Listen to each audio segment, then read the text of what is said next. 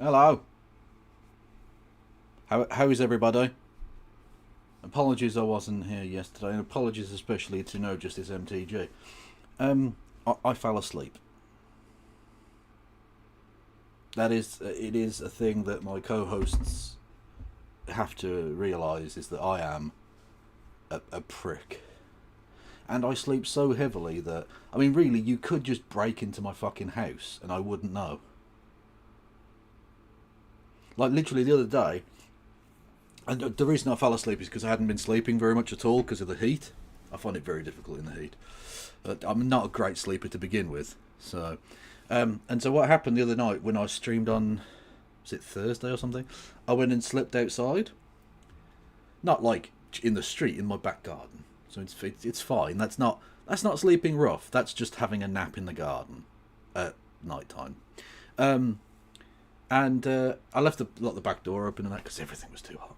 And I was thinking to myself, look, if someone had just like climbed over my back fence, which isn't that difficult, it's only about 6 feet, 7 feet high, whatever. As long as they didn't land heavily on the ground, they could have just walked into my house and then opened the front door and just taken all of my shit out the front way, and I wouldn't have heard a thing because I'd have just slept through it. So my alarm is pretty much useless. I've taken now, although this is dangerous because I might eat it or something, I'm not sure, to put in my alarm like right next to the pillow on my bed, so that at least it's close enough that it might wake me up. It rarely does. Anyway. Be thankful meth isn't big in the UK. It's reasonably big. We have drug problems too, right? Like, it's not as popularised. It's not as sort of well talked about or whatever in the media. Should we go with Man Bun Monday? Should we do it? But we do, there are druggies and stuff. Trust me, I don't live in a nice area. Anyway, there we go. I look like I could definitely open a bistro. Anyway, given yesterday with Chelsea and Trump, I now feel how you must have won the men's rights and the women who care and enjoy the Birmingham City Football Club. Yeah. For those who don't know, Chelsea laughably became world champions yesterday. And I say laughably because that isn't a thing that you really are when you win that tournament. It's a joke tournament for joke wankers. And Donald Trump, being the president, the head of state of the host nation, on this occasion America, decided that he was just going to stay on the stage when they lifted the trophy. Because, like, it's got to be about him. And to be fair, that tournament is about him. It's about capitalists. It's about capitalists being grubby little cunts and trying to make as much money as possible. That tournament is the kind of reason that we don't have FA Cup replays anymore, thus undermining one of the most special tournaments on Earth. Disregarding the whole history of the fucking thing. But they'll go on a fucking pre-season tour to China and a post-season tour to America. Cunts. Maximilien de Robespierre donated $5. Liberté, égalité, desponkifie. Well, thank you. Thank you, Max, for coming back from the dead to be a one-man committee of safety. Or committee of public safety, whatever. God bless you, you choppy little bitch. Yeah, I know he was your mate, Gil. Yeah, no, I know you were big mates with him back in the day, yeah.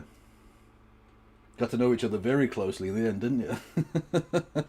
Yeah, no, you did. You killed him, yeah. I mean, he was going to bleed out because the face wound thing, probably, but, you know. You did kill that man. Yeah. God, I'm such a good actor. Honestly, I'm one of the best actors in the world, because there isn't even a thing. Gil doesn't technically exist. There's nothing there. Just, I'm talking to a wall, basically. But you wouldn't know that, because I embody the character so much that you really believe there is an anthropomorphized guillotine that I'm talking to there. And honestly, I'm very special. Literally. What is this? What are you sending to me?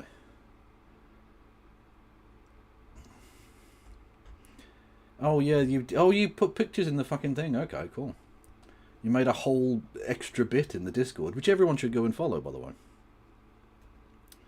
There you go. So they want to. Chelsea is a football team from London, right? Soccer team, who took part in a thing called the World Club Cup, which is a joke tournament. Fucking stupid. Yeah. And they won it. They won the final. Congrats to them, I guess, or something. And Cole Palmer, the Englishman. And, like, I quite like Cole Palmer because he is, I think, probably the most stupid human being I've ever heard talk. Like, literally ever. He's an exceptionally gifted footballer, but a fundamentally not very gifted human. Very, very silly man. And look at his face. He looks confused at the concept of what Donald Trump is, which is fine, but it's the kind of look that a child would give to like something it doesn't quite understand.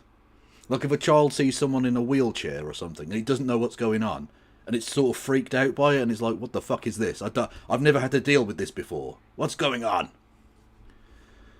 Anyway, well, you say they're associating with Trump. Technically, they don't really get a choice in this. They have to lift the trophy. And usually it probably wouldn't even go up to a president. Usually it would be like a head of the American Football Association or whatever. Or Major League Football Association Extra. Big manly shit, or whatever the organisation is called. Yes. But for some reason, because Trump loves the attention, always. And he just stayed on the thing. Like, go away. Literally leave. You know what this reminds me of a little bit? It was Spain, wasn't it? Spain World Cup 2010. When Sepp Blatter decided he was just going to be there for the thing. Like, Sepp Blatter, the incredibly corrupt former head of the FIFA, thankfully they're not corrupt anymore, obviously, decided he was just going to be there. Right? And that's Cyril Ramaphosa, I think. Is it? No, it's, what was the previous South African president called? Jacob Zuma. Two of the most corrupt human beings who have ever lived stood next to each other there. As the Spanish team, who had just won the World Cup. This is the Men's World Cup. The actual World Cup, not the weird Club World Cup bollocks. And he decided he was just going to hand them the trophy. Look, he just walks up there as if he's a part of this in any way. Hang on a minute. Are you going to do the fucking thing, you bald cunt? And can you hurry up and die as well, you fucking evil piece of shit? How is he still alive? I suppose when you sell your soul to the devil, it can happen that way. Hurry up. This is only fucking 2 minutes long. Can we get to the thing? There we go. Right. Iker Casillas, unfortunately played for Madrid, but one of the best goalkeepers of all time. And then, look, he decides he wants to be a part of the fucking... Go away! Why are you giving the fucking trophy to anyone? You have not earned the right to lift that trophy. Look, and he's just there. He's just... What the... Go away, you fucking creepy bastard. Why are you in this fucking image? Also, interesting little story about the Jules Rimet trophy. Frank Skinner has rubbed his penis over the top of that. You heard me correctly. The British, and indeed Brummie, comedian Frank Skinner has wiped his male appendage over the top of that particular trophy. And he said he left a, quote, sweaty smear upon the top of it. Presumably it has been cleaned since then, but he told this story. For those who don't know, Frank Skinner, along with Badil, released the famous football song "Football's Coming Home" in 1996, and so he's been associated with football and that sort of thing. And of course, they did Fantasy Football, the show in Britain. Anyway, so he's associated with football in some way, and so they were at some event where they had him and Badil were there taking photos with the World Cup before one of the World Cups. And as the kind of cameras were being packed away, he popped his cock out and wiped it over the top of the thing. And he said he did this just so that every time he sees someone kissing the top of the World Cup, it's like they're kissing his cock.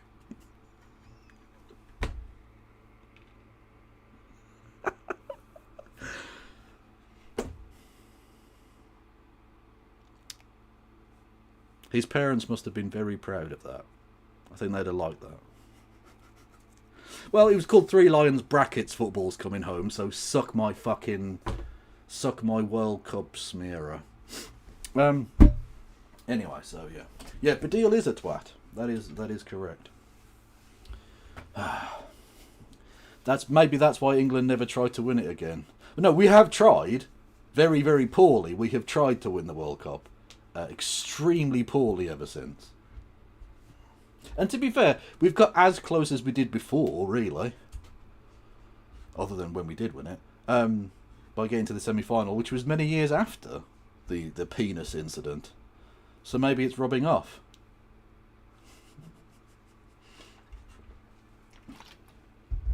Anyway, the basic point is, fuck the Club World Cup, fuck Sepp Blatter, fuck Donald Trump. They're all wankers. Anyway.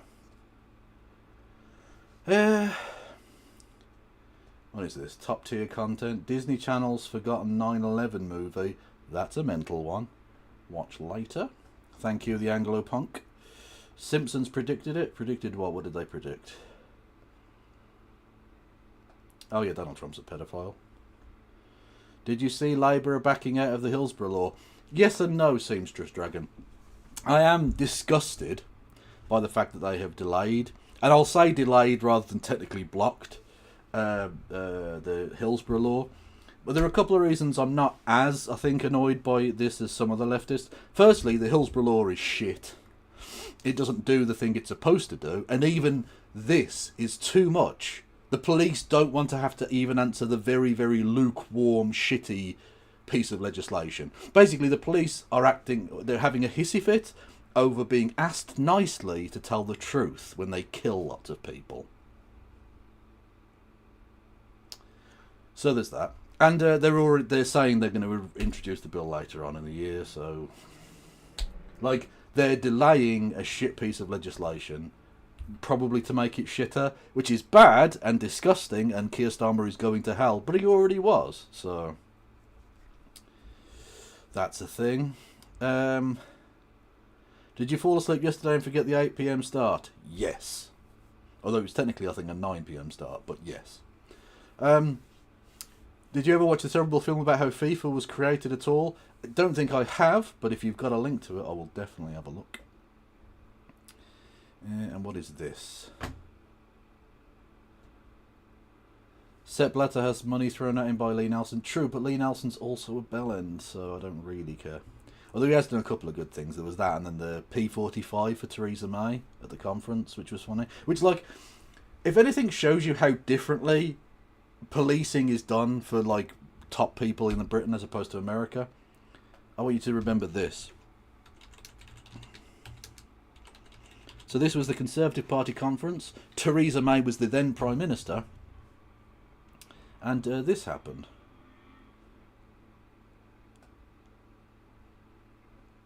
So she's given a speech. With a foreign policy of neutrality and prepare for a run. For those who don't know, P45 is the official form that the Job Centre give you, HMRC, the Revenue and Customs, give you when you lose a job. So the joke here is you've got a P45 because you're about to not be Prime Minister anymore. Either way, this is a person that the authorities don't know anything about. It could be a murderer, it could be a terrorist, it could be anyone. And they just let them get very, very close and just stand there. Some and just people say we've spent too what's much the security time doing? talking about Jeremy Corbyn's past. You may not have heard me say that. So some... Like, he was there for several seconds. He could have stabbed her to death very easily. I'm glad he didn't, because terrorism is always bad, okay? But he could have done, and at no point did a sniper, like, put a bullet through his head. No one dived on him. Yeah. Like, in America, I assume all of the entirety of the CIA would just be like, or FBI would just, boop, on top of him. There'd be like 20 burly fucking blokes, like, straight on top of him.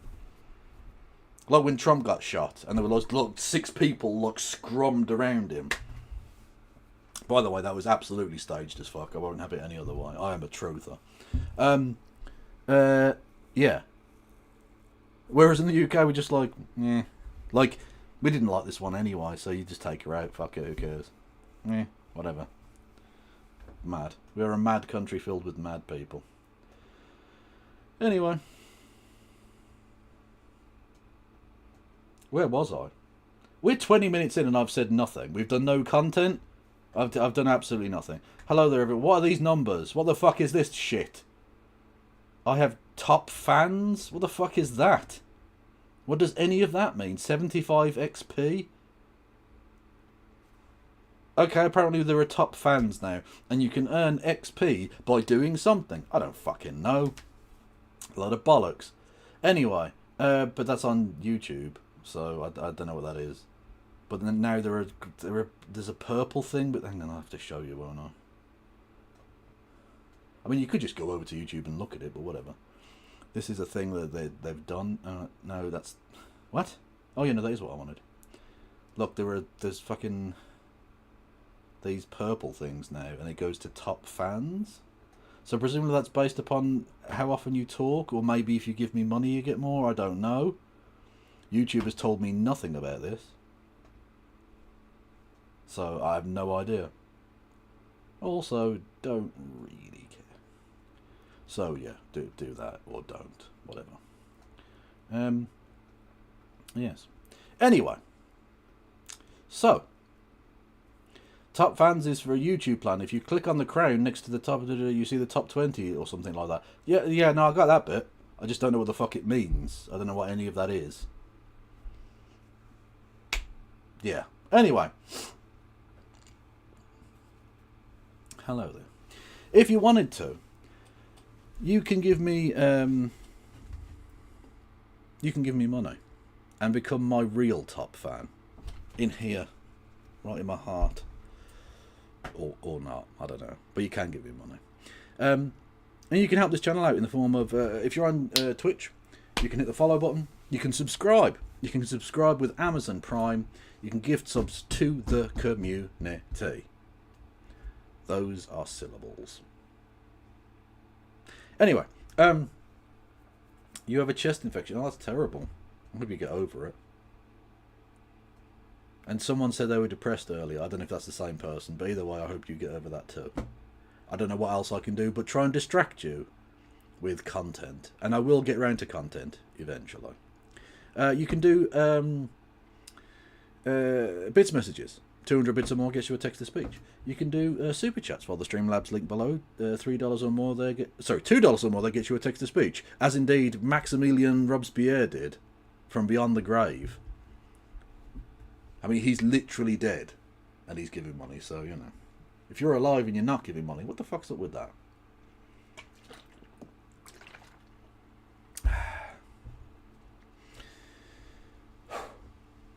I've got Patreon and PayPal you can help me out on as well. Either monthly or one time or whatever, that's the thing. Those are things you can do.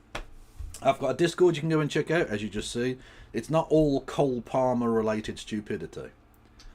Although there is that one section which is almost exclusively Cole Palmer related stupidity. So there, we are not a Cole Palmer related YouTube community. So, but deal with that as you will. I've got YouTube, Blue Sky, TikTok, Instagram and Threads. I have.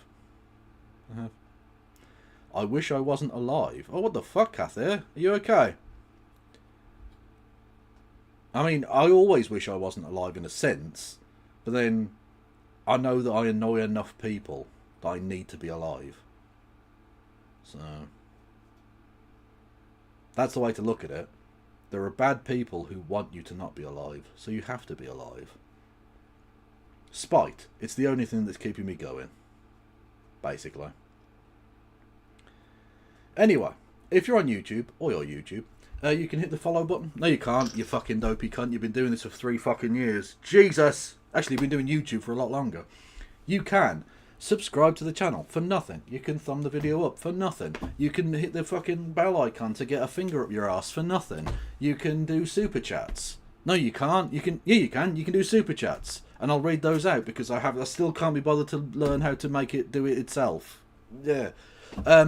You can become a member for 99 pence, or indeed gift memberships to the community. These are all things available to you. And that might count for something towards the top fans, probably, but who knows, because it's YouTube and it's probably going to be shit. Whatever! Should we do some content? We're half an hour in now, should we do some content? I reckon we should probably do some content.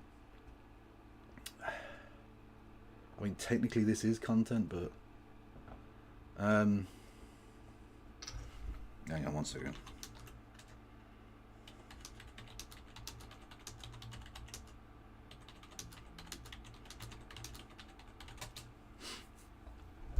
Might be having no justice on. Dunno. I haven't got a fucking clue, in all honesty. We'll see. Anyway, one thing I did want to have a look at is Kev okay? He seems discombobulated. This is just me. This is just... It's too hot. It's been too hot for several days. The British mind cannot comprehend. Okay? It cannot. The New Statesman. The New Statesman is a shit, quote-unquote, leftist magazine here in the UK. It's bollocks. It's horrible and shit and just liberal filth. But they hosted a Green Party leader debate. So I want this to be thought of. I'm sort of titling this bit, Briefcase versus Not Briefcase. This is a special edition of the New Statesman podcast, the first broadcasted leadership debate between the candidates hoping to lead the Green Party. The battle to lead the Greens is underway. Campaigning has begun, and it's a contest between the joint ticket of two of the four Green Party MPs, current co-leader Adrian Ramsey, Briefcase, and Ellie Chowns, and the deputy leader and London Assembly member Zach Polanski. Not Briefcase. Voting will take place over August, and we'll find out the results on the 2nd of September. So will the Greens roll the dice on the more activist campaign? You'd be surprised if she doesn't want to cover this as well. Well, maybe she does want to fucking cover this. I don't know. Maybe she would want to cover it. Yeah. Still better than The Spectator. Oh, yeah, no, I mean, The Spectator's fucking wrong. I think that the New Statesman sort of tries to be like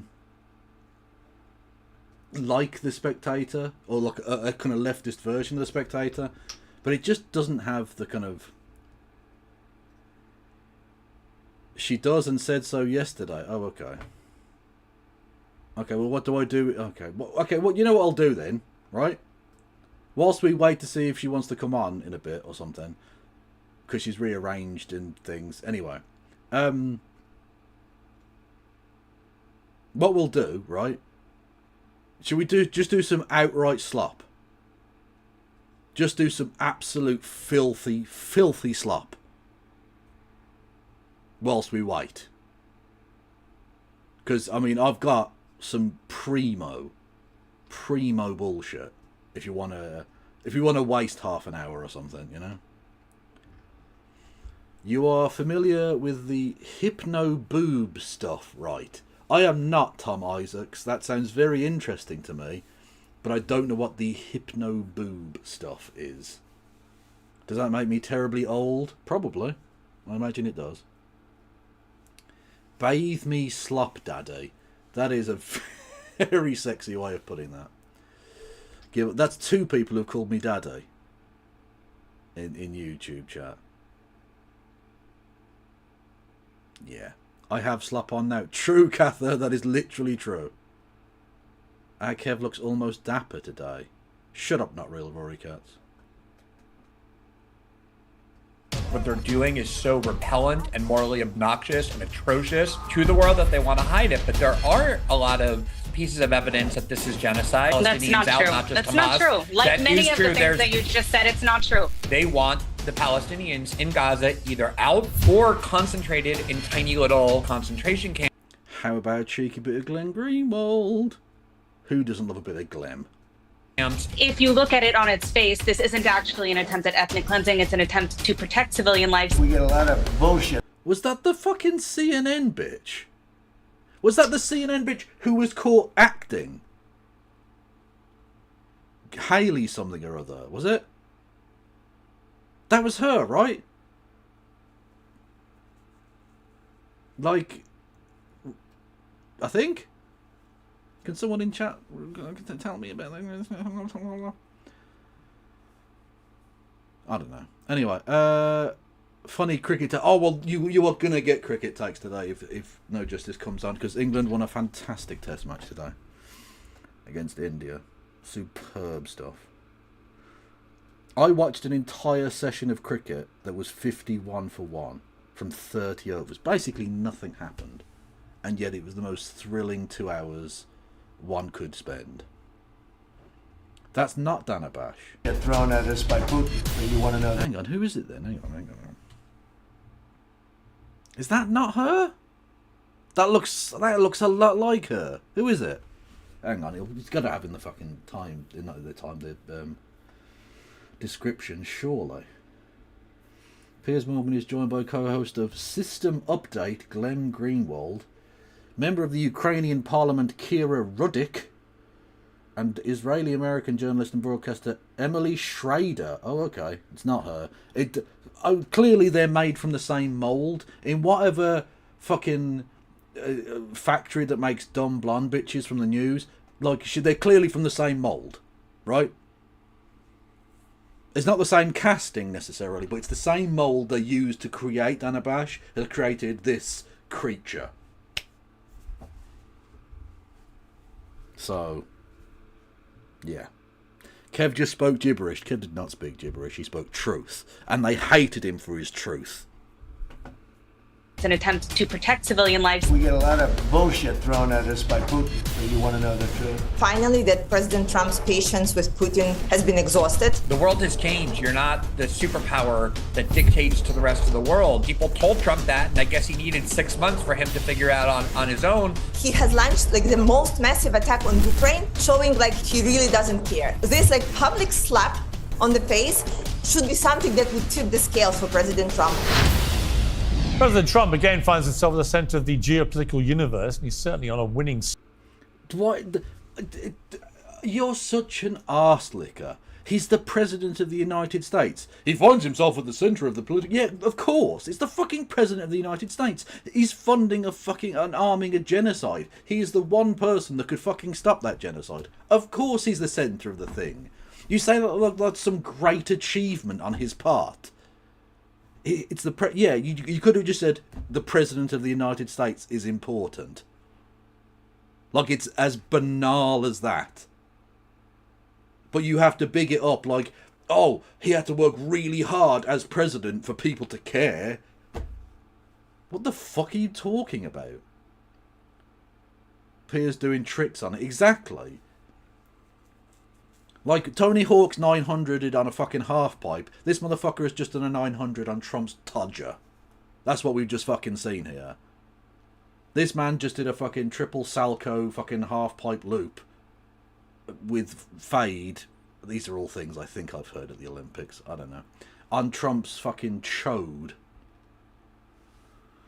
Yeah, Biden was also at the centre of world politics. And you know who was before that?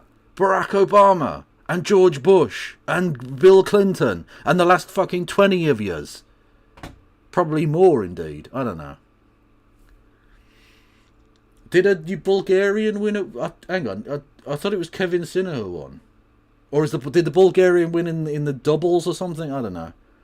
All I know is that the bloke who won the Wimbledon is a fucking drugs cheat, which is not ideal. But maybe a Bulgarian won something.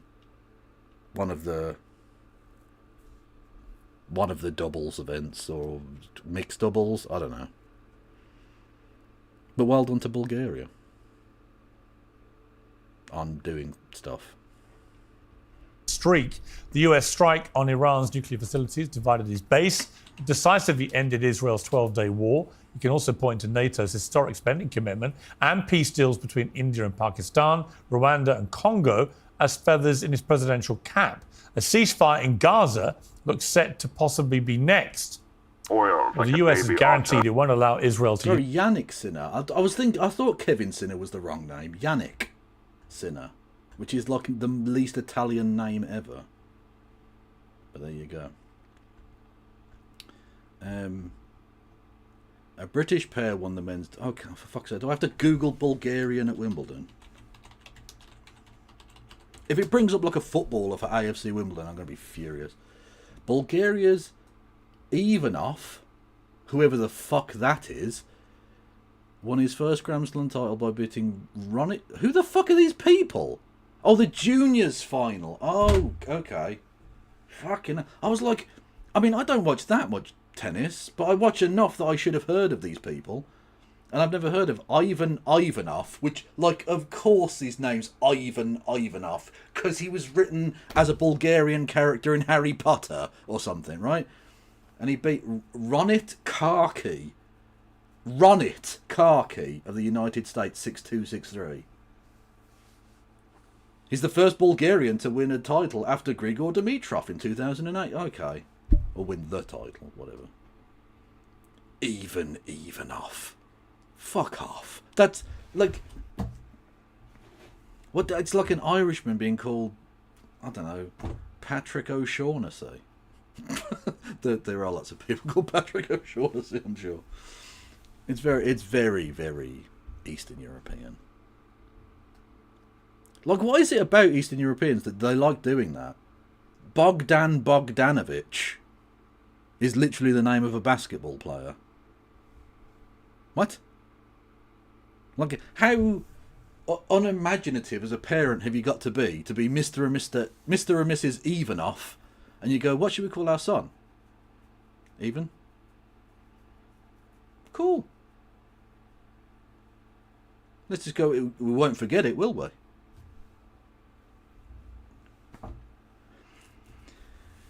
It's basically a running joke the Bulgarian politicians all have the same first and last name. Oh my god. Svetan Svetanov, Evtimov, etc. Oh, okay. Are you Phantom of Blackamov? I hope so. I hope that is your actual birth name. That would be awesome.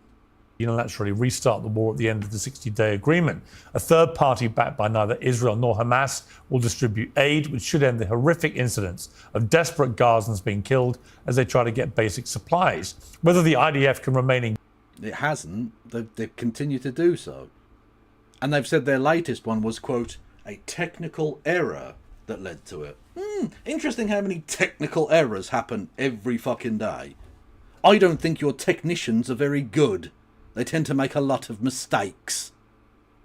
Or you're all just mass murdering cunts, and I hope you listen to Bob Vinyl. Villain. Fuck, I keep calling him Vinyl, and it's not his name. Bob Villain. Fuck. Thank you, Stutekinov is what I'm going to call you, for becoming a member. Much love to you. Gaza is a fundamental issue. Some Israelis feel this deal will be a dangerous sellout if Hamas is allowed to regroup and if any hostages remain in their captivity. And sellout is a word also being used liberally by the anti-war flank of Trump's MAGA base on the issue of Ukraine. Last week, the Pentagon paused a weapons... What did I boomer? Hang on. Whoa. Bilderberg, what did I boomer? You can't just put boomer. Oh, because I said... Oh, yeah. Shit. No, I did boom. I boomed hard. No, I did. I fucked that up. I did bad. Patronomics are your father's first name and Ovich/Yevich for boys and Vna and Yevna for girls, at least in Russian. That must get quite complicated then. Because, like... Ivan is quite a regular sort of name, right? It's like a kind of stereotypical name. So if you do that for everyone, there must be loads of people called Ivan Ivanov. Like that, just in terms of the bureaucracy of that, must be quite difficult. You must have really, really specific middle names to differentiate. Like my name's Ivan Abdul Shafiq Ivanov. Just so you definitely don't get mistaken for anyone else, you know?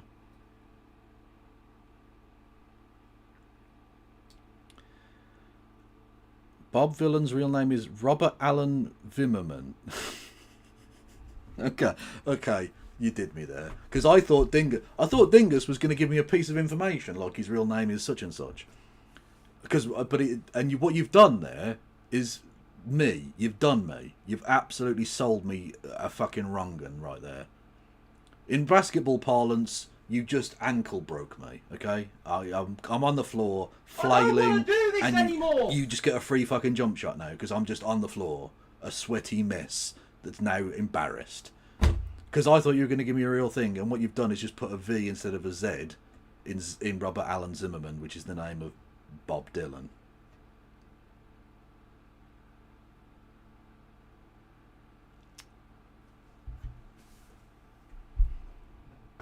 I'm doing very well today.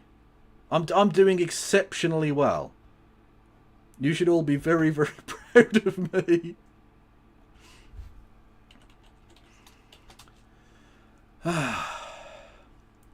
Thank you, Tess, who says, Kevin Kevinoff.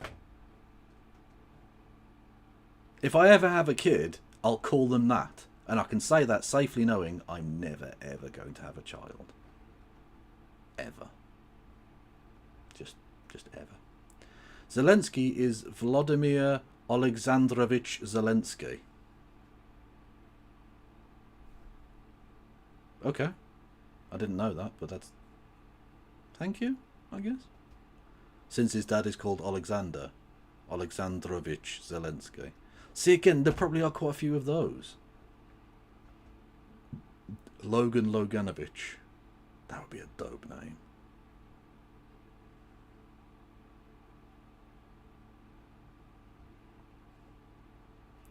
If you're curious, my name translated into English is pretty close to Jordan Johnson. Oh, you could be like a fucking... You could be like a state senator from America with a name like Jordan Johnson. Shipment to Ukraine, which is under record levels of bombardment from Russian drones and missiles. The president says he didn't sanction that decision and the weapons are now on their way. Last week, the Pentagon paused some shipments of weapons to Ukraine. Did you approve of that pause? We wanted to put defensive weapons because Putin is not treating human beings right. Unlike Israel. Yeah. Oh, I hope they've still got the fucking headline on the BBC.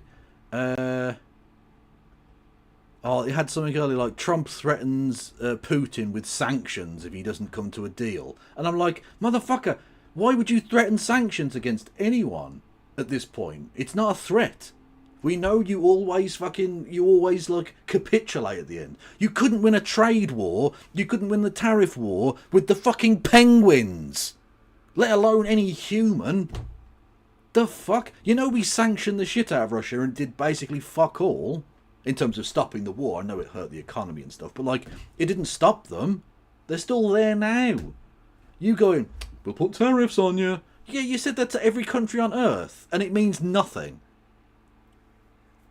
You know when you do the 3-card brag, but you do it with the cards facing up so we can all see which one is the real card, and then go, see? You got no idea. And we just go, no, it's that one. Oh, fuck. Because, like, there's no smoke and mirrors here. There's no magic happening.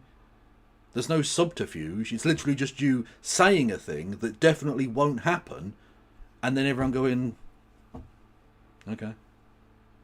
I don't give a fuck. He's killing too many people. So we're sending some defensive weapons to Ukraine, and I've approved that. So who ordered the pause last week? I don't know. What did you tell me? You're the president! What the fuck does that mean? You're literally the... You tell me. No, dickhead. You're the president. That's your job to know that. When someone does something that you don't agree with in your administration and you correct that, you should know who did the fuck up in the first place. I don't know, you ask me. Oh yeah, a journalist should definitely know more than the president. You realise if that person found out, they'd probably be breaking the fucking Official Secrets Act. Or whatever it's called in America. The Super Duper Freedom Eagle 1776 Act or something. Right? Which also is the act that probably allows them to wiretap Americans or something. But, you know, it's that sort of thing. Whereas you are supposed to be able to know because you're the president. It was Colby. Oh, well, there you go. Unbelievable, man. Well, Trump is clearly rapidly losing patience with Putin, who's rejected US attempts to broker peace. We get Also, he said, oh yeah, that was it. He said, come to a deal within 50 days. Right? Otherwise, I'm tariffing you or whatever. And you're like, firstly, your tariffs mean shit. And also, I thought you were going to get a deal on day one. And now you're, what, 6 months into this? And now you're giving him another 50 days. Art of the deal, everybody. Art of the deal! Yeah, I'm sure Putin's absolutely shitting himself over you. We get a lot of bullshit thrown at us by Putin, for you want to know the truth. He's very nice all the time, but it turns out to be We get a lot of hooker piss thrown at us by Putin. meaningless. So big developments in two of the world's deadliest wars, but are either of them anywhere near to finally ending? To debate, I'm joined by Glenn Greenwald, co-host of System Update, by Kira Ruddick, who's the member of the Ukrainian Parliament, and Emily Schrader, the Israeli-American journalist and broadcaster. Welcome to all of you. Glenn, welcome back to Uncensored. We're going to come to Ukraine in a few minutes, but let's talk first of all about Israel. Do you feel like another ceasefire is imminent? And do you feel there's now momentum to actually bring this war to an end?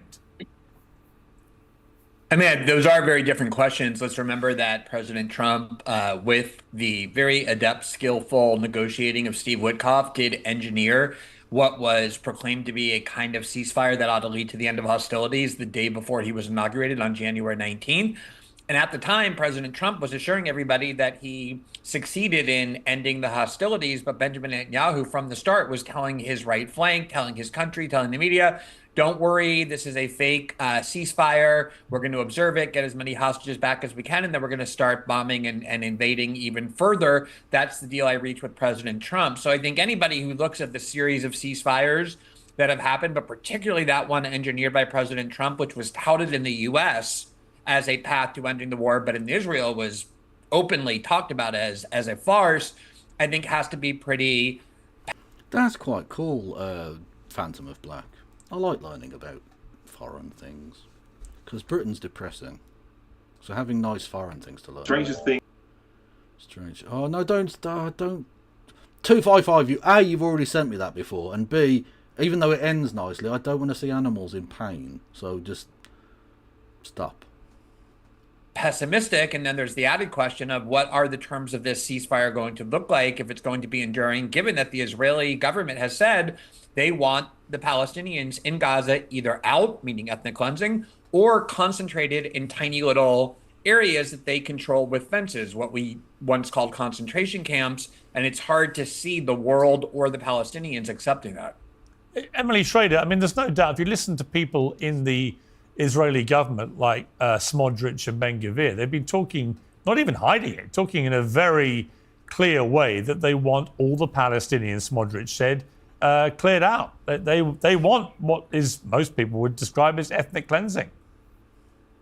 Yeah, well, I don't think that the comments of Ben-Gvir and Smotrich are representative of the general Israeli public, although they are certainly a problem, and I oppose those statements in full. I want to just clarify something about what Glenn said in terms. This is annoying to me, right? Firstly, they do obviously represent some Israeli opinion, because Israelis keep voting for them, or their parties at least. So, like, clearly they do represent a portion of society. Secondly, whenever I see polling from Israel, it's always some hideously high proportion that are in favour of, like, statements like, should we just get rid of all the Palestinians? ? And it's like 82% agree, 6% disagree, 12% don't know, or whatever. I don't know, I can't work out the numbers on that one, but you know what I mean, like that sort of thing. And this government doesn't seem any closer to collapsing than it did a year ago, even though they've been doing genocide. So clearly people aren't that bothered by the genocide. They were annoyed at people not coming back. The release of the sausages was clearly an issue, but that's eased off largely, I think.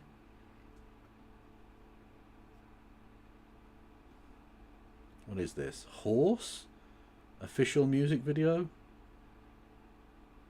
That looks like that's copyrighted, but thank you. Terms of concentrating Palestinians in specific areas. We're talking about in the midst of a war while there is operational activity going on by the IDF. Okay, and tell me a single situation in which there's been concentration camps where there wasn't a war as well. Because, I mean, there might be one or two instances, but virtually every instance I can think of was in order to hive off a certain population that were being made war against.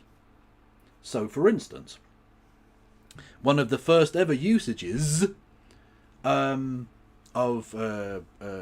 concentration camps was the British in South Africa, where they took the racial or the ethnic group was called the Boers, the Boers, who were Dutch, largely descended Afrikaners, and so there was actually a white genocide in South Africa done by Britain. Anyway, and they concentrated largely women and children in these camps in order to destroy the communities of these people that they were then attacking and doing war. So that was the thing. The Germans, of course, had wars against everyone and were doing concentration camps in order to protect themselves during times of war. There's always an excuse. There's always a fucking excuse for this. And it's never okay. It's never, ever, under any circumstances, okay to run concentration camps. What you are defending here is concentration camps. Let me just get that into your head. You, as a defender of Israel, which so loves to use the heritage of the Jewish people during the Holocaust for your own sick, perverted fucking ends, are now praying in aid the first way in which your people were tortured and murdered. Because you're the ones doing the genocide now. You're the ones that want to continue doing the genocide now. You sick bastard. And obviously, it's preferable to have them out of harm's way in whatever way possible, the maximum number of people. So if you look at it on its... Okay, stop bombing civilian areas then. It's very simple. If you don't want them to be in harm's way, stop creating the harm that is they're being put in the way of.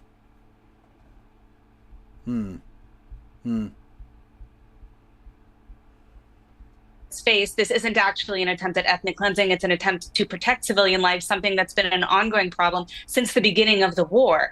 In regards to what you said about the ceasefire... That's genuinely laughable. Does a single person actually believe that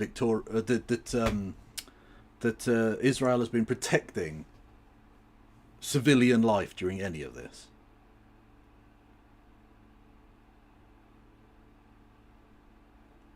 No.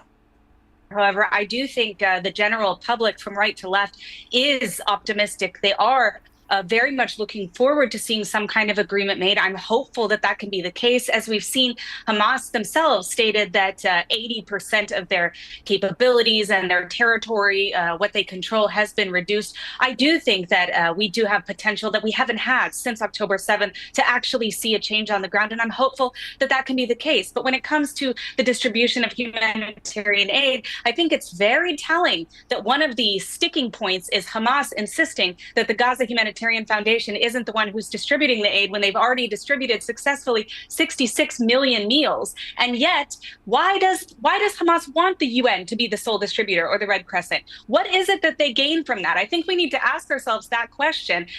That the Palestinian people aren't reliant on the sole organization that seems set up to starve them, I guess.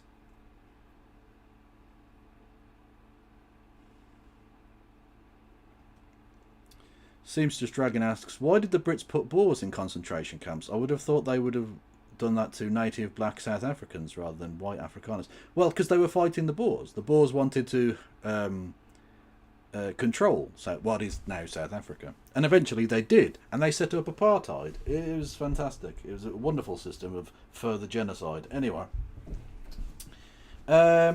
Yes. So the British were fighting to keep control of a territory. And the people that were fighting them were the white people.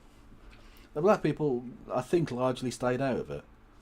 They just saw two groups of white people kicking off and went, fuck this. It's not ours. No. We're over here doing our thing, man. Chill the fuck out. To paraphrase.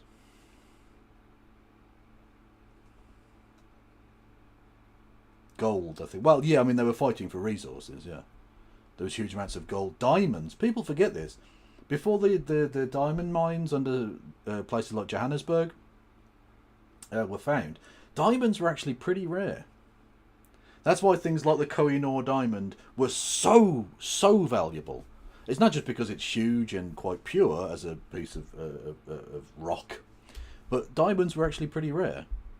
It wasn't really until the 20th century, once, like I say, South African diamond mines and stuff started opening up, and other parts of Africa, that diamonds became like a thing that vaguely ordinary people could own. Little historical context for you. Because it points to the obvious answer, and that is that the UN and UNRWA has been corrupted. They are in the back pocket of Hamas, and that's not something that anyone, especially people who care about the Palestinian citizens, should allow. But we've also had, Emily, Harat's newspaper. So he's not. Piers Morgan isn't going to say, "Hang on a minute, did you come on my show? You came on my show to defend concentration camps. Am I to understand that correctly? Am I to understand correctly that you have appeared on my fucking televisual program to defend concentration?" He's not going to do that. No. He's doing whatever this thing is. I don't know. Paper have IDF soldiers talking to them and saying that actually they've been killing. Lindy Beige made a video defending or saying that Britain didn't create concentration camps. Well, it depends exactly what he means by that. If you want to link me to that video, I will happily take a look at it. Probably off screen first to see what's going on, because you can make the technical argument that the Spanish invented, quote unquote, concentration camps in Cuba, which I think is nitpicky and a bit weird and gross. But if you want to make that technical argument, it's a bit cringe, but whatever. If he's basically saying, as Jacob Rees-Mogg did, it's fine, actually. That was perfectly normal.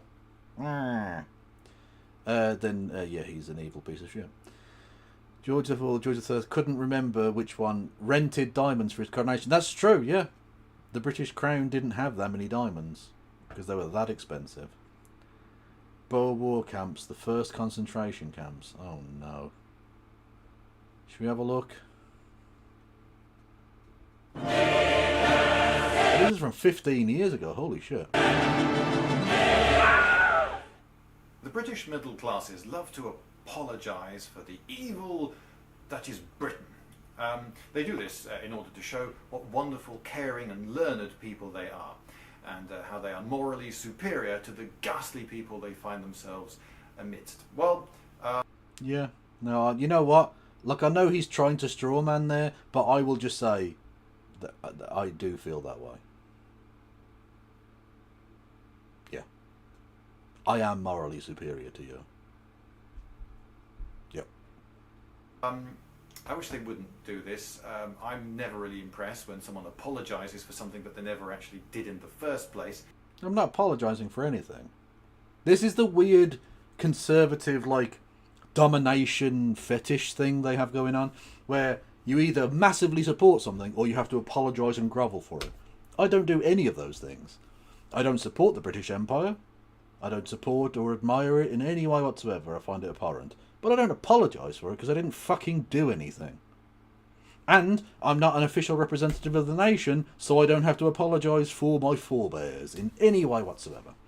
The British Parliament, the British Crown, the British Prime Minister and the government should apologise to basically every country on earth for the various crimes we did in that place. Did he say middle class? Okay, well, I'm not middle class, but other than that, I that is me. Anyway, I don't apologise for it because I didn't fucking do anything. And I'm not asking you to apologise for anything. I'm just saying, don't suck Gladstone's cock. Don't give a fucking reach around rim job to fucking Clive of India. Churchill wasn't the perfect blessed creature that you think he was. These are not controversial statements. These are just true and accurate depictions of reality. So saying, oh, my great grandfather's people, they did this thing which I now believe to be terrible, but at the time no one thought it was terrible. Also, it wasn't that fucking long ago. All I'll say is there was a part of the North American continent, mainland, that we controlled until 1985. It's now called Belize.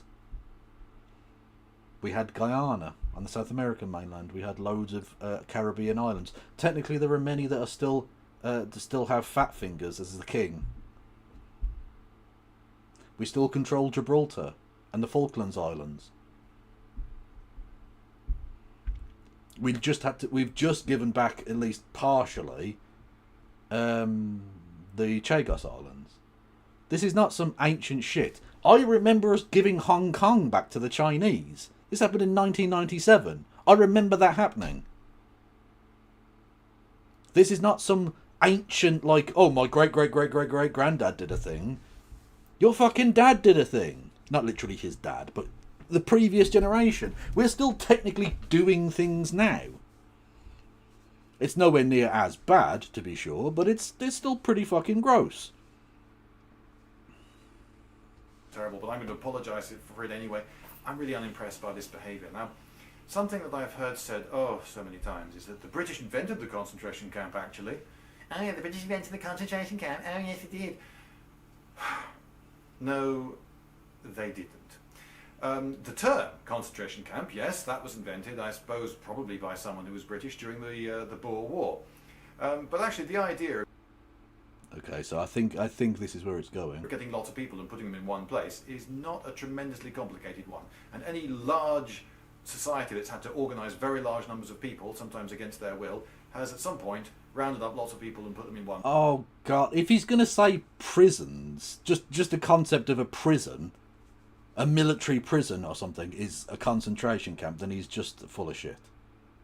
I didn't think that's where he was going with, because I was going to use the argument that I've used before, right? If you want to say Britain didn't technically invent it, but we came up with the word for it and refined it, then we did invent it in the same way that we claim to have invented football.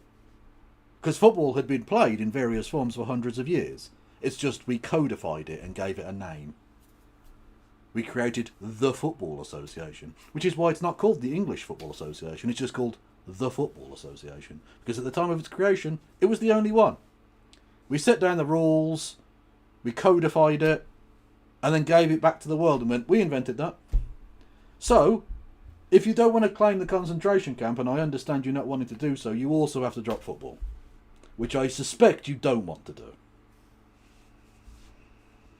One place. It's easier to keep an eye on them that way. So, the Chinese, the Aztecs, the Romans, whatever big controlling society you want to name, they will have done it at some point.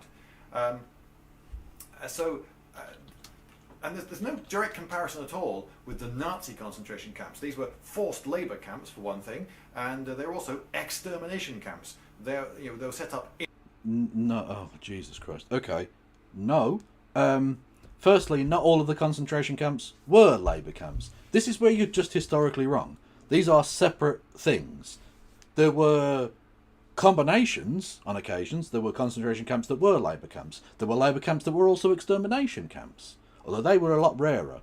But there were both. Auschwitz is famously exactly that. It is both a concentration camp, a death camp, and a labour camp. Right? It is all of those things. But the very first ones were literally just concentration camps. They didn't get them to work. They were essentially... they were sort of prisons, I suppose, but it's a bit more fucking complicated than that. These people didn't have rights or anything. These people were prisoners of political fortune, I suppose. Yeah, these are different things. And the fact that you've just lumped them all together as if the extermination camps were just how all concentration camps were. Most of the concentration camps didn't have ovens. That's not to say people didn't die there and weren't murdered there.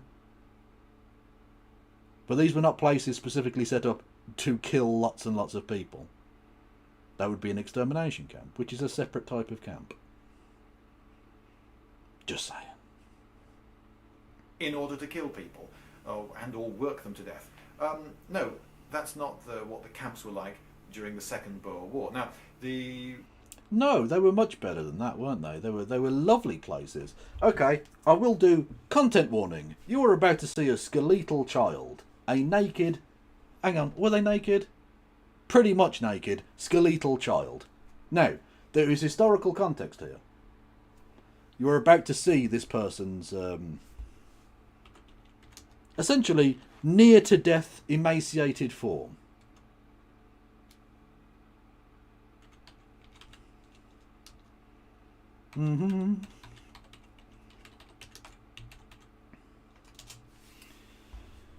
Here we go. The person was called Lizzie Van Zyl. Unfortunately, they died at the age of 7. Again, I will just... Content warning. If you don't want to see this image, it's TOS question mark. I don't think it is. I think there is absolutely historical reasons why you would show this. And you know what? I will take the risk.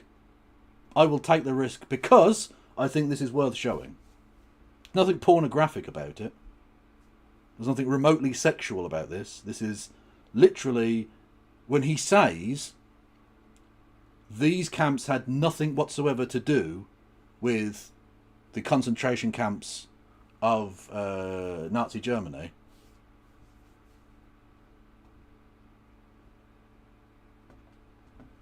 What does this remind you of? What kind of camp does this horrific image remind you of? This person was called Lizzie Van Zyl. They died at the age of 7. About 3 days after this picture was taken. They died in 1901. They were purposefully starved to death by the British. Because apparently she had been acting up.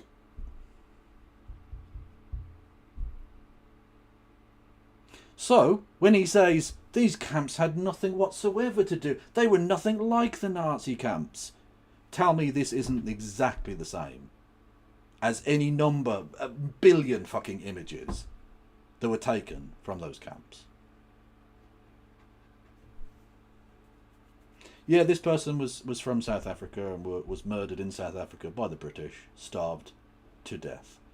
I'm sorry I had to show you that, but I felt I did have to show you that. The British did not allow many images like that to be produced, but I absolutely guarantee you that had they allowed the media into any of these organisations, into any of these establishments, there would have been hundreds and hundreds of those sorts of images created in these camps. But much like the Nazis, when those camps were in operation, did not allow people to just walk around taking pictures, neither did the British. That is the only image you will find of any such thing. But I promise you that happened, replicated throughout the system of camps in South Africa. So when this lying, evil bastard tells you that they were nothing like the camps... Yeah, all clear in Discord, yes, thank you. Content warning off, I won't show you again. At least tonight. If this discussion comes up again, then very much I might have to, but yeah. Anyway, they were exactly like that, because that image, as you pointed out there, I thought this was a picture of an Auschwitz picture. Exactly, it could have been.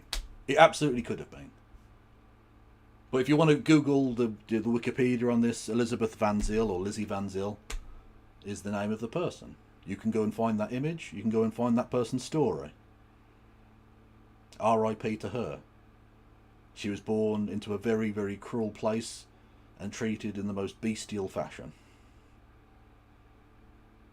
But at least that one image, at the very least, tells a story that the British refuse, even to this day, to accept.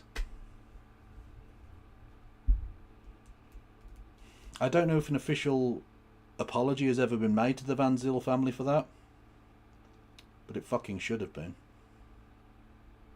Regardless of the rights and wrongs of any such war, to treat a child in that way is, not to treat a human in that way, is unacceptable.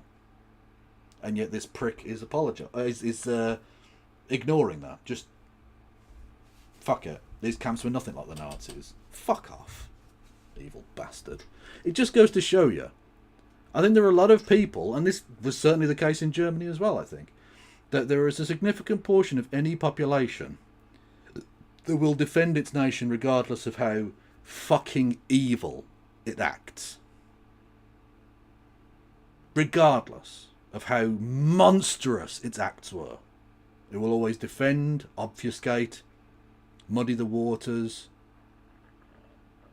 try and, get the people off the hook for their crimes, to escape them to safety. I'm looking at you, Catholic Church. Not exclusively, but those rat lines were there. Fucking evil. British Victorian Army fought 60 campaigns in Queen Vicky's reign, and it won 59 of them. That's a pretty good batting average, I think you'll agree. The only one it lost was the First Boer War. And it lost because it went out into the field expecting the Boers to play fair, play with a straight bat, and to fight big set-piece battles. And so let me guess.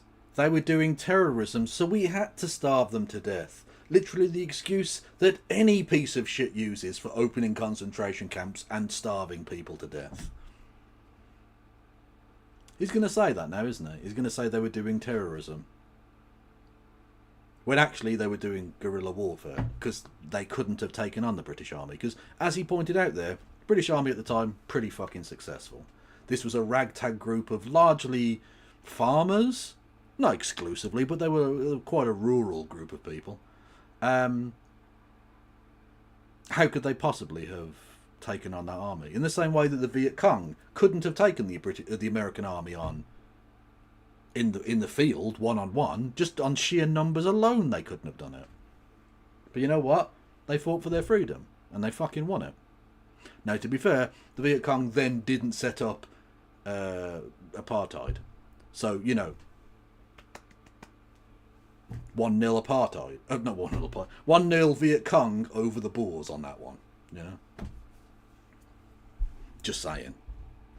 the British expected to inflict decisive defeats on them, and then that would be the end of the war. That didn't happen, though. The Boers, perhaps very cleverly, went in for guerrilla warfare, and this worked because they won the war. It shows what determination can do, and a knowledge of the countryside and so forth. Technically their name was the Viet Minh, but as I've discussed before, the reason I call it the Holocaust and not the Shoah, even though Shoah is the more accurate and good version of the name, is that people don't understand it as the Shoah. If you say Holocaust, they understand what you mean. And if the use of language is about the transmission of information from one party to another, then you have to use the language that people understand, which is, it's called the Viet Cong, even though they were actually called the Viet Minh, and you call it the Holocaust because people call it that and not the Shoah. So, accuracy be damned, I suppose. But the British didn't give up, and they had a second go, and there was the Second Boer War. And they'd had a rethink and decided, right, this time we're going to go about it in a completely different way. And so what they did is they fenced off very large areas of land with watchtowers all along the fences, and then they swept that fenced off area of the enemy, and then they fenced off the next bit and so forth. And this was a new way of waging war, and eventually it paid dividends. It worked. It was ruthless. Yep, it was ruthless. I'm not here to say that it was a good thing or a bad thing. It was just what happened. Of course, this made... It was a very... What do you mean you're not here to say whether it was a good... You're clearly saying it was a good thing. What the fuck are you talking about? Your whole shtick so far is, actually, it was fine that we, genocided them because, they didn't fight fair, so we had to just do a cheeky little starvation camp on them. Meh. Don't fucking lie to me. Don't piss down my back and tell me it's raining. I can smell ammonia. Okay? Fucking hell. What a wanker. A lot of people homeless because the British said, right, if you are living in this area in which we're operating and you use your farmstead as a base for the Boers, effectively you are now becoming part of the war, and we will treat you as part of the war. And yeah, that's what they all do. If you're in this area, we have decided you're now an enemy combatant. So if the war just happens to pass through an area that you live in, you have to either flee to nowhere, because there's nowhere to fucking go to, You're not in the middle of a city where you can go down the road and there are other houses and shit. You're in the middle of fucking nowhere on the Highveld, right? Where the fuck are they going to go to? There's nowhere to go. So if they stay in their house, they're treated as an enemy combatant. It's what America did in Afghanistan. Anyone in this area, we have decided is an enemy combatant. So you can just fucking kill them. The Israelis are doing it now. Anyone who happens to be within a 100-mile radius of a fucking Hamas supporter is a terrorist, and therefore we can just kill with impunity. It's the same evil shit that every evil bastard has ever used. It's the same. It's like the one joke. It's the one genocide justification. Except, of course, it's not a justification. It's a fucking sick, distorted piece of bullshit. But it's the one they all fucking do. So don't tell me this is nothing like the Nazis. It's exactly like the fucking Nazis. And we will burn down your farmhouse. And they did. They burned down lots of farmhouses, and they ravaged. Oh, well, that's okay then. You've just destroyed these people's livelihoods, condemning them to starvation. That's fine. Who cares? They're white, but they're not like white, so it doesn't matter. And so forth. And yet the Boers still use their farms as military bases and... Human shields. It's the human shield. He's doing the... Oh my god. Oh my god. He's doing the human shields bit. He's doing the... Well, see, the terrorists operate in civilian areas, so we have to kill everybody. They're using farmsteads as human shields, so we have to murder them all. No, I know Helena's live. She's going to be on with us at 10. And I've decided that basically I'm going to try and get through this 6-minute video in a half an hour, which I might not manage. Oh, God. Fucking hell. You know, that was the choice they made, and they got a lot of them burnt down. But then the British had, of course, an awful lot of homeless people on their hands. What do we do with them? Well, we can... Don't burn their fucking houses down in the first place! Because you'll notice before the British arrived in these areas, they had houses. They were homed people. You made them homeless. You know what you should do then? At the very least, house them properly. Yeah, there are houses you could build. There are tents you could use. There are all sorts of things you could have done. What you didn't have to do was starve 7-year-old children to death. That's never a situation in which, there was no other option. At no point in human history, other than during famines, which this was most assuredly not, at no point did you has starving a 7-year-old to death been the only option. In fact, you have to take a series of very, very evil, easily avoidable solutions and decisions to get to the we're going to starve a 7-year-old to death bit. That's at any point during that you could have gone, well, this is too much now. What? I was all for fucking burning down homesteads, but there's literally a skeleton 7-year-old, technically alive, but I mean technically is the best descriptor there. Really? That's what you're going to go with? No, we had to. There was no option. We had to starve some people to death. This is what I mean. British Empire defenders back themselves into the weirdest bullshit, corner. Because they have to. Because there's no, actual defending it on the merits. Because the merits are they starved people to death after burning their fucking houses down. There's no defending in any of this.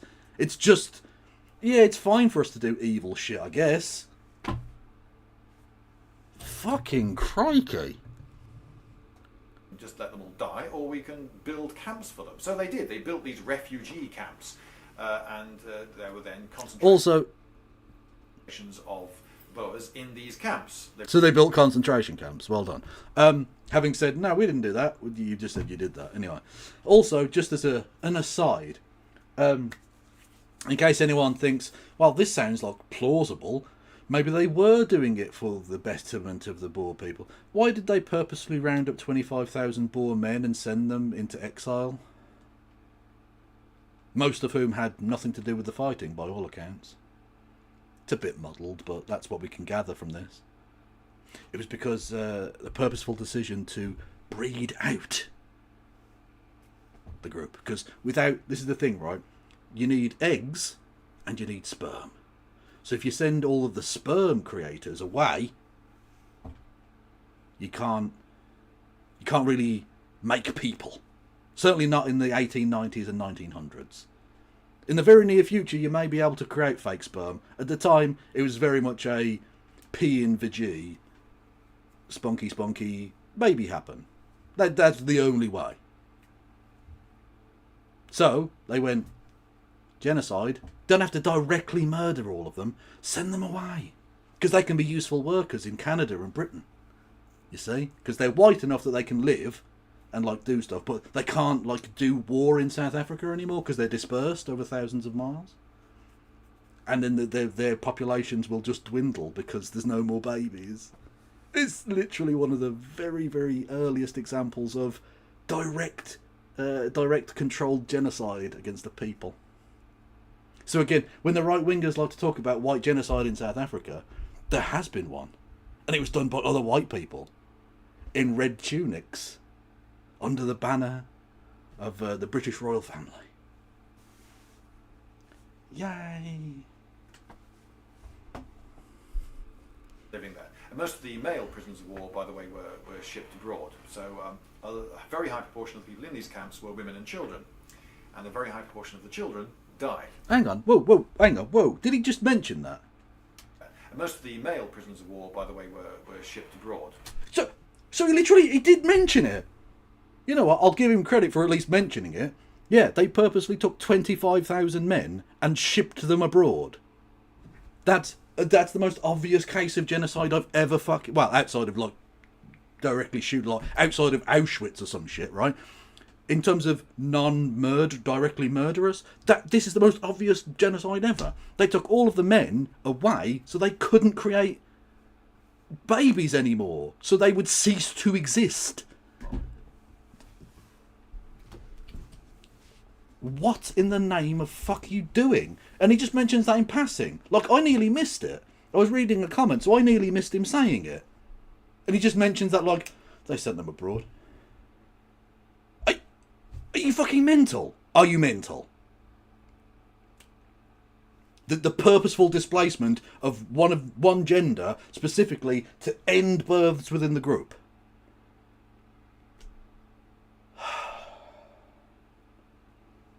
How have I not seen this video before? This is fucking mental. So a very high proportion of the people in these camps were women and children. And a very high proportion of the children died. Again, he mentioned that in passing. Unfortunately, many of the children died. Anyway, moving on to the next topic. What the fuck is wrong with you?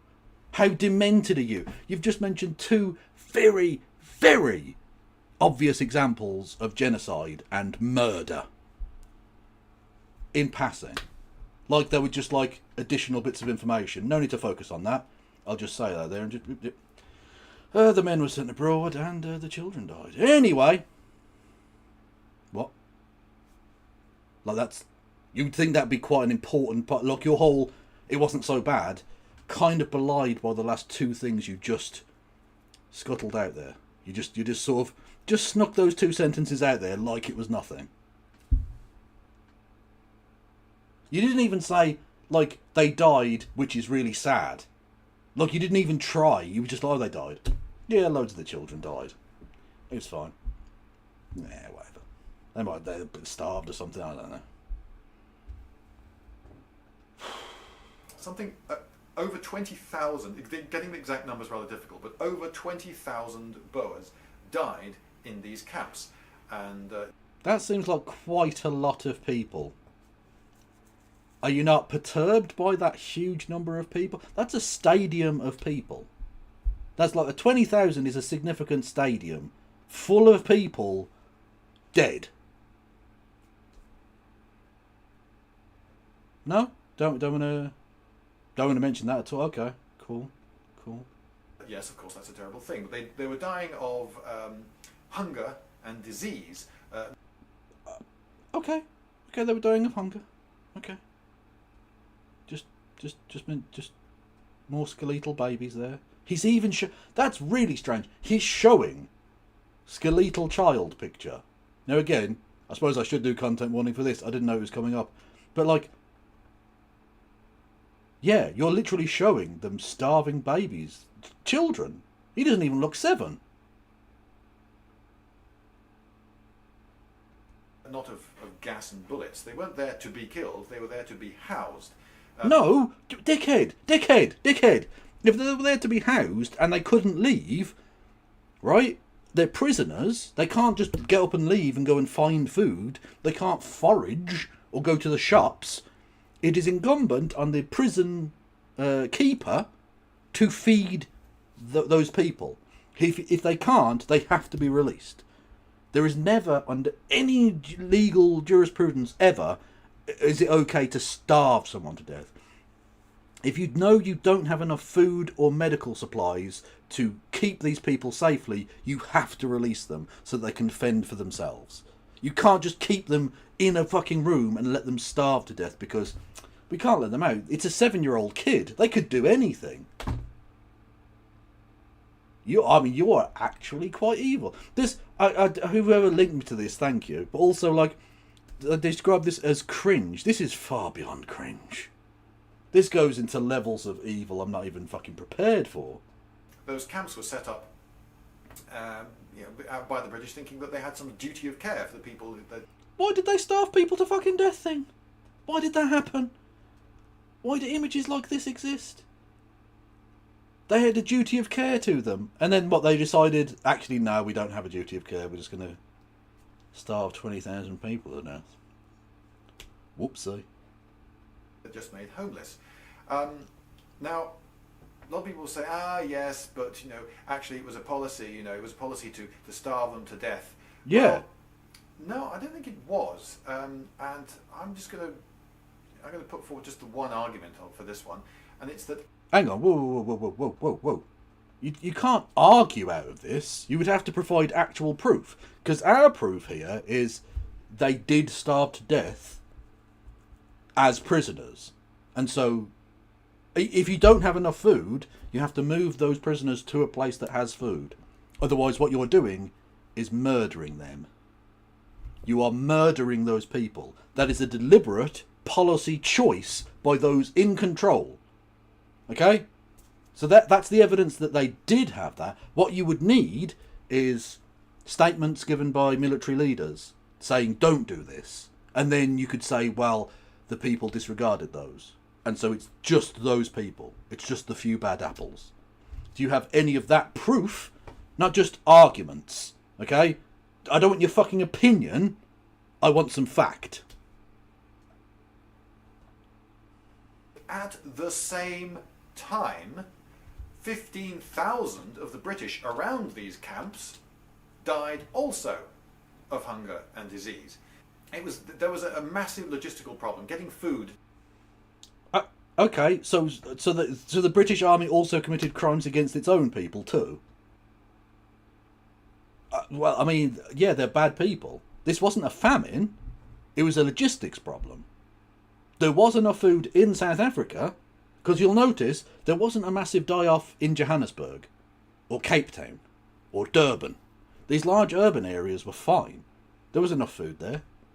What was it specifically about what the British did in these rural areas, like burning down farmhouses so that farm stuff can't be produced, and then not delivering enough from those port cities to the hinterland? Inland. So the British Army made decisions purposefully to not provision those areas, which led to the deaths of 20,000 Boers and 15,000 of their own men. Okay, so the British government are guilty of not just the killing of 20,000 people, but actually the killing of 35,000 people. Your defence of the British government is, no, don't be silly, they're not guilty of the killing of 20,000. It's actually 30. It's a much larger stadium, 35,000 people. We're not talking some fucking, championship level. We are talking a Premier League-sized stadium full of corpses. You crazy leftoids. Oh. Anyway,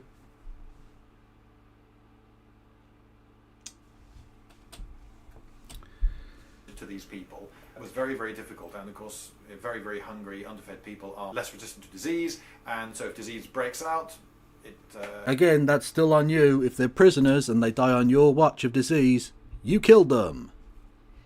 Not an individual prisoner. If there are outbreaks and you do nothing to stop it, you murdered those people. They can't fend for themselves.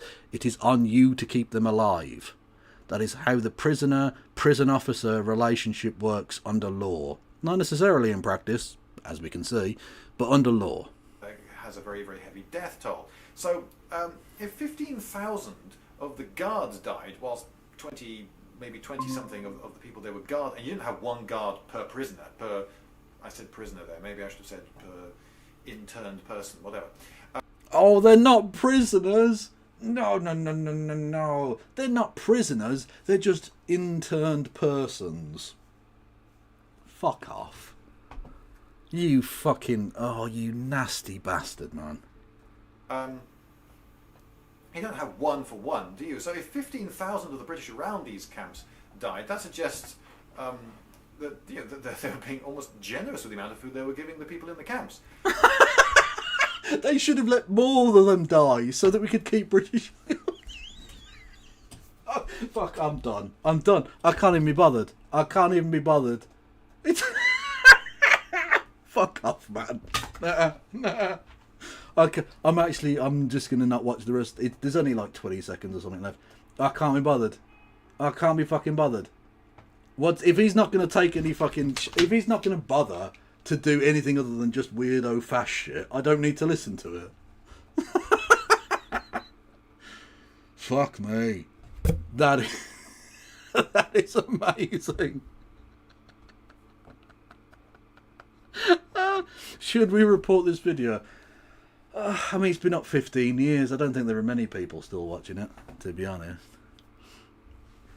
Fucking hell. Wowzer. That is fucking amazing shit. Oh. Well, as we're waiting for no justice.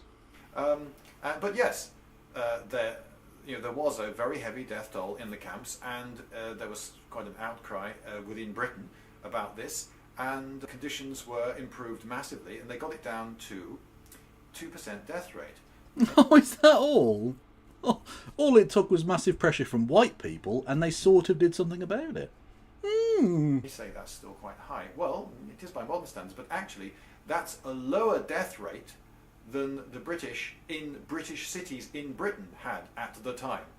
Ironically, one of the reasons it was so difficult to get food to these people was that the Boers were disrupting the supply lines all the time.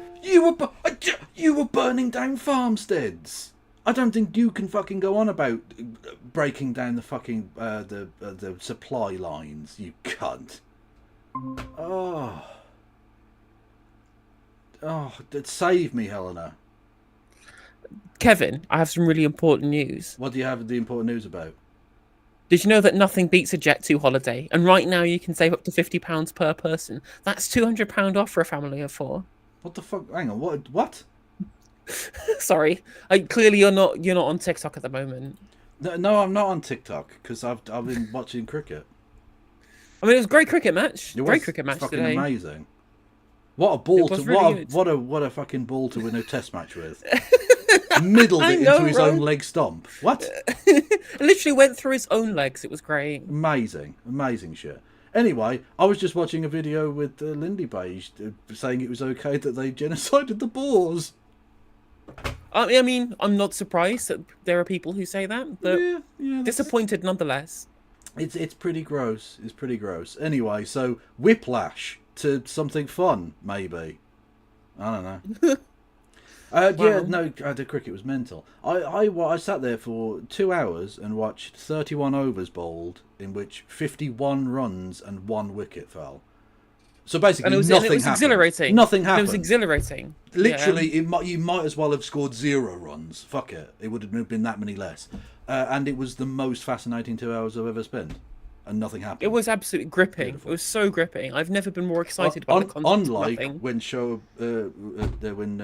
what do you call it, balls? I forgot Shoaib. When Shoaib bowls, it doesn't grip at all. he's not a good bowler. He needs to never play for England again. Well, luckily you've got your wish because he broke his finger at the Test match. So but they're he's out for determined. the rest of the series. So he'll be back for... Oh, I bet he plays in the fucking Ashes. And honestly, this team is going to get crushed by the Australians. It's only because the Indians are capable of collapsing in fantastical ways that we've got a chance in this fucking I don't know. series. I feel like the Australian batting order isn't that good either. To be fair. Yeah, but they're going to be coming up against Bryden Cars. Oh, fucking hell, man. Like, we got no chance. To be fair, I was moaning when we took fucking Tim Bresnan over to Australia in 2011. True. And we won then. Yeah, no, that's true. Although we didn't really win because of Tim Bresnan. No, it was mostly Chris Tremlett and Jimmy Anderson. Yeah. Well, and Alistair Cook. But yes. Yeah. But I mean, at least we might. Yeah, but I mean, as far as spinning is concerned, they should just pick Jacob Bethel and Liam Dawson. Yeah. Because you only need to bowl fucking 10 overs at the end of each innings in Australia because the pitches are so fast, right? Yeah, exactly. You're not going to need a frontline spinner. So yeah, just pick Jacob Bethel. That's absolutely fine. At least he can bat. Whereas fucking Ahmed or Shoaib can't. So exactly. And you know what? We might, if with Bashir out, they might just pick Jack Leach, who's clearly the only good finger spinner in the country, and has the best one not out ever. What they really needed today was not Siraj or Bumrah. They needed Jack Leach to just stand there, forever and not get out. Yeah, it's true. It's true. Although you'd expect that that Bashir probably would have still failed to run him out like Nathan Lyon. True. True. That was true. There were 4 or 5 run-out opportunities, and they just couldn't pick the fucking ball up. It doesn't help. Look, if you get 4 opportunities and you go shy each time, you're bound to hit once. But you do have to pick it up first. Even Ollie Pope was missing, and he's actually one of our good fielders. Yeah, which is odd for a wicketkeeper, but there you go. Anyway, I think that's enough cricket-related bants for now. It was definitely good to see some Needle in the stream in the series as well, because they're all too fucking friends. Because they all play 20-over cricket and stuff together now. They're all fucking friends, which is fine in its own way. But I do want to see some fucking banter, you know. It's true. I agree. And what was the line? Merv Hughes, I think, used to one of the batsmen, and he was like, "It's one of the West Indian fasts in the 80s." It said, "Was it why you so fucking fat?" And he turned around and said, "Because every time I fuck your mom, she gives me a biscuit." And he wanted to fucking kill him. He had to be dragged back by his captain. Did you see what Joffre said to Rishabh Pant after getting him out? No, what did he say? Yeah, you try and charge that one. He charged him for 4, 2 balls previously. Yeah, that is true. Although I forgot about that when we were mentioning the other day about how they're not us. We've got we're talking about Jacob Bethel, Caribbean, whiter than everyone else in the team, but Caribbean, and Jaffa Archer from the Caribbean. Yeah, it's Barbadian. This is not an England team. This is a World 11. It's mad. Okay, so is it just those, right? Because it's because Bethel's Barbadian, so it's from Jamaican. Sorry, is he? Who is sorry? Which one? Jacob Bethel. No, Which Jacob island is he Bethel's from? Barbados, isn't he? Is he Barbadian? Okay. Yeah. Joffre Archer's Barbadian. Yep, they both are. Yeah. Stokes is a Kiwi. Cars is from South Africa. Is anyone else? Is it just them, or is everyone born overseas? Well, the coach not only was born in New Zealand but played for fucking New Zealand as well. So yeah. There are a few. Or was it? I love that line when Strauss and Peterson were batting once against South Africa, and there was just, I forget who it was. There was a terse South African just went, "There are 13 South Africans on the field right now." just ever so quiet into the microphone. And I just thought that's a burn. When there was literally a time when our limited overs captain was Owen Morgan, an Irishman, yeah. Who's not just Irish. He has the most Irish name you've ever heard. Yeah, and played for Ireland. and played for Ireland. Was the captain of Ireland. He's been the captain for 2 separate. Although my fucking favourite one countries. was Ed Joyce, who played for Ireland and then came to play for England and then went back to play for Ireland again. Cricket's fucking dumb. Anyway, hello there, DJ Che. Thank you for raiding in. Much love. Will you join us for cricket chat, where we just talk about cricket and nothing important? It's true, it's true. I know it says daily politics news in my stream title, but it was actually daily cricket news. Basically, yes. Did you have any specific news you wanted to get to? Because I've got a couple of things which will take a long time for us to get through.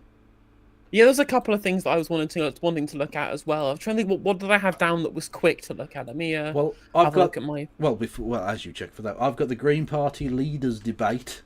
Oh, we definitely have that on the menu, so I definitely want to watch that. Which is briefcase versus not briefcase, which is good. And then the bowler hat man video, which should be interesting because it's... Oh, God. Are they really the Blue Tories? We'll find out. Anyway. So there's one thing that's probably worth covering. Well, it is quite short, which I've just messaged you. Well, before we get to that, I do need a toilet because I've been on for like an hour and a half already. So yeah, stay there, and I'll be back in a second. Sorry, I'll entertain chat whilst you do your business. Owen and Morgan are both Welsh names, not Irish. No, but it's spelled Eoin. Specs. Like Owen, Owen is Welsh, right? But Eoin is an Irish name, right? What's Bowler Hatman done now? And we did a video about why Labour are actually really left-wing and cool, apparently. It was posted in the Discord. I've not watched it yet. I'm not sure if Kev has yet, but... I mean... I'm not saying they haven't done any good things, right? But does any of this make up for cuts to the disabled and genocide? Well, no, obviously, but yeah.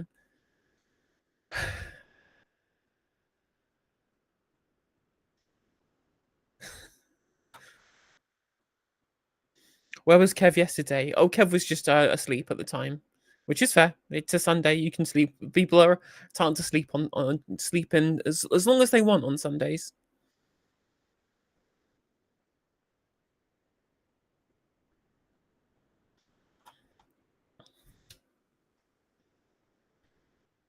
Delulu with no Salulu, confide.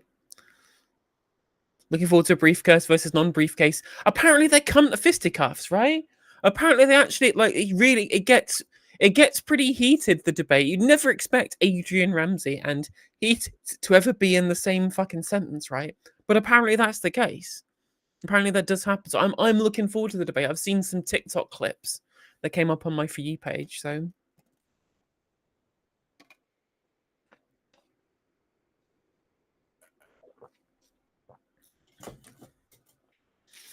But again, it's weird to me. It's just, essentially all of this is about strategy and not about policy. You'd think that given the kind of the appearance of briefcasery that Adrian Ramsey is trying to push, like he still voted against the prescription of Palestine action. He still calls it a genocide. Like he still wants to tax the super rich through wealth taxation, right? Like nothing here is policy related. This is all strategy related. And of course the pylons. Hello there. All right. So I've sent you a couple of messages. It's probably worth looking at the. So I forgot. I messaged you the tweets that I had quoted. It's the actual tweet. It's the original video that I think is worth, not my quote tweet. Because the quote tweet is just a screenshot of the article that I've also linked. But if you watch the video first from the thing I've quote tweeted and then the actual article I've linked, it's probably the best way of doing it. Okay. So this is. What's the context for this? Pardon, sorry? What's the context for the video you're showing me? Sorry, I'm trying to start the tech on it. So, Rut Azulai, a newlywed widow of Israeli soldier. Oh, okay. Zionist down. Zionist down. Colonizer down, chat. Let's go. Well, no, we have to say terrorism bad in every instance. Unless it's the Israelis doing it. Although I have Israeli terrorism day. Okay. Although I have got an edgy stream title today. I called the Slopaganda of the Deed, which is a little bit, if you understand the history of a certain phrase, is a bit naughty. But there we go.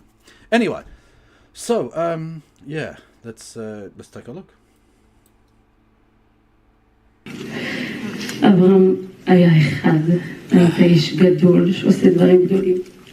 Shall I read out as we go along? I might as well just. I mean, to be fair, I can't speak Hebrew, so we might as well just read the. Well, that's what I mean. Yeah, I'm Yeah, not. just the- I can't speak either. I wasn't going to translate from my innate knowledge of Hebrew. I think. I mean, maybe just the quoted text is the important bit, right? In the actual tweet itself. Oh, okay. Well, we'll wait till we get to that. היית כל כך מאושר במשימה שלך.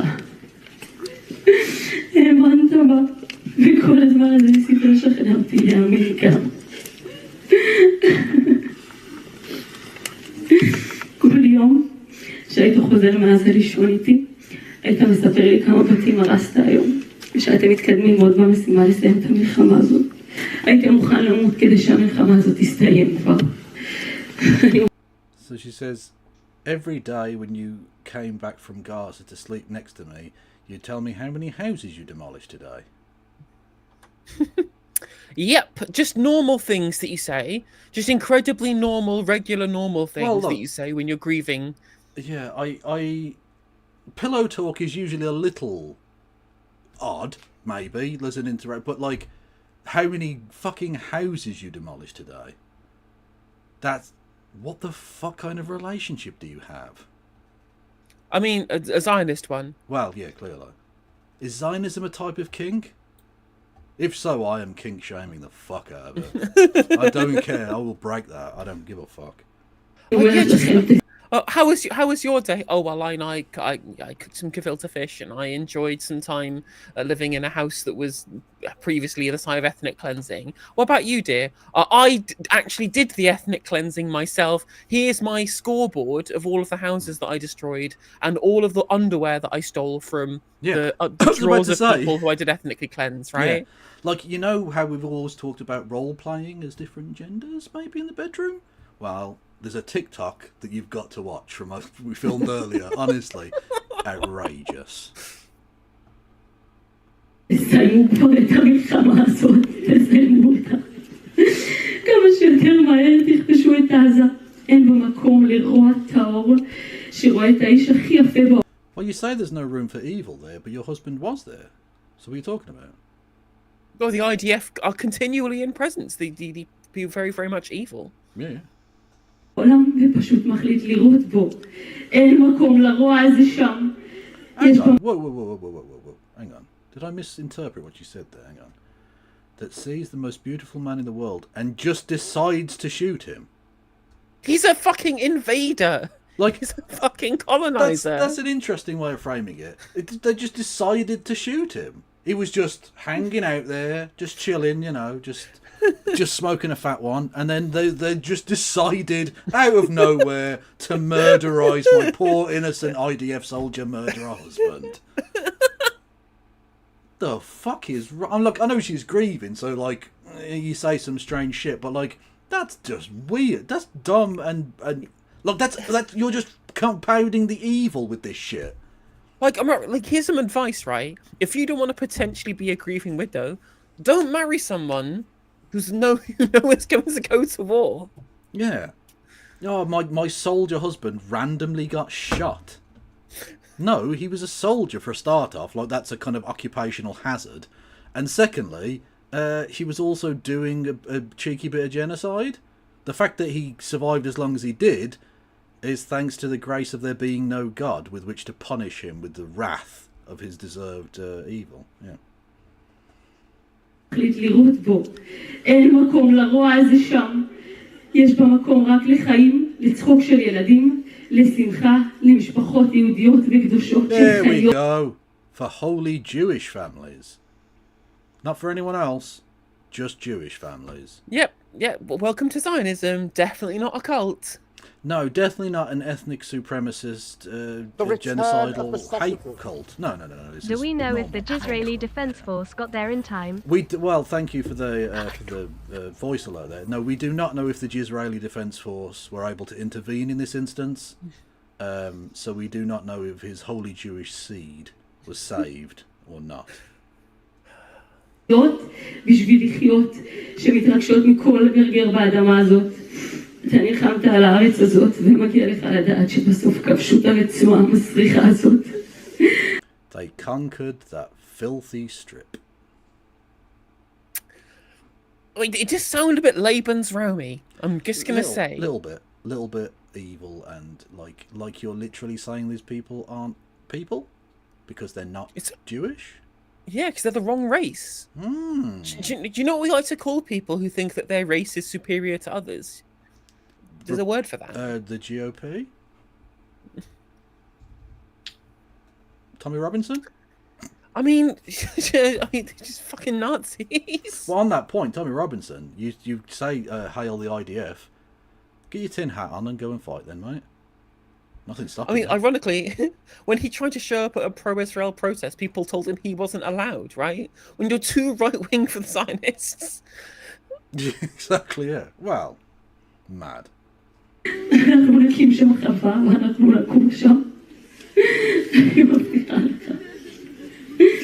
מאמי כל כך אהבת את הארץ, וחלמת ליישב אותה בחווה שלנו. I'm just going to say this now. I don't necessarily agree with the way in which it happened, but I am glad your husband is dead. Colonizer down. That's just all I'm saying. That's all I'm saying. The fact that he is dead is, frankly, a purification of humanity. I mean, I'm glad this woman is upset. The average of evil in the world went down by 1. Yeah.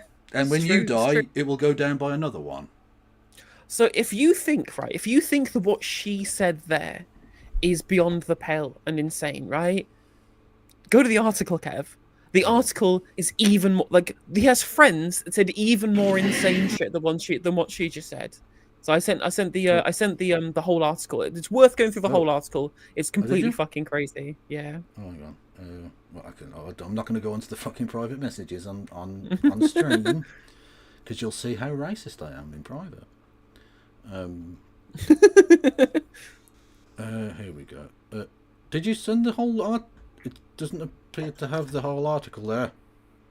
It was the one above the tweet, archive.ph. Mourners at fallen for a funeral for fallen Israeli soldier call for revenge. I don't see that. Genuinely, it's just the Photoshop. Not Photoshop. Photo. Hang on. Let me try again. Yeah. Okay. 1 second. Yeah. There we go. Okay. Boom. Look at that. Smooth. Okay. Mourners. So this is from Haaretz. Mourners at funeral for fallen Israeli soldier, lol, call for revenge against Palestinians. What a surprise. Master Sergeant, brackets reserve, Abraham Azoulay was killed on Wednesday after an attempted abduction in the Gaza Strip. Wait again, time out. Whoa. Attempted abduction. So when you say they just decided to shoot him, would that be an instance of self-defense? I think they were trying to abduct the soldier. They were trying to take a POW. Oh, sorry. Okay, he was trying to be abducted. Yeah, they were trying to abduct somebody. Yeah. Oh, okay. You know what? Fair enough then. Okay. A friend said every time Azoulay returned from active duty, he used to say, quote, "Now another 200 Arabs won't return to Gaza, another 500, another 1,000. He was, quote, proud of what he did every day." So he's a mass murderer. Yeah. He isn't a soldier, he's a mass murderer. A serial killer. Gloating about ethnic cleansing. Yeah. Mourners at the funeral for Staff Sergeant Reserve Abraham Azoulay, 25, of West Bank settlement Yitzhar. So of course a settler. Of course he's a settler as well, right? Brilliant. I mean, really just the peak of moral good here. I mean, the peak of someone who definitely deserves to not be with us anymore. Who was killed on Wednesday, lol, in the Gaza Strip after an abduction attempt in Khan Yunis called for revenge. The IDF said that Azoulay's death was the result of a severe operational failure, which does tend to happen rather a lot for the IDF, doesn't it? The old operational failure. They put that down, operational failure, to yet another flower massacre today. That's interesting, isn't it? There was a technical error that made them massacre all those children. Yeah, I don't think their technicians are very good. They tend to make a lot of errors. Severe operational failure, as the forces responsible for the soldiers' security did not perform their duty properly. At the funeral on Thursday, one of his friends addressed the Israeli government saying, quote, "Our people are scarred all over from the stinking Gaza Strip. And for too many years, we've been carrying scars from such a small, stinking area," he said. Firstly, mix up your insults. You used stinking twice. You don't need to repeat yourself. And secondly, may you follow in his footsteps, so to speak. Absolutely. Follow your leader. Yeah. Get everyone out of... Sorry, quote, "Get everyone out of there. End this story already and restore the faith in the people and governance. If Arabs continue to live in the, quote, day after, you have failed." So literally having any Arabs alive is a failure.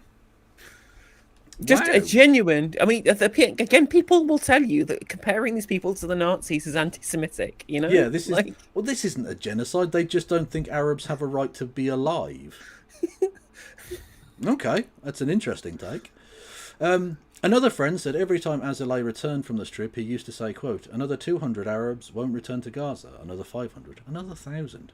The friend added that Azalea was, quote, "proud of what he does every day." Addressing the newly dug grave, he said, quote, "How you loved our beloved land of Israel. You were connected to the earth from a young age. You loved it with every part of your body," which is weird and sexual. Because, you know, some parts of his body shouldn't be in the earth. I'm just saying. You enjoyed building it. You enjoyed conquering it. You always dreamed of the great project to build the temple. Unquote. This is, I mean, anyone saying this isn't genocidal is just a lying piece of shit. Like, obviously, but, you know, come on. They're literally doing blood and soil. Yeah. This is just blood and soil. This is exactly what this is. 100%. 100%. He said Azalea, quote, "knows what we want. We want redemption. We want the temple. We want revenge. We will never forget or forgive," said another friend. "May we get vengeance in your name." Lovely. I mean, really just the most moral army in the world. Yitzhar's rabbi, David Dudkovich, said at the beginning of the funeral that Azalea had recently built his house and hadn't had time to inaugurate it before going to war. LOL. He said... Wait. By inaugurate, does he mean fucking it? Probably, yeah. No, you don't fuck in it. You have to consummate your marriage to the house by fucking the house. Okay?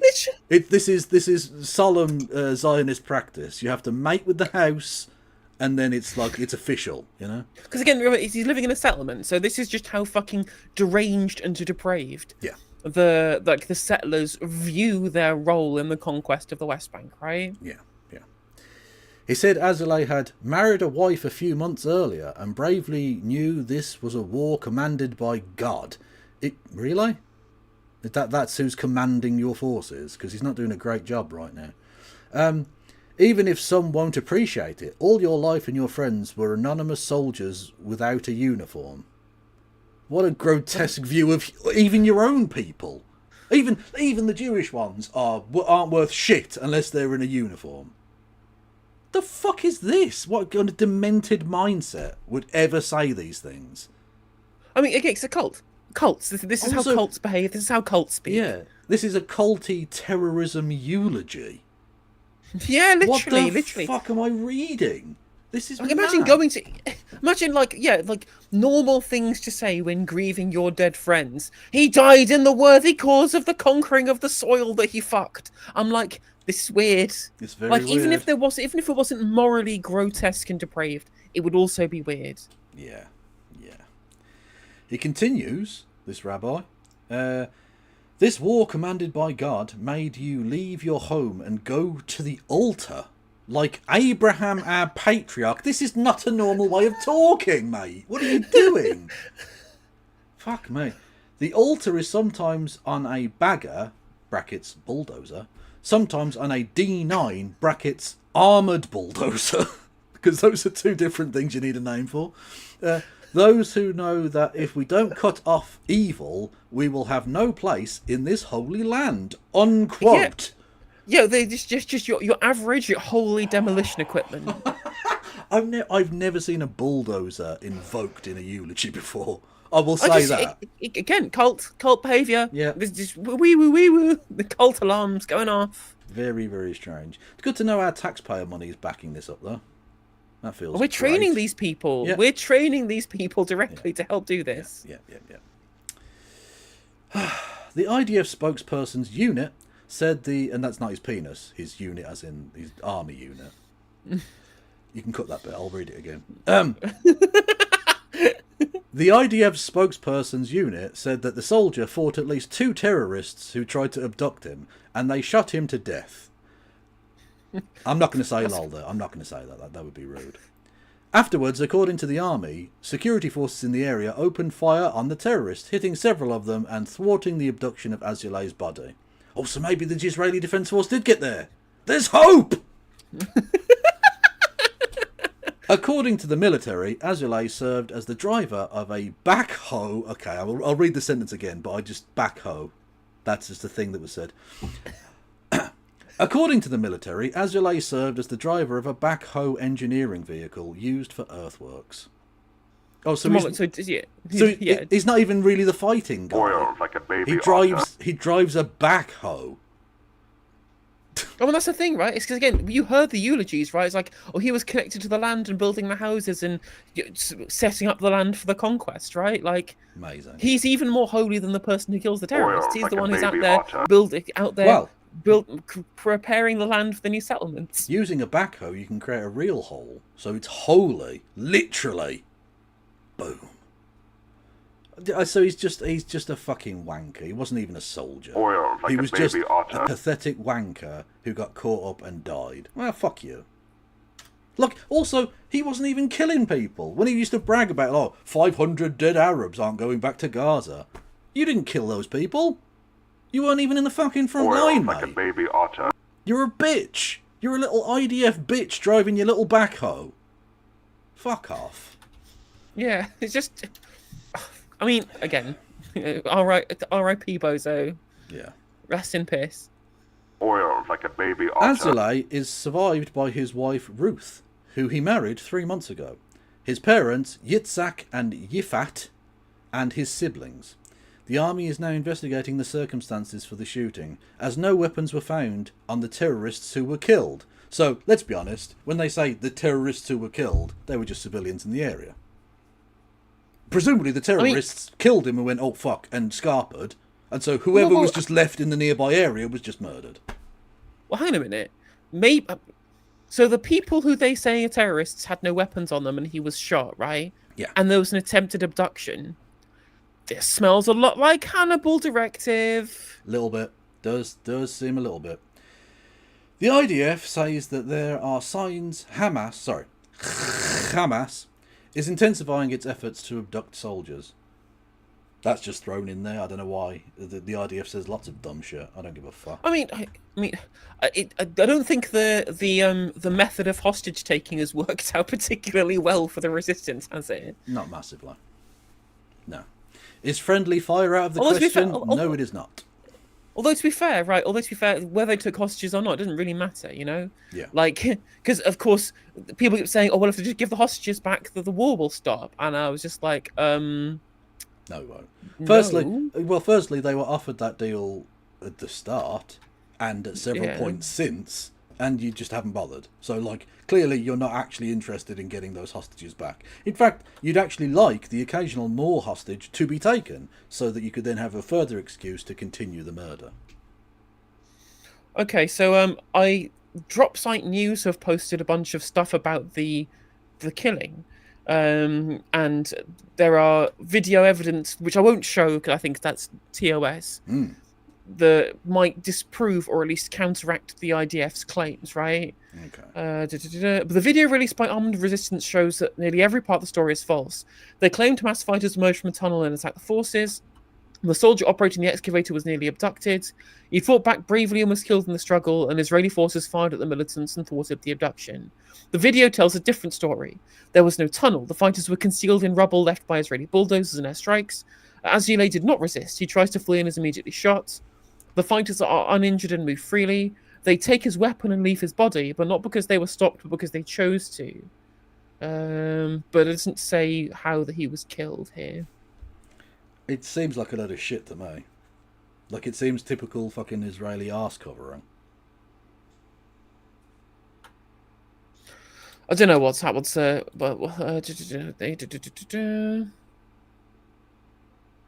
is the exact kind of shit they've pulled before, you know. So maybe he was killed by members of the resistance. I'm not sure. Possibly, you know. Also, it's sort of, I mean, almost doesn't matter at this point because nothing that can, like, any evidence that will be brought up about this can't be trusted because the only source that is going to be gathering any evidence is the IDF itself, and will find itself blameless as always. Well, it's not like any foreign journalists can get any photographs, can they? No, because any foreign journalists in there get murdered, just like all of the non-foreign journalists. They've killed far more journalists in the nearly 2 years of this war than have been killed in Ukraine in the over 3 years of that war. Just a little FYI. But there we go. The the statements of the openly genocidal language, right? At a fucking funeral, right? I'm not sad my friend is dead. No. I'm sad that he didn't get to ethnically cleanse more Palestinians, right? Yeah, his death is only bad insofar as it stops him from killing more Palestinians. Is a real interesting take. Like, you must have really loved that man. That his only value in this world seems to have been the degree to which he was able to ethnically cleanse Arabs.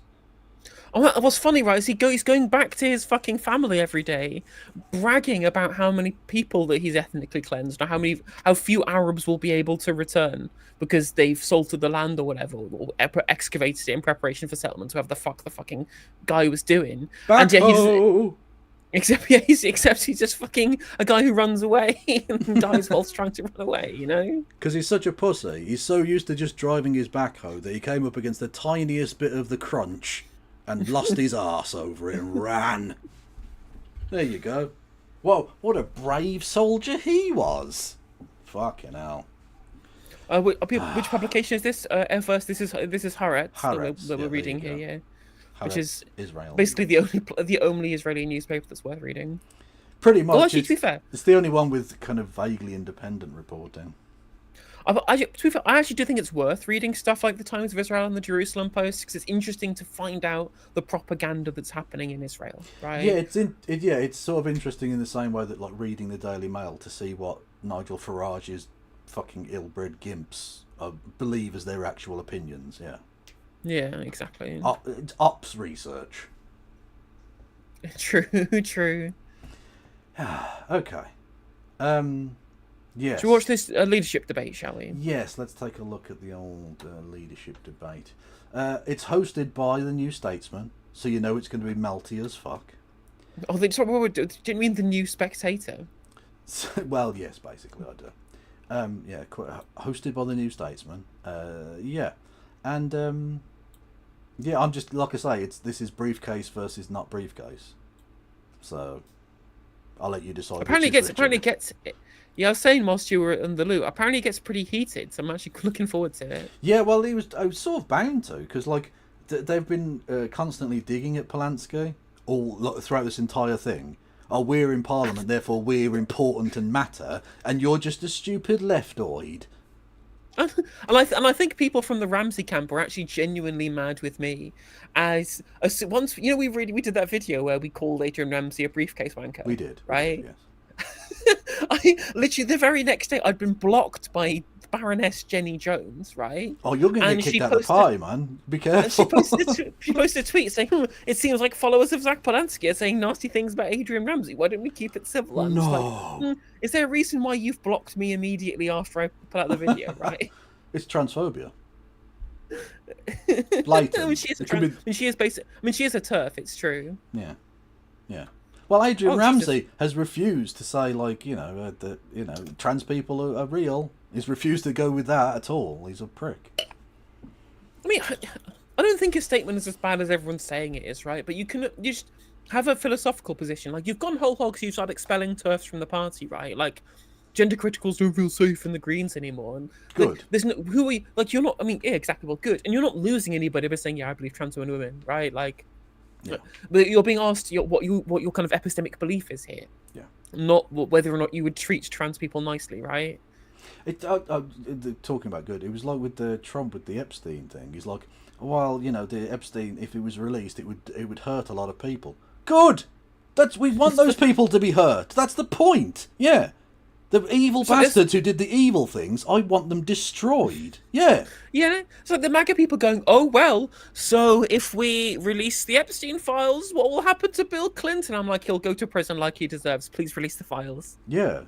Release the files and lock up the pedophiles. Oh, no, but that would be literally all of the Republican Party, including the current sitting fucking president. I think there must be someone there who's part of, like, the top brass of the neocons in the Republican Party who've got some compromise on Trump, and they've immediately threatened to release it because a bunch of neocons are almost certainly implicated in the Epstein documentation. Because if you've seen this total heel turn on Ukraine. Yeah. Oh, no, absolutely. No, he's the biggest Zelensky blowjob artist ever now. Yeah. Yeah, absolutely. Which makes me assume that, I mean, to be fair, it's probably a combination of some things. At least partially it's going to be because he realised that Putin was fucking him around and didn't actually like him. Which is funny. Yeah, because, like, he should be used to that at this point. No one likes him. But no one who's ever interacted with him likes him, because he's got no long-term friends, because they all hate him now. Even the mooch, eventually turned on him. But I think one of the things is that for his legacy, the Ukraine minerals deal is one of the few successes he's had at all in any way. So the only reason that would ever survive is if Russia don't take over Ukraine. So he has to ensure the one thing he's ever done that made him look vaguely competent, evil but competent, is a thing that he has to protect at all costs, because that's the only one that he has. But yes, it's all very strange. That, I mean, again, it's funny to watch the MAGA Basin meltdown. It's funny for them to immediately realise, actually, maybe it wasn't anti-establishment. Because turns out, I think what they thought, I think a lot of MAGA people thought, was that the connection between Jeffrey Epstein and influential people was there was the prestige, right? Was their closeness to the political class and the DC insiders, right? That's why you got accounts like DC Drano, right? Yeah. They believe that there is a class of people in DC, and they're the only people who are implicated in Jeffrey Epstein, right? When in reality, it's money. Yeah. Money is the connection between Jeffrey Epstein and people. There's one thing that connects all of them. They're all fucking filthy rich. Yep. And Trump's one of those people, right? Because they didn't make that connection. They thought it was just about the permanent political class, but it just happens to be that the permanent political class are A, rich, and B, have access to their finger on the button, right? Yep. Indeed so. Indeed so. And the thing is, they are populists. They keep saying so, and they don't really have any choice. But they don't have any choice to turn on Trump. I mean, they still perceive themselves as being against the elite, right? They just have completely misattributed what elite means or who the elite are, right? Well, exactly. But you'd have to be very stupid to think the billionaire who lives in a skyscraper with his house as a house with his name in 20-foot high letters on the side, who was bankrolled by the richest human being ever, is not the elite. Yeah, conservatives are stupid. Welcome to the real world. Yeah, I mean, profoundly. So, yes. Also, speaking before we move on to this debate, I just want to point out, we were talking about cricket earlier. I don't know if you've seen this, but something even more remarkable than the England test. Go on then. Have you seen where the West Indies have been bowled out by Australia for 27? No, Indies, what's happened to you, man? Literally, the second lowest score in Test history. What was the lowest? 26. Oh, that extra single saved them from the history books. Oh no. Oh. And they only made 143 in the fucking first. Jesus Christ. that the 10th wicket fell the next ball after they scored the 27th run. Of course it did. I want to. Oh, look at that! No. Okay. 0-4-0-0-0-2 11. Justin Greaves saved them. Fuck me. 4 not out. 0-0-0. 6 extras. Extras scored more than everyone apart from Justin Greaves. The second highest scorer was Leg Buys with 6. and Scott Boland got a hat trick. Yeah, he did. And there was only 3 wickets because he only bowled 12 deliveries. Fuck me. That is very. They used 3 bowlers. That is very bad. That is, honest to God. That must be the lowest combined score ever. 170 between the 2 innings. 170 for 20 in that game, West Indies. How many overs were bowled? That's a good question. 14.3. Yeah, they used 3 bowlers. 3. That's fewer overs than the Stuart Broad 8 for 15. Yeah, true.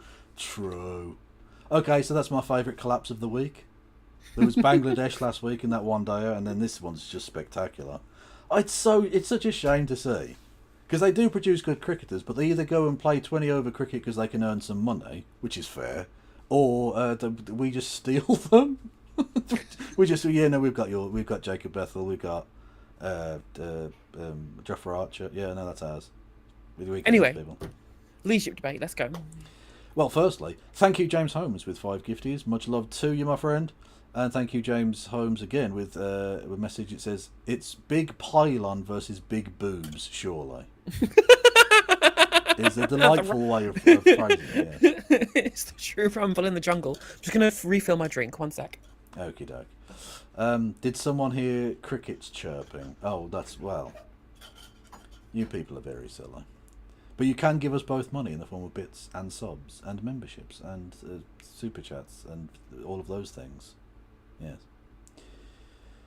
I respect the dedication, but a sports game should end after a good day's work. No, it should end after 5 days good work. That's when it should end, and not before, unless the game ends before then, which can happen, and often does. Yeah, it did read like a phone number.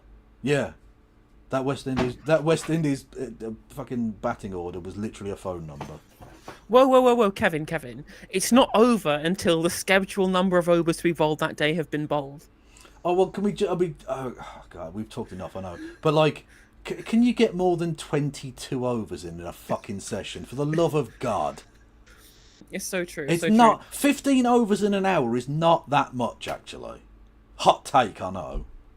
Fucking Christ. So thank you, David O'Keefe, for the 2 separate £5 donations. First one asking if I want to do comparative study between Israel and Nazi Germany. I'd be interested to see. Probably not my area of expertise, but I certainly would like to. There's probably been plenty of work done on the similarities. I'll definitely try and find something. And the second one saying Ramsey is super briefcases from Norwich, never heard of Alan Partridge. True story, I found this out at the Green Party conference. How are you so Alan Partridge that you've never heard of Alan Partridge? Because only Partridge would not have heard of Partridge. It's true. There's also a great Partridge moment earlier on today when Richard Madeley got destroyed by Mary Lou McDonald. So that was something I did have potentially on my list to watch, but I think we'll probably have. To be fair, Mary Lou McDonald is that kind of person. True. I'd let her destroy me. Just saying. This is a special edition of the New Statesman podcast, the first broadcasted leadership debate between. New Statesman friend. Our friend. Podcast. Also, that is the most exotic-looking white face I've ever seen. Look at that name. Holy shit. That is that. I was expecting an Indian with that name. But there you go. Look, Anush Chekalian was a medium pacer for the India in the 70s, I'm sure. The candidates hoping to lead the Green Party. The battle to lead the Greens is underway. Campaigning has begun, and it's a contest between the joint ticket of 2 of the 4 Green Party MPs, current co-leader Adrian Ramsey and Ellie Chowns, and the deputy leader and London Assembly member Zach Polanski. Voting will take place over August, and we'll find out the results on the 2nd of September. So will the Greens roll the dice on the more activist campaign of the self-professed eco-populist Zach Polanski, or put their faith in two of their sitting MPs, who say they want to further professionalise the party to tackle the tough challenge of winning more seats under first past the post? Adrian and Zach, welcome to the New Statesman podcast, and thanks so much, both of you, for coming in. Thank you. What's interesting, right? I'll decode that. By professionalise, I mean become more right-wing. Briefcaseify it. Yeah. Well, what's funny here is that actually it was interesting between the two sides of this particular leadership election is that at no point is any of the policy up for debate. They all agree on basically all the policy at this point, apart from pylons. So all of this is about is messaging and tactics and strategy about how they win more seats in Parliament, how they grow the party, for example. And the idea of professionalising the party, being the way that you do that, shows that Chowns and Ramsey just live in a different reality to one that's on the ground, right? When the least professional party that we have in politics is Reform UK. And they're currently on course for a fucking landslide election victory off of fucking memes on TikTok, right? Of Nigel Farage going big chungus skibbity riz, right? True. Yeah. So the idea that people want briefcase politics, that's when the times are good. When the times are good, they want briefcase politics. We're not in the good times. We're in the bad times, right? We're in the bad place. Well, they're living in the era of Tony Blair. I think that's how you have to be to win. And of course, as you just pointed out, that time is over. It has ceased to be. Very much. So before we get into the meat of our debate, can I ask each of you to tell me a bit about yourselves and make your pitch for being elected the next Green Party leader? Adrian, why don't you go first? Thank you very much. Well, I've been co-leader with Carla Denyer for the last 4 years, and during that time the Green Party has had unprecedented transformational electoral success. And that's no accident. It's because we've brought in a clear, focused strategy that's united the party, united our wider movement behind the idea that at this moment in time, we need Greens to have bigger influence and power than ever before, taking all of the many causes that we support from outside Parliament. Ellie and I have been campaigners for environmental and social justice all our adult lives, and bringing that inside Parliament. And we can do that now because we've got 4 MPs. And when I became co-leader 4 years ago, I was told by lots of... You can't... Being an MP has no bearing on this. Like, how on earth are you in any ability to affect policy, being a tiny, tiny minority in Westminster? Yeah, you can't, no. Which is especially galling since the biggest effect politically that we've had in this country, outside of actual, like, direct management of the government's finances, right? In terms of big scale change, is Brexit. And that happened essentially entirely affected due to external pressure on the Conservative Party by somebody who literally never won a single seat before 2016. Yeah. And against all of the prevailing sensible politics of the day as well. Which is the kind of thing that he's arguing in favour of. Because he's a fucking knob. I'm just going to put it out there. He's a knob end. You can't throw me out of a fucking party. I'm not even in it, you dickhead. Okay, these are the opinions of Kevin Logan. Like, I don't have a huge beef against him. I just think his strategy is stupid, you know? I'm sorry, it sat very badly when he was like, oh, the Bloomberg News like me. Okay, well, I hope you have no power ever then, you dickhead. Like, because again, like, what's funny, again, because you know full well that everyone in Bloomberg hates all of the positions that Adrian Ramsey stands for. Like, they don't want to tax the rich. But they don't want a potentially a rabble rouser like oh fuck's sake, I forgot. Polanski. In charge of anything. That anything with populism in it is bad for Bloomberg. So they'll just go with this guy because he's the least bad option. In the same way that, like, I don't know, they'd have preferred if there was going to be a Labour Party leader, it would be Miliband over Corbyn or whatever, you know. Though they don't like Miliband, but he's better than Corbyn for them. To people outside the party and some inside, to be honest, that you've been stuck on 1 MP for such a long time. You'll never win a second, let alone a third or a fourth. And we did that through a determined and focused strategy. And it's that unprecedented success that we've had with our MPs, but also with doubling our number of councillors right across all corners of England and Wales, that we've now got to build on to bring in the record success at the next election. And we are hugely ambitious for our party. We want to win enough MPs next time that we can help shape the next government. We can help hold the balance of power in Parliament, because our community... Oh God, he wants to join a coalition with Starmer. I can see it. I can see him Lib Demming out on this. And I can see the fucking Rose Garden chummy fucking press conference as well. Like, there's nothing is wrong with wanting to be the potential tie-breaking vote in a traffic light coalition, right? Insofar as that allows you to be able to have impact directly on policy because you can make ultimata, right? That was what was so bad about the Lib Dems, is they had this position in the coalition. I mean, first of all, they could have gone to coalition with the Labour Party and didn't, right? But even when they had power to change stuff in the coalition, it was like, wave through every budget, kill all the disabled people, go ahead, exactly, as long as you give us the 5p bags, right? Yeah, but this is the problem. Even those that get into it for the right reason find the ministerial car and having to deal with fucking civil servants and all the rest of it. They just get suckered into this thing where they will just do whatever. They'll just clegg out, so to speak, on this one, and just wave through whatever awful shit they have to, because it's either that or you go to an election and we're very unpopular because we've supported all the unpopular policies that were the exact opposite of the reason that people voted for us in the first place. Like, I mean, it is worth playing hardball, right? Because you've seen that. I wouldn't expect a Green Party to clegg out, right? But you've seen what happens when the Greens in Scotland held the SNP to account. Yep. The SNP were like, "Lol, we're going to ditch a bunch of progressive stuff and also abandon a bunch of climate commitments." Okay, we're collapsing the coalition then. Bye. No more Butte House agreement for you. Or what's that? Humza Yousaf's career is now over. How very hilarious, right? Yes, indeed. Because there is actual power in coalition that the Clegg wing of the party fucking never ever wielded. Yeah. At least not weird, anything important, right? Because of all of the polling I've seen, I've not seen one where the Labour Lib Dem together would have a majority.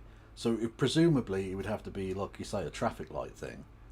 Yeah. And so there would be a three-way nonsense of it with...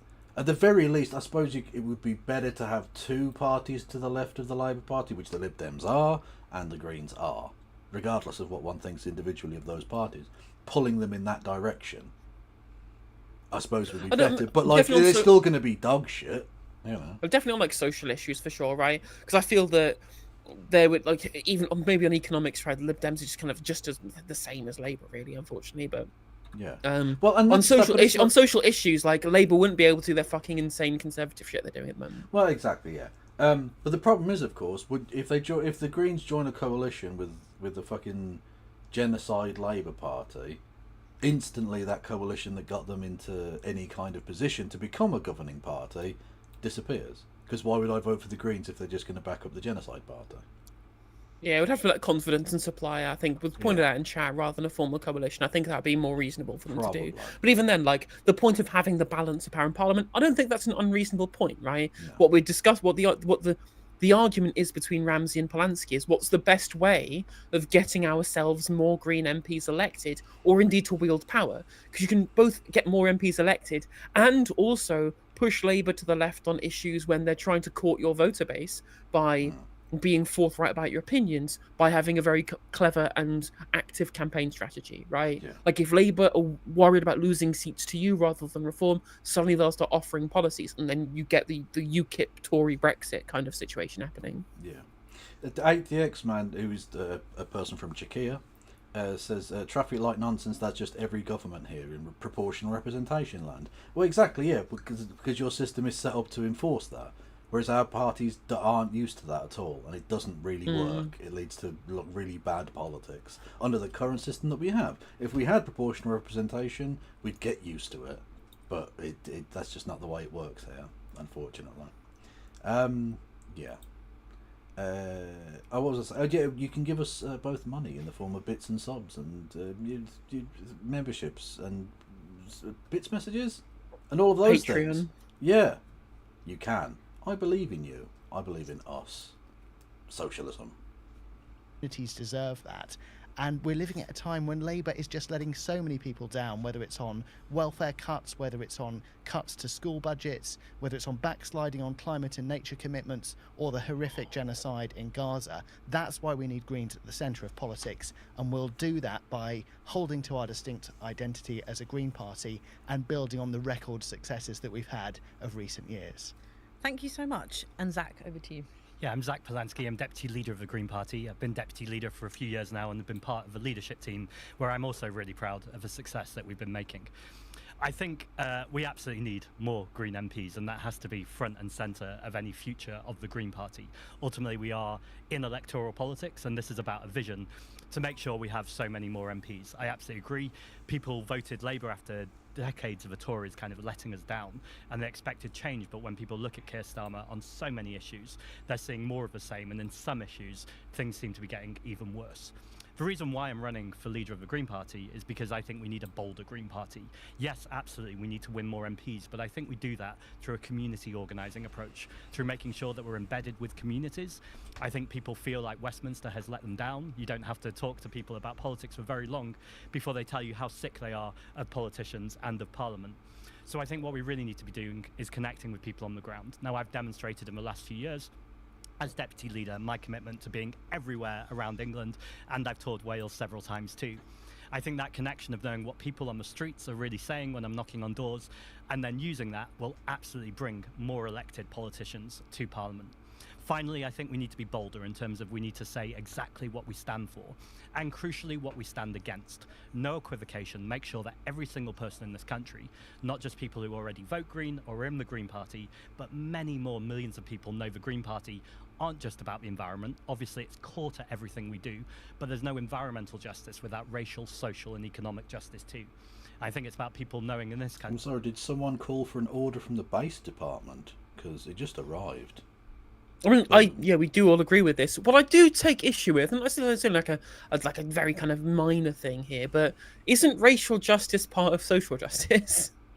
Yeah, it's a little bit like every square is a rectangle and not every rectangle is a square type. It's set theory type thing, you know. I mean, yeah, like I feel like all of racial justice is encompassed in the broader kind of topic of social justice, right? And I feel like that sentence that position that he puts, right, because it does sound a little bit like 2018 Tumblr rather than 2025 populism, if you get what I mean, right? True, but like I also just feel like he's just sort of doing the kind of politicians patter thing of like making it sound, because you've got to say it in threes, right? So you've got to say environmental justice, social justice, and racial justice, because it sounds better. But I think if you, I think that the specific phrase should be, "There's no environmental justice without social and economic justice," right? Yeah. Or that's what I would say. I would not. I think including racial justice in that phrase. I think I don't think you're winning over anybody who wouldn't be won over without it. But you were definitely going to put people off by talking about racial justice alongside those other things, which are far more universal, I think. So you're saying sort of ignore the racial angle to this? Well, I'm saying it's part of social justice, right? It's already implied in that statement, because no one's thinking that the Greens is going to just stop being racist, you know, right? Like no one is voting But like, I'm not saying don't include racial justice. It's a minor point, yeah. Yeah. I'm sorry? It's a minor point, so I don't think. Well, I don't need to point out it's minor. I just think that in messaging terms, because obviously again, none of this is about policy stuff, you know. Yeah. So in other words, talk to Whitey. I mean, unfortunately, there's a lot of Whitey in this country. Which is the problem. That's what we need to campaign against, obviously. It's like the After bit when they talk about changing demographics, and she's like, "We're winning." Which, like, motherfucker, you just did that book. You don't get to do that joke anymore. No. Okay. Country that we have a whole suite of policies that will ultimately make this country so much better. Or is it possible to turn the video up a bit? What, sorry? Is it possible to turn the video up a bit? Oh yeah, no problem. Cheers. Articulate visions for where you want to take the party. What do you each think the party's priorities should be ahead of the next general election, whether that's on policy or on strategy, Adrian? Well, I think on policy, we've got to absolutely call out the failures of the Labour government and show the distinctive identity that the Greens bring. We combine environmental and social justice. That's what makes us distinct as a party. We need to hold to that distinct. See, he didn't mention racial justice. So has that swayed your vote at all? Well, no, obviously, but I'm going to convert you. I've decided I'm going to convert you into being a Ramsey stan. Identity, whether it's Labour backsliding on climate and nature commitments, they've actually have gone in the wrong direction when it comes to restoring nature, for example, and on many of their climate commitments, or on social issues where my constituents I speak to all the time. There's nothing like being a constituency MP for being grounded in your. All right, mate, we get it. Yes, MP. You're an MP. We know you're a fucking MP. Like this is what's really annoying and condescending. Like, yeah, you're an MP. We get it, and Polanski isn't an MP. But frankly, considering how badly MPs are viewed as a species, and yes, I do consider you a different species at this point, I don't know that it's a good thing, necessarily. It's not something that makes me think more positively of a person if they've got those two letters after their name. I instantly, when I see MP, I'm thinking, probably sex pervert, definitely. Probably, I mean, definitely Tories. Probably on the take. Almost certainly making money, yeah. Yeah, probably doesn't have much to do with his kids. You know, community, whether it's growth in the use of food banks, whether it's people really worried about the effects of cuts to universal credit, which are still in the welfare bill, the dog's breakfast of a bill that we still have after last week, or whether it's on the horrific situation in Gaza and the complete failure of the Labour government to adopt what, you know, previous Labour foreign secretaries have commonly adhered to of an ethical foreign policy. You know, Labour have failed on the. Oh, no, right, Adrian Ramsey, you are wrong. They have not done any such thing, and it's really annoying because even it was Robin, no, not Robin Cook. Well, no, it was Robin Cook, yeah, Foreign Secretary. Yeah, it was Robin Cook, in '97, yeah. Right? They got in, and it was touted by the media as ethical foreign policy. That's not what he said. He said in this specific interview, I think it was with the Telegraph, he said he wanted to have a foreign policy with an element of ethical responsibility. That was the phrase he used, right? It wasn't about. Sorry, with an ethical dimension was the exact phrase he used. He didn't say an ethical foreign policy. It was, can we do the exact same thing we've always done, but slightly nicer, please? No foreign secretary under any Labour government has ever been anything other than scum. And I will stick to that point. Absolutely. Even the Attlee government were fucking appalling, because we still had an empire. The partition of India happened under fucking Clement Attlee's government. Let us not be under any doubt. Even the Labour Party in government are shit on foreign policy. Yeah, 100%. And they always have been, right? Like, Yeah. Harold Wilson was a fucking rabid Zionist. A rabid Zionist who was one of the major causes for the Troubles. Yeah, well done. Thanks. Prick. This time and again, and we're holding them to account week in, week out in Parliament. And the fact that we fought They so laugh hard at you, to get a Adrian. group of. I mean, they laugh. They literally laughed at you last time you asked a question in Parliament, Adrian. Like, it's glad that you're getting the voice out there, and there's someone who's in Parliament to hold the government to account. Like, that's better than not having somebody there. But that's not where the fight is happening in 2025. That fight is happening on the internet. Like, 50% of the potential voting population don't fucking watch PMQs. True. And in terms of being the force within Parliament itself, even though, like you say, no one's watching, is like, you remember when the Lib Dems were down to 4 MPs at one point? Or was it 8 MPs? I can't remember. Anyway, it was a small number. It was 8 in 2015, yeah. It was only 8 MPs, yeah. So small they could fit into the same cab type jokes were made, right? And the people laughed at them because they weren't powerful enough. You'll notice now there are 72 of them. They're not laughing anymore because they're a serious force. They're not the biggest party. They're not even the second biggest party. They very possibly will be after the next election. We'll wait and see. But they're a significant force in Parliament. So that's the point. Yeah, you should be working towards getting more MPs. But for the time being, because you are so small, you are irrelevant. I'll be interested to see whether or not they become the official opposition midway through this parliament. Yeah. Because you know there's going to be like a panic point when the Tories get to like 15% in the polls, where the MPs will start dropping like flies, defecting to Reform UK. They're virtually there already. Really, they've been hovering around the 17-18% for quite a while. Like they're again, I saw another poll today that had them winning 38 MPs. 38. Again, it's not quite laughter territory, but it's basically there. It's certainly not a governing territory, is it? No, I mean, exactly. I mean, and I think that they'll realise the writing's on the wall and start defecting en masse. And there'll be a point like, if enough Tories defect, then Reform UK will become the official opposition, right? Yeah. But there'll be a point of inflection between there when enough will have left that the Lib Dems will be bigger than them, but not enough will have left for the Reform to be bigger than the Lib Dems. So we might literally get Prime Minister's questions from Ed Davey at some point, which would be very funny. That is very possible. And then he can ask him 6 times whether he wants to play fucking one-on-one FIFA. Alex Allen says, none of the Green membership actually know what our MPs are doing in Parliament. No clue what Sean is up to. I'll have you know that Sean is busy talking about levels of air pollution, which is not it's not an ignoble thing to want to talk about. But again, when people can't feed their kids at the moment, I think that's probably... It's not on the top list, in the same way as being a custodian of the rare narrow-leaved water drop war, which is what Ellie Chowns is up to. Chowns. Yes. It's a question from Madcat. Have we always had garbage foreign policy? We're Britain. Do you know what that... Do you have any understanding how we are viewed by everyone who isn't white in the world? We are the progenitors of shit foreign policy. We started that shit. Yeah. We literally went to every bit of the world and went, how about if we do the most evil thing we can think of? And then we did that for centuries.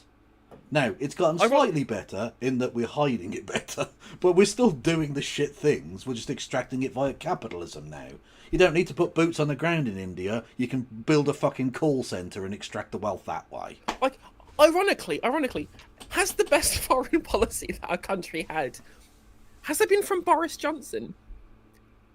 Is that the fucking insane world that we live in, where the least shit on foreign policy, not as time as foreign secretary, because he was the fucking Nazanin fuck-up guy, right? But yeah, Boris Johnson was in Parliament for such little and small amount of time. Well, no, that's he just like, got elected, gave Ukraine a bunch of weapons, and then immediately had to resign. Well, that's what I'm thinking. Maybe Lettuce Bitch, because she wasn't there long enough. The only significant thing she did was technically she killed the head of state of lots of countries around the world. So, like, technically, they were without a head of state for a while because she was dead. So, like, maybe Liz Truss is the best foreign policy prime minister ever. Maybe it's just Harold Macmillan because of how much decolonialization he oversaw. Well, yeah, but you could be like, well, maybe, but you can also argue that with Wilson as well. I think, but again, he was also shit. They're all fucking terrible. They're all atrociously bad.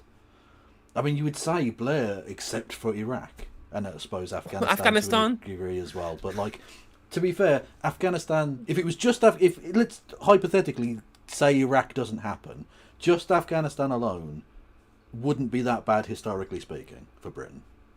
If you were prime minister for 10 years and you only did one evil thing in Asia, like you did, that was you're like a fucking saint by comparison. You know what I mean? I think the parliamentarian who's had the biggest positive effect on foreign policy is probably Ed Miliband. It's because Ed Miliband basically stopped a bunch of Western intervention in Syria. So because he voted against the Syria airstrikes that made a bunch of that embarrassed the Conservative government, and it was the Tories losing that vote in Parliament that stopped Obama from joining. That's a genuine fact, that right? So Ed Miliband's time in opposition potentially stymied further escalation of American intervention in Syria, which is, for someone who we all mocked for not being tough enough, clearly he was. I was going to do a joke that might have landed me in jail for 14 years, so I won't do it. I'll just say it was a spicy one and it would have been very funny. I might have to type out to you later. in private, so it's not illegal. Green MPs in Parliament, it now puts us at the heart of the British political debate. We need to keep our leadership there, having won that. And my vision is one where we take the grassroots nature of the party. Ellie and I have got that lifetime record of being environmental and social campaigners. That's something we've done all our lives in the wider world and now in politics. And we want to take those causes, whether it's the cause for a wealth tax, whether it's the cause for a genuinely ethical foreign policy stopping the Gaza genocide, or whether it's about ensuring we're supporting the most vulnerable in society. On all those things, we're bringing those voices in. And we can show that Greens have... Just as a historian or whatever, I'm fascinated. I want Polanski to say, which Labour government had a good foreign policy? Because there aren't that many of them. We must bear in mind, four in the 20th century. So 5, 6 Labour Prime Ministers? Ever? Which one of them had an ethical foreign policy, pray tell? Got that alternative vision that so many people are crying out for, that I'm convinced can get us many more MPs elected, because we know how to do it now. We've shown that we can get Green MPs elected. We can do that on a bigger scale next time, and we'll be in a really strong position if there's a hung parliament to actually shape the future of the country. And having been part of a leading part of the Green Party, stepping up at so many times over the last 25 plus years that I've been involved, we're really... Also, we don't make enough fun of the fact that it's called a hung parliament. Because that's a very funny phrase. We're so used to being a strange shit country that even the phrase hung parliament, that's just normal. That's a normal thing to say. Let's call it the grey sweatpant bulge parliament. Why not? Now a pivotal movement to have a huge influence on the future of the country. Okay, and Zach, if you were elected Green leader, what would your priorities be? Would they differ from, what Adrian has just laid out there? Yes, I think it's about a relentless focus on lowering bills. I think it's undoubtedly true that 89% of people with polling shows want to see strong action on the climate crisis. However, you hear constantly that people are very worried about their bills going up. And we know that's because the government have been subsidising all of the wrong things. And ultimately what we need to be doing is making sure we're having a relentless focus that action on the climate will lower your bills. And we know that the likes of Nigel Farage and charlatans and Reform Party are constantly pushing this false binary that ultimately action on the climate... Absolutely true. Any time Dennis Skinner was in there, it was a hung parliament. True. Man had to wheel his balls in a fucking wheelbarrow. Absolutely did. I still refer to him as Dodgy Dave. Still, my favourite line from him was it the only things in the 80s that were growing with the lines of coke in front of... Well, he called him Boy George, which is his name for George Osborne. So literally, basically just saying, no, you were taking lots of drugs in the 80s, you prick. Which is like, you're allowed to say illegal shit in Parliament. You can literally say, I put it to the opposition that he's a rapist and a murderer. And they can't do you for it. You're allowed to say anything. But it is parliamentary. Vaminsky asks, is one of the independents not a former Green that was looked over for funding? I believe so. Wasn't that Adnan Hussein? Who wanted to run as a Green MP, or at least get some kind of deal. Was he the guy from Bradford? Or have I got that mixed up with somebody else? I think Adnan Hussein is the Bradford one, yeah. Or was it because Ayub Khan was the former Lib Dem, Shock Adam is the optometrist, and Mohammed Iqbal who has the bad optometry shop in Sheffield, in Leicester. In Leicester. And there was Iqbal Mohammed was the one who did the pro-cousin marriage speech in Parliament. Bit weird, mate. You don't need again. They're an odd bunch, all unified by not wanting to do genocide. So that's nice. But then, other than that, I don't know. Oh, Hussein is Blackburn. That's where he's from. Oh, he's from Blackburn. Okay. Oh, so there's the MP. He's the MP for Blackburn, but he was born in Burnley because, of course, he was. Oh wow! Well, that must go down well. Fucking hell. Anyway, well, I suppose Manchester's got a Scouse mayor. It can happen. What was I going to say? Oh yeah. So was that Jack Straw's old seat, Blackburn, wasn't it? What a change! What a change that is. Climate will cost jobs or make things more expensive. expensive. Jack Straw was another unethical Labour Foreign Secretary, wasn't he? He was indeed. Fucking prick. When actually the exact opposite is the truth. Andrea Jenkins, who was just elected Mayor of Reform, her dangerous policies will lose 12,500 jobs. So I think we absolutely need to be out there on the front foot saying we stand with workers, we stand with the working class in this country, we stand with the precariat. And what I mean by the precariat is those people who are living bill to bill or job to job, who ultimately, if they just got sick for a few days, would lose their job. And there are so many people in this country who are facing that, just trying to get through. It sounds too much like precariote, though, which is like the little sea creatures that evolved and then became animals. Like the little single-celled amoeba motherfuckers. Which, like, okay, I mean, I stand with them too, I guess. I mean, standing with them doesn't make sense because they hadn't developed legs yet, but okay.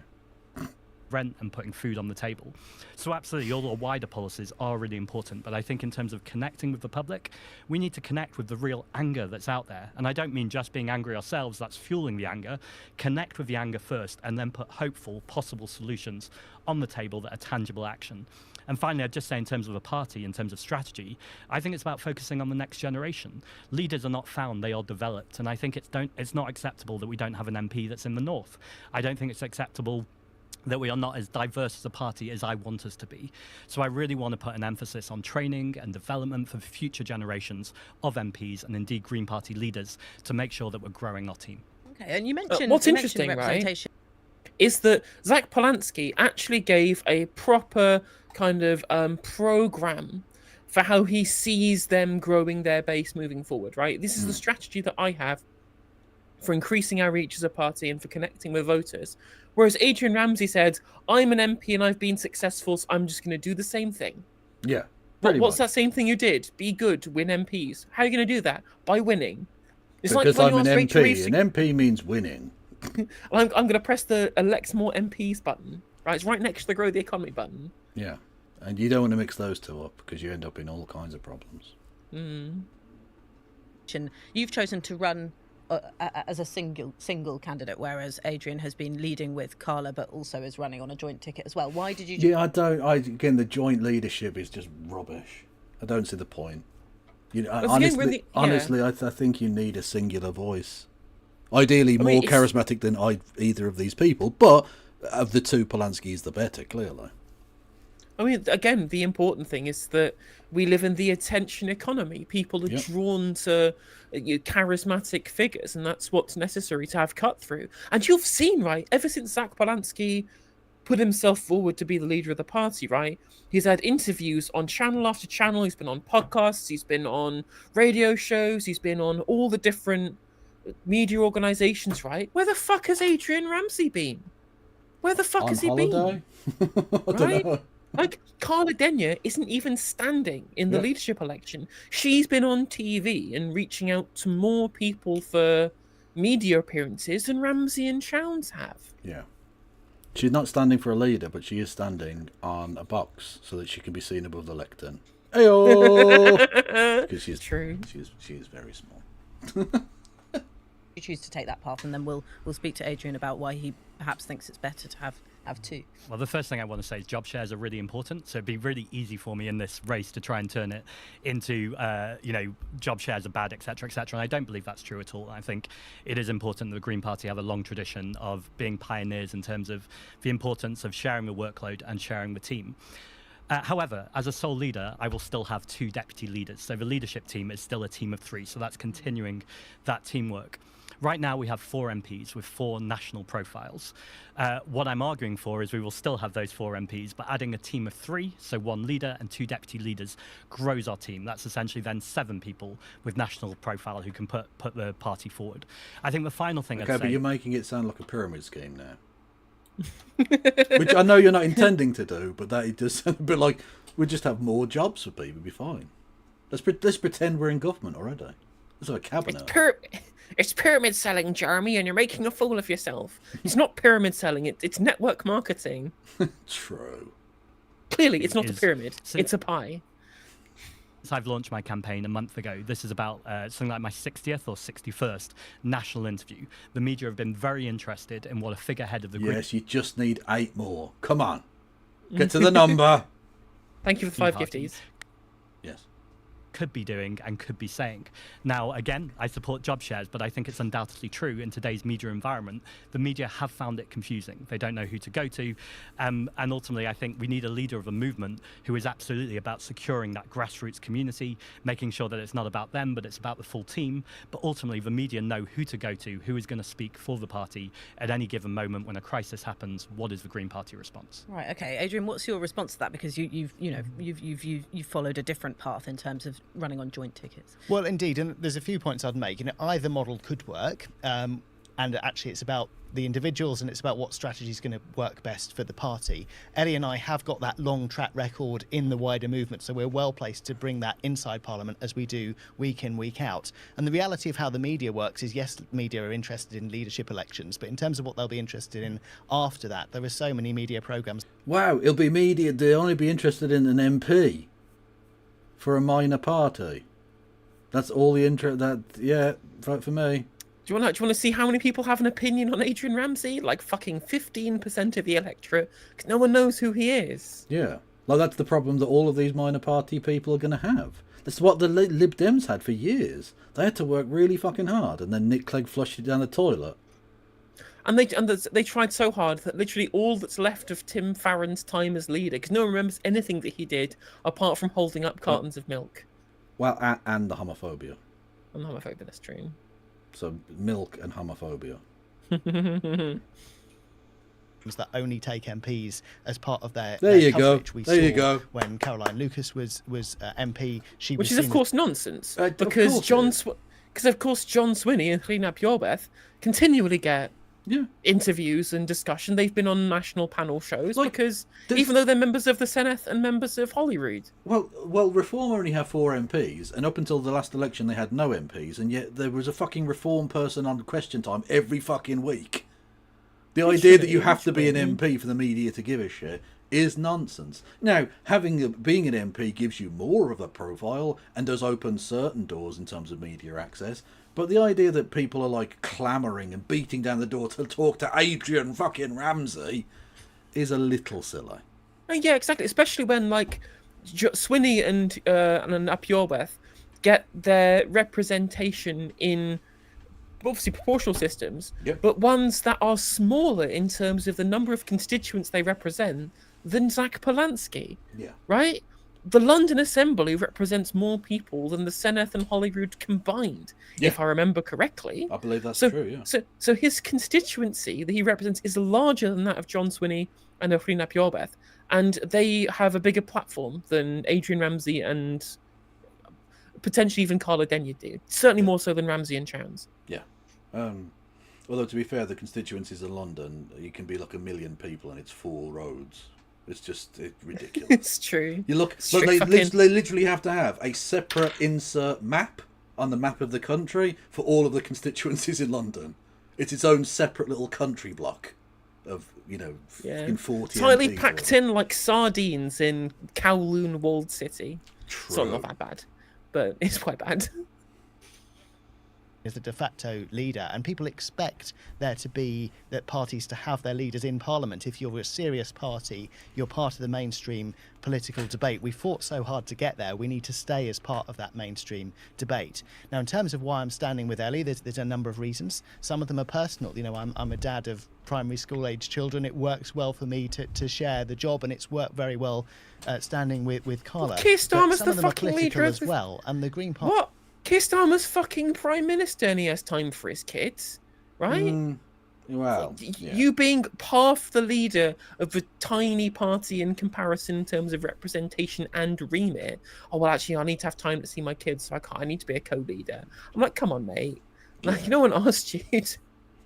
Yeah, it's a bit silly. Also, the idea that the leader has to be in Parliament. Again, Nigel Farage achieved everything he wanted in politics and then didn't even want to run for Parliament. He had to be goaded into it by fucking gammon-faced Morgan.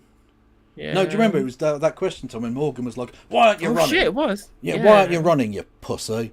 And basically goaded him into running. So you don't have to be in Parliament. He achieved everything he wanted to whilst never being in Parliament. Or achieved the lifetime's goal that he probably thought he might get to see on his deathbed. in, you know, the prime of it. Well, prime is like he's old, but whatever. Before he was ever elected to Parliament. Now he's just sort of, I don't know, doing his weird little political victory lap bit, and it might lead to him becoming prime minister. Maybe. I still think they're going to struggle because they're just, I mean, look how badly organised. How many fucking MPs they've already lost 2 MPs, so they've gone from 5 to 4 to 5 to 4. Brilliantly. And how many of those councillors have already had to step down? Not only because they've got, you know, jobs that they didn't realise they couldn't also be a councillor with, but they've just had to because of corruption and all kinds of crazy shit. Mad. They've got an 18-year-old running fucking Warwickshire Council. It's mental. Like, that's a recipe for long-term disaster. Come on. Did you see the Nottingham councillor who literally organised a fucking interview with like a local radio station and was asked a bunch of questions and read off a prepared statement and then just said, I don't know, for every other question answered. That's amazing.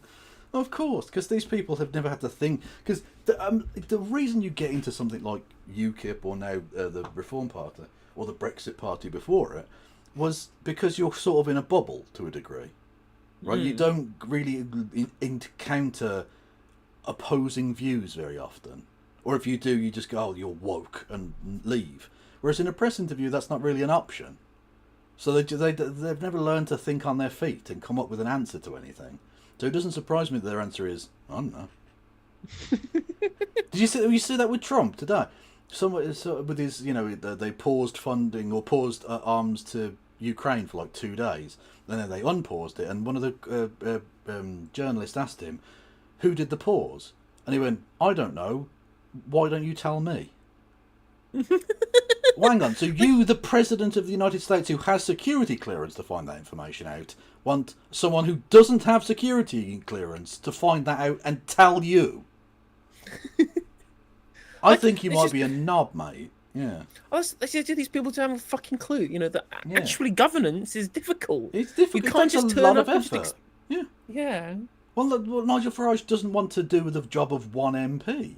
How the fuck is he going to handle being a Prime Minister? You know you have to go to lots of meetings. You don't get to turn up in your constituency once a month and take a selfie for fucking Twitter and then leave.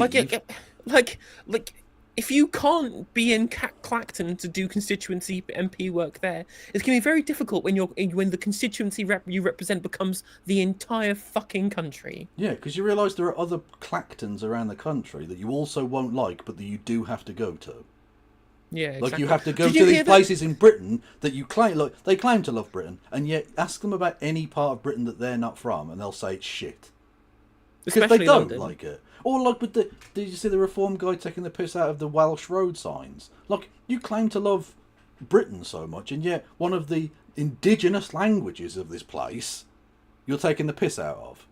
They've one of the few fucking places that have kept hold of their heritage and are trying to protect it. And you're like, oh, silly, look at all these weird names they've got for it. There's English is on it as well, you prick. Just fucking drive to your location. Fucking exactly.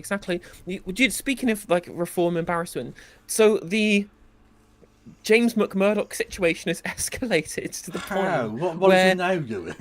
I mean, turns out that the stuff that he might have done might be far more serious than he thought it was. And so now he's been asked specifically by the party, you need to resign as an MP. You should resign as an MP, right? Because the scandal is so bad, we don't want it to be in the public, like the public facing. We don't want to be public facing whilst any of the kind of rigmarole about the investigation goes on. Just step down, do it behind closed doors. Let's just make everyone concentrate on the by-election, which almost certainly they would win, right? Yeah. Rather than having it dragged across the coals for 12 months, an investigation goes on and it's hole in the political mind, right? When in fact they want more elections. Like if you're Reform UK, you want by-elections every week because you'll win all of them. You'll fucking win, right? There's no reason for Reform not to want a by-election because they won by like fucking 100 votes last time against Labour. Yeah, what they definitely don't want is him to stick around as a Reform MP, even if he's technically independent or whatever, but like he's a Reform MP, and then have to be dragged through the fucking Standards Committee and have a 10-day suspension and then the recall fucking shit and then be kicked out and then there's a by-election. Because that's an election they might not win so comfortably. Exactly. Like, and yeah, like whoever's in charge of the professionalization of reform, they are 100% in the right. I mean, I'm pretty sure James McMurdoch didn't think he was going to be an MP, you know. So he just did a cheeky bit of very serious corruption, in addition to having beaten his wife as well, or girlfriend, whichever one it was, his partner. Party does have a tradition, a different political culture to other traditional parties of the left or of all parts of politics, and that's about being very bottom up, being very collaborative in our style. Oh, so you're against tops? I know, I see. Okay. Well, that's fine. Just get rid of half the electorate, I say. And having co-leaders. Has he taken a position on switches? Because that could be an important demographic for him. Is a way of representing that, showing that we bring together two sets of skills, two sets of backgrounds, yes, building the profiles of those two individuals, but as part of a wider movement. And one of the things... Two different backgrounds. You're both white, middle class, toffee people. Like, you're not that fucking different. It's not like you've got a Jeff Boycott and, I don't know, someone very posh, the Queen. I don't know. Like, it's not... You're not from completely different worlds.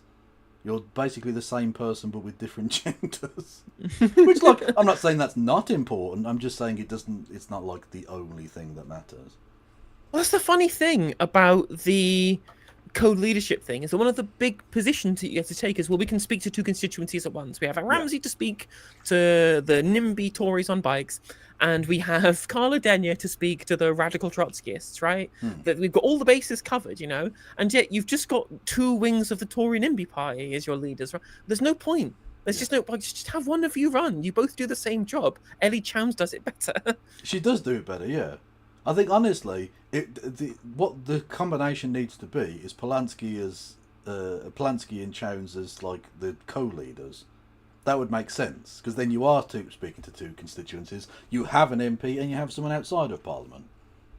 That would make sense, but they're not going to do it. Boycott and Gower, that would have made a lot more sense, because they're both cricketers, rather than the Queen, who is not even alive. Brilliant, Kevin.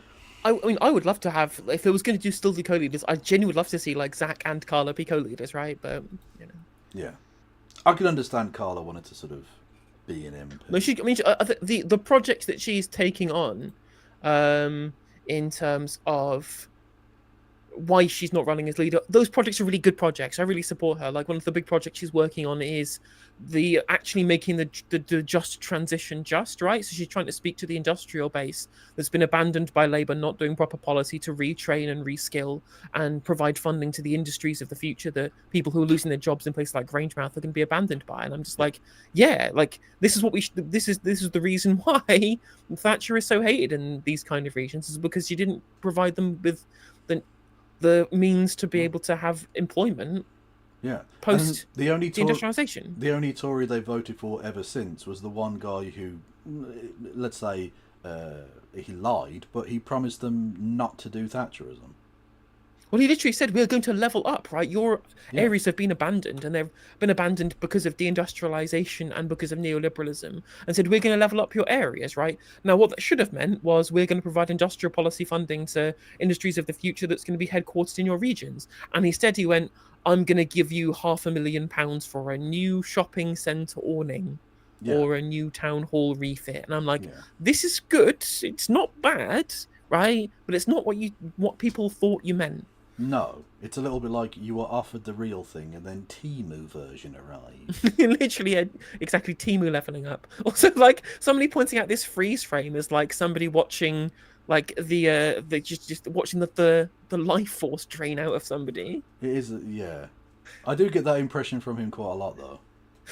I don't think the freeze frame is like doing him dirty. I think that's just him. Things I'm very keen to do as the Green Party grows and we welcome more people into our party. Our membership's grown substantially undermining Carla's leadership. They were offered Northern Powerhouse. He said Northern Powerhouse. That apparently meant something. But, like, I can understand, people voted for him. He lied to them, and hopefully they learned their fucking lesson on that. But they didn't, because they voted for another con artist the next time. But he's just happened to be wearing a red. He was wearing a red rosette this time, so it's fine. And there'll be a cyan fucking con artist in 2029. Honestly, the people of Britain get monorail guide every fucking election, and they don't learn anything. They just go, well, yeah, but this monorail guy's wearing a blue suit, so it's fine. You will have Lyle Lanley, and you're gonna like it. Exactly. I've built monorails in the north, in the south, in Scotland. Hey. We need to protect the traditional values and culture of the party, which is about open and respectful debate, bottom-up approach to party leadership and running of the organisation, very grassroots. We need to protect and value those traditional approaches of the Green Party. Hang on a minute. To professionalise. Pause. I thought you had said, what makes me so great is because we're MPs in Parliament and we're doing things as the MPs and we're special because we're MPs. And now you're saying, well, it needs to be bottom-up grassroots. And I'm just like, well, that's the opposite then. That's what Zach is asking for. Yeah, also, if you're going to celebrate and continue the heritage of the party, that would involve having no MPs. Because you used to have no MPs. Or one MP for a bit, I guess. So there you go. And step up how we run things for ever greater impact. And you both mentioned the media. I mean, a critique, voiced by many journalists about the Greens over the years has been their lack of a leader in the Nigel Farage style. Someone who has a bit of a cult of personality around them, and who media programs and journalists would flock to book to tell the public what the Green Party's stance is on X issue. Zach, you've actually spoken explicitly about learning from Nigel Farage before. Is that part of your, A, running as a single candidate, but B, calling yourself an eco-populist and trying to channel the anger of the voters that you just mentioned? Nigel Farage, A, isn't really a populist, and B, he doesn't own that phrase. Just because you say you want to be a populist does not mean you want to be anything like Nigel Farage. I mean, that is true, but I think it's the media cut through that's important, right? And what's interesting is people say, well, Zach Polanski will never get media cut through because they'll just talk about the hypno-boob moment. And I'm just like, Nigel Farage is the most popular party. Well, Nigel Farage is the one who's most likely to be Prime Minister at the next election. And he is viral on TikTok for saying the genuine phrase, hawk tour on your bussy as it claps, right? Yeah. Nothing like Hypno Boob from 10 years ago. How is that in any way relevant if hawk tour on your bussy as it claps is also irrelevant, right? Hang on, so Hypno Boob, someone mentioned that in chat earlier. Is that a Farage thing? No, it's a Zach Polanski thing. Oh, is it? Oh, okay. I don't fucking know. Someone said something about Hypno basically a Sun journalist emailed him in 2013 saying, can you do hypnotherapy to increase my breast size? And he was like, it's fine, I'll do some hypnotherapy for you. Because, of course, someone was saying, can you give me money for this thing that isn't real? Yeah. And so he was like, oh, fuck, I'll take a Sun journalist's money, whatever. And then they've gone, oh, he's the guy who thinks he can enlarge people's brains, people's boobs through hypnotism. And I'm just like, hypnotherapy is nonsense. It's not a real thing in 99% of cases, right? Like, this was 12 years ago. Who fucking cares? I want to start this answer with I despise Nigel Farage's politics. So none of this is about taking any policy or any kind of cultural management from how Farage and his MPs behave. And also, I think Nigel Farage just blows Adrian's argument out the water. Nigel Farage was not an MP when he created huge transformational change in this country. Now, I think all of us in this room, or at least me and Adrian, would argue that Brexit has been a disaster, and none of that was positive for the country. But if we're talking about systemic processes, if we're talking about how Farage communicated before he was an MP, how he had a strong narrative, how he repeated that narrative, the media were not saying you're not an MP, you can't have a seat at this table. He was all over the media. Now, I also accept that GB News is a 24/7 propaganda machine for Reform, and Reform have very deep pockets of multimillionaires and billionaires, so it's undoubtedly true that it's easier for them to get media time. That's why we've got to get better at podcasts. That's why we've got to get better at social media. We need podcast. He's right, though. He's absolutely right. Like, people will say, well, Twitter isn't real life. And of course, Twitter isn't real life, right? But engaging with the media is real life. Donald Trump is now at this moment destroying fucking American unipolarity because he spoke to some idiots on some podcasts, right? Like a huge kind of sector of the swing electorate of the last American election were people who were completely politically disinterested, who remember Donald Trump from Theo Von or from the Andrew Schultz podcast. I was about to say, are you blaming Theo Von for the rise of American fascism? Yes, I mean, I am absolutely directly blaming Theo Von for the rise of American fascism because that's the audience that's disaffected. The people who are politically engaged, the high propensity voters, they've already made their mind up. You're not reaching these people unless you do serious briefcase politics, right? And they have their minds made up in America as well. They're very entrenched in their viewpoints, right? But you win people over to new political parties and new political positions by reaching out to those who have been underserved. And we have a very large community of underserved people in this country because of the failure of neoliberalism for the past 46 fucking years, right? So if you want to, you're not going to, it's so much harder to win over somebody who already has a political position they agree with, because when a lot of these people already have made their minds up and are voting Green after leaving Labour because they're politically engaged. Yeah. But people who just are tangentially involved or don't even care about politics a lot, they will watch and listen to podcasts. They'll watch the fucking Sidemen or some shit, right? Remember Grime for Corbyn in 2017? Yeah.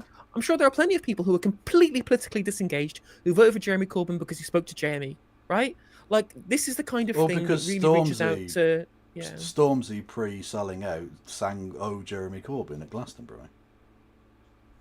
Like, that happened, again, you know? like, yeah. It's totally true. It's totally true. Yeah. Anyway, so Theo Von also goes to the 21st century Nuremberg trials for his crimes. He was complicit in this. Okay, fact. And Joe Rogan's there just for being a dickhead, but you know. I mean, Joe Rogan was an explicit propagandist, right? Whereas Theo Von is just an idiot. He was just like, oh, this is a famous person. I'll have the famous person on the podcast, right? Because he's had Bernie Sanders and Hassan Piker and like J.D. Vance on and shit. Like, he's not exactly a wingnut. He's just an idiot. No, but he has them on, and then like, well, he's sort of he's an idiot. He just asks and then goes like, "What is politics?" And then they just get to talk. Like, it's mad. But it is interesting that it does, as has been pointed out, it defangs the fascism nature of it. It humanises them to audiences. Yeah. What has been interesting in some cases, it's also been used to get an idiot to ask the questions because they don't have a filter that what journalists have. Like, there's a really great moment on the Diary of a CEO podcast when they had Boris Johnson on and the fucking Diary of what's the fucking Stephen something, Bella and hate him, right? When he genuinely asked the question, like, well, didn't you just fuck up everything during the pandemic? Like, how can you justify any of this? And Boris Johnson just got taken aback because he wasn't used to being asked the question directly. Because for a lot of members of the public, it is very simple. It's not a difficult, nuanced issue. It's just, you fucked up. Yeah. Explain yourself. Yeah. 8DX, man, I'm going to ask for an apology, but I will read out what you said. In practical terms, both Keba and Helena are basically the same as podcasters. You take that fucking back now. Well, podcasters talk for the entire time. We talk for 30% of the time. Exactly. Right? We are even lazier than podcasters. Get it right. We really are. We can allow dead air because someone else on the video is talking. So it's literally. I mean, morally we're worse, but like I just want to say I'm not a podcaster. If I ever do a podcast, or if I ever start a podcast, like I might go on a podcast. But if I ever start a podcast, you have my permission to kill me in the video game Minecraft. But I think the niche that we have that podcasters don't is that we interact with the audience, which I think is better. Actually, there's much better having the audience interaction than you get in podcasters just making fucking prepared content. If you don't interact with the audience, what you're essentially doing is like radio. You're not even doing like, that's the podcast is just radio for, I don't know. Well, it makes for more honest content. I think is what's important. Yeah, the only podcasts I listen to are about weird shit, like fucking train disasters or something. Like I don't fucking listen, or like fucking stadium collapses. That's the shit I want to watch. I don't want to listen to fucking two briefcase cunts talking about how great Keir Starmer is. Fucking hell. My TikTok feed keeps throwing me up like podcasts that have clearly been funded by the fucking Fabian Society or some shit, right? And it's just, we interviewed this person who's like I don't know, like Abdi Douali from the London Labour Party. I'm just like, this person's obviously from like Labour Together or Labour First, right? Can Praful Nargund never appear in front of my eyeballs ever again, please? You're a loser who is known purely for losing a safe Labour seat. Go away. Like when they had him on Newsnight, he said, well, I'm now the director of the Good Growth Foundation.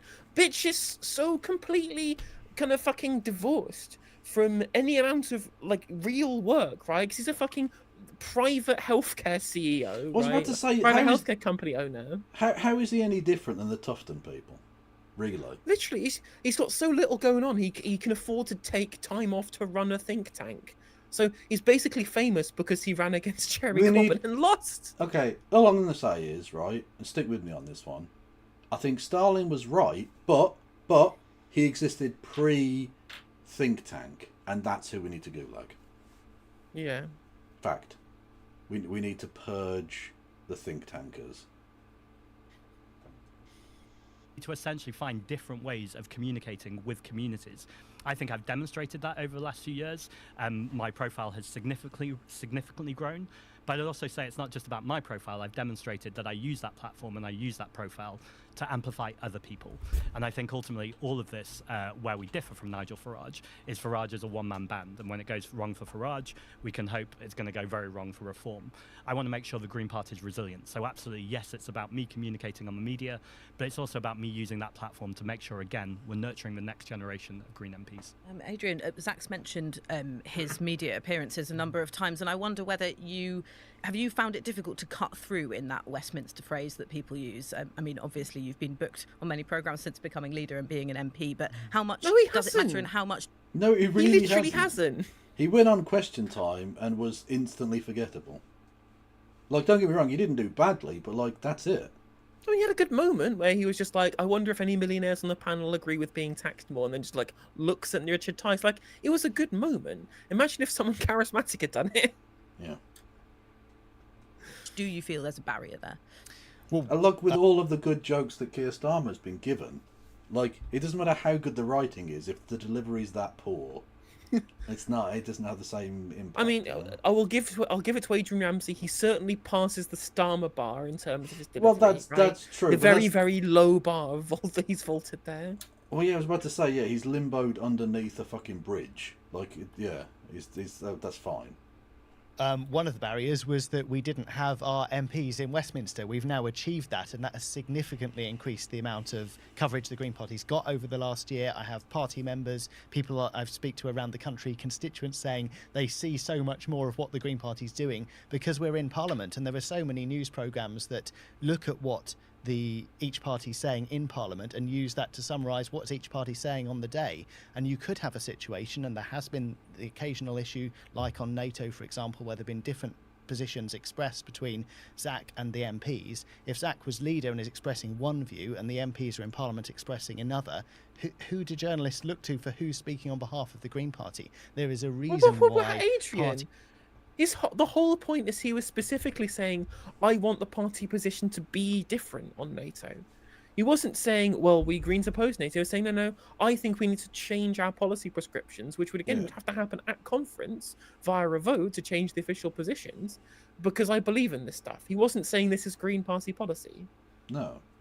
And I think it's silly. I think that having a NATO fight in a post-Russo-Ukrainian war world, internal politics, is a waste of everybody's time. And it's only going to put people off. Basically, it's the same reason why I think that the new Corbyn party is going to lose a lot of votes when a bunch of young people who are very pro-EU are going to have to run into the fact that as a Bennite, Corbyn does not like the European Union, and a bunch of these people also don't like the EU. In many respects, it's one of the a very good piece of analysis that the NATO thing is much like the Brexit fight. It's a fight that, because of circumstances outside of any politician acting now's control, it's basically a done deal. Yeah. The NATO thing is going to be around for a bit. Thanks, Vladimir, you stupid cunt. Putin, you made a dying organisation rise from the grave like Undertaker out of his fucking coffin. in the one GIF that everyone does. Anyway, it's that thing, right? And with Brexit, it's a done deal. We're not rejoining the EU anytime soon. So, like, the fucking constant whinging about it from the Lib Dems, it's a dead issue. Now, I realise for the Lib Dems, that's the exact voter they're going for, is the FBPE loser. But if you want to be a genuine party of government or something, it's a done deal. It's not going to happen. The ultimate Remainer is now the Prime Minister who wants to make Brexit work. I think that tells you something. You know, sometimes you've got to just suck it up and deal with reality. I fucking despise NATO and would love Britain to leave at some point, but it's not going to happen anytime soon. And probably wouldn't be in Britain's interest to do so anytime soon. And it's politically repellent. It's politically repellent to 90% of the country. Yeah. Actually, I was explaining that to my friend. That's why I decided to call this I choose dumb names for my streams because I don't want people to click onto it. So I called it the Slopaganda of the Deed, which is based on the anarchist thing of doing terrorism, basically. And I was explaining how, like, the reason it didn't work wasn't just because it was obviously morally iffy, but because if your whole goal is to unite the working class, then making 80% of them despise you, it's probably not a great policy, really. No, exactly. Like, you need to actually win people over. You need to meet the working class where they are at. Well, at least to some extent, right? You also have to be able to win them over as on other positions too. But I'm not suggesting you just agree with them. Yeah, of course not. It's much easier to win people over on the efficacy of allowing the increased level of care worker visas than it is on saying we need to completely rewrite our geopolitical relationships, you know? Yeah. Or being like, actually, I think we should accept more immigrants. Because people don't want that. What's funny is that a Reform Council leader just recently wrote to fucking Yvette Cooper saying, can we have more care worker visas, please? Like, please, can we have a more lax migration policy? See, this is the thing. They get into government and they realise, oh yeah, that thing we campaigned on, that core issue. Oh, that's bollocks. That doesn't fucking work in our situation. Brilliant. And again, it's just so stupid because, again, like, every single party runs on anti-immigration, gets into government and goes, hang on a minute, if we stop all the immigration, we'll end up like fucking Japan. Yeah. You know? Like, they look at the numbers and go, this shit, like, the economy relies on this shit. Trump is doing it, right? He's saying he's doing, like, carve-outs for, like, certain industries in certain areas because you need those Mexicans to pick plants for it. Or not Mexican, you know, the Latin American people to do that grunt work for nothing. Because that's the entirety of the American economy is propped up by, you know, a Venezuelan guy picking, you know, coffee or whatever. No, they don't grow coffee. You know what I mean? Corn, yeah, whatever. It's all corn. It's all corn everywhere. Corn as far as the eye can see. It's like oilseed rape in the UK. Like, it's the only crop we grow now. True. Just yellow fields, fucking everywhere. All the way across. Yeah, like I mean, speaking of Norfolk, right, which is where Ramsey is from, it's just miles and miles and miles of yellow oilseed rape plants. It's all it is. And it's not even being used for any. It's just for fuel, isn't it? Most of it. And for cooking oil as well. Yeah. Well, yeah, cooking oil, but like I believe I'm right in saying most of the rapeseed oil is like just converted into biofuels. Yeah. So we're not even like doing it to eat or anything. It's like, you know, like with the rainforest stuff. They're cutting down huge amounts of rainforest so that like 20 cows can graze because McDonald's need meat. Have their leaders at the centre of political debate in Westminster. But let me just pick out what we've been talking about here in terms of populism, because I'd make a distinction between populism and being popular. Now, Ellie and I have a track record of showing we can take the Green Party message to the wider public. We're the only candidates in this election to have won first past the post elections. Right, but do you think, was it rural Gloucestershire or wherever the fuck he's from? His seat? His seat is in Norfolk. It's Waveney Valley. Oh, okay. Well, yeah, but it's relatively rural, isn't it? So it's incredibly. It's one of the most rural seats in the country, and you can tell it's rural because it's massive. Yeah. Like, I think it's one of the biggest constituencies by area in England. Let me have a look. Yeah, there are some massive ones in Scotland because it's all mountains. So like it's huge, and you have to take a plane from one constituent to the next. Yeah. So the idea that your very rural constituency is in any way representative, like you went to a very rural place and are now saying you can somehow use that experience to talk to the people of Rotherham or inner city Manchester. Like, no, Yeah, of course you exactly. fucking can't. That's the completely different. You might as well be in a different country. And I mean that quite literally. The opinions, the attitudes, the social prevailing culture, it's very different. Oh, and much more different now than it was 40 years ago as well.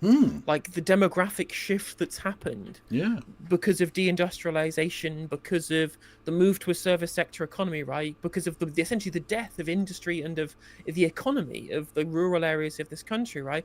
All of these areas have been subsumed into the big population centers. So even places that probably would have usually set up in a rural area now have to set up in the population centers because that's where all the service sector jobs are. That's where all the people are. So you have these just giant communities of young people who can't live in their rural constituencies where they were born, where their parents grew up and had industry jobs, where those industries have died, right? Well, there's no jobs for me here. First of all, they're going to move to a university, which is all in the cities, and they're going to stick around. Sorry, one sec. They're going to stick around in those cities because that's where all the jobs are, and they're never going to return. So whereas we had a normal population distribution by age 40 years ago, we now have this crazy redistribution where all the old people live in rural areas and all the young people live in urban areas, and that's really distorting for democracy. And Adrian Ramsey winning over a bunch of biddies in Waveney Valley may be all well and good, but that's not going to speak in any terms to the legion of potential Green voters, that the majority of whom are under 45 and live in cities.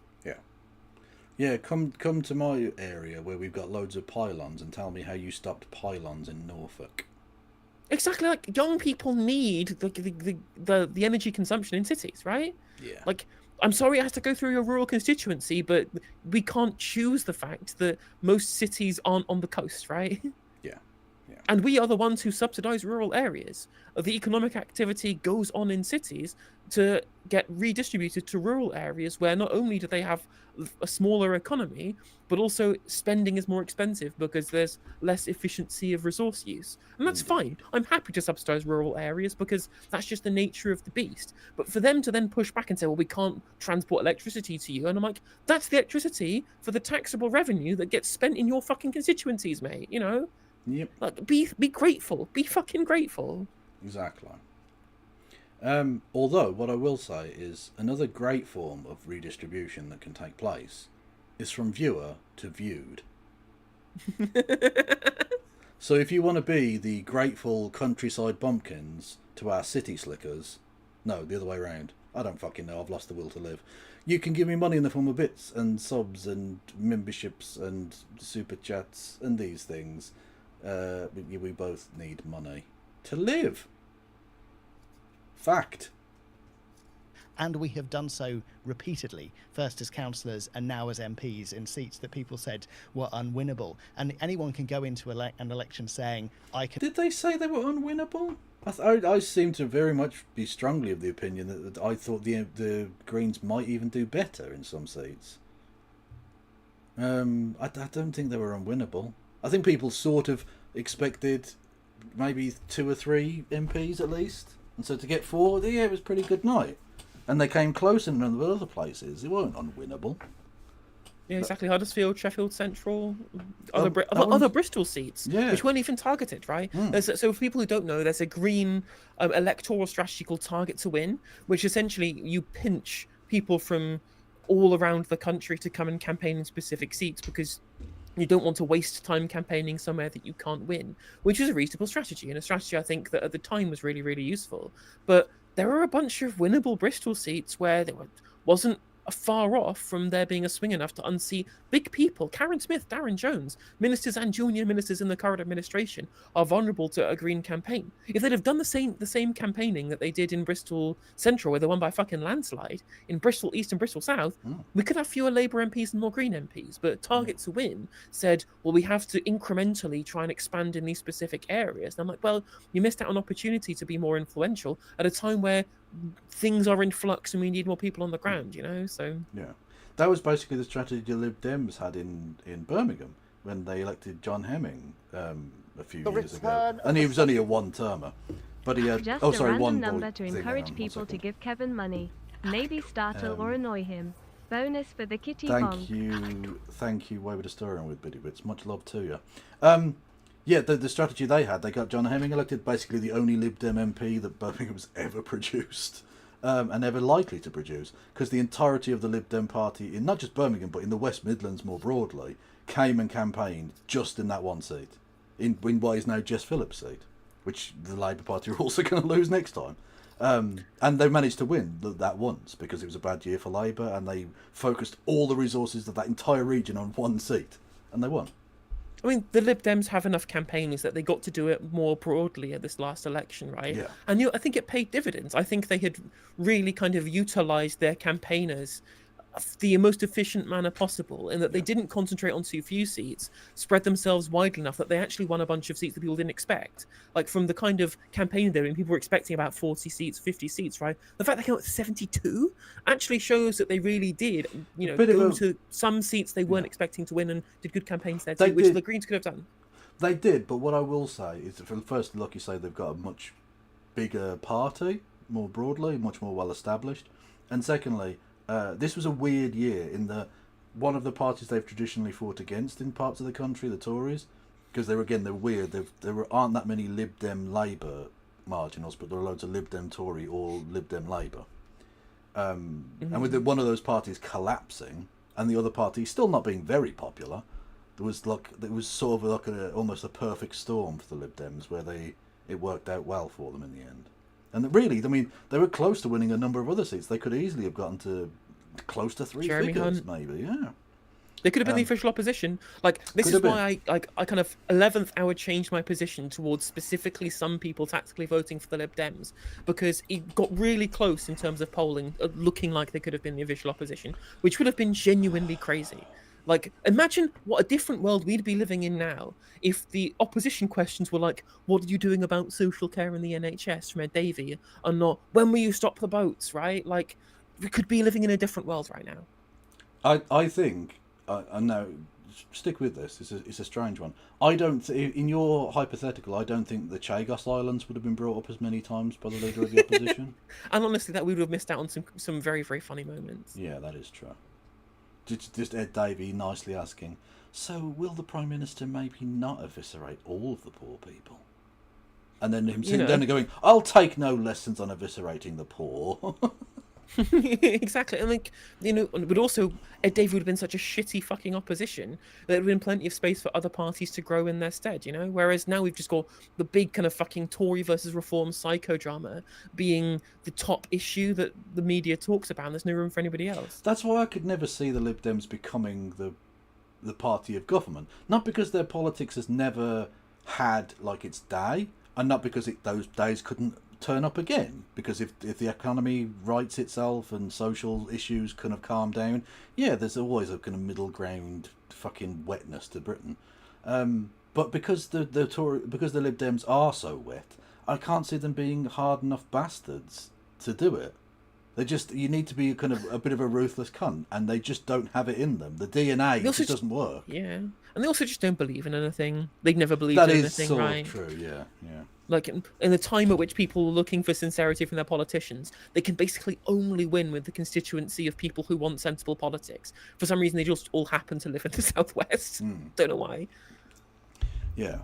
Although it was funny to see him doing, like, fucking windsurfing and stuff. That was huge. I've got to say, that was good. Look, and honestly, that's the only thing anyone will remember from that election, I think. Is just Ed Davey doing fucking ziplining. And also Keir Starmer saying his dad was a toolmaker. That, to be fair, that was just because it was every 5 seconds. Yeah. It's true. It was impossible to another. I mean, the best bit was when he got angry at the audience for laughing at it. He misunderstood because he didn't realise that it was a meme that he keeps saying it. So they thought. I think he genuinely was offended because he thought they were being like classist against his working class dad. When actually they were just laughing at him because he keeps fucking. He did the line. That's why they were laughing. Like the bit from popular. So a bit from Family Guy with like 9. 11. Hey. I I think you have to look at the evidence, and the evidence that Ellie and I have got is that we've won first past the post elections for ourselves, for people around the country leading the Green Party to have over 850 councillors. That's doubled from when Carla and I became co-leaders. And we've done that because we've communicated Green Party policies in a way that's built that broad support and won over people. Did Polanski stood at the election, didn't they? No, Did he not? I didn't think he did. Oh, okay. Oh, I'm wrong. I know he was already elected in the London Assembly, but that doesn't stop you. True. There are people who are literally MSPs and MPs, which is fucking mental. Across the spectrum, including people wanting a progressive voice in politics. So that's about being popular. Populism, though, and there is a difference between us here, I am very sceptical of. If you look at populist leaders in recent years, Boris Johnson being the obvious one, the cult of personality. He wasn't really populist in any way. He was mildly, on Thatcher, and that's it. Really. He was pretty milquetoast nonsense.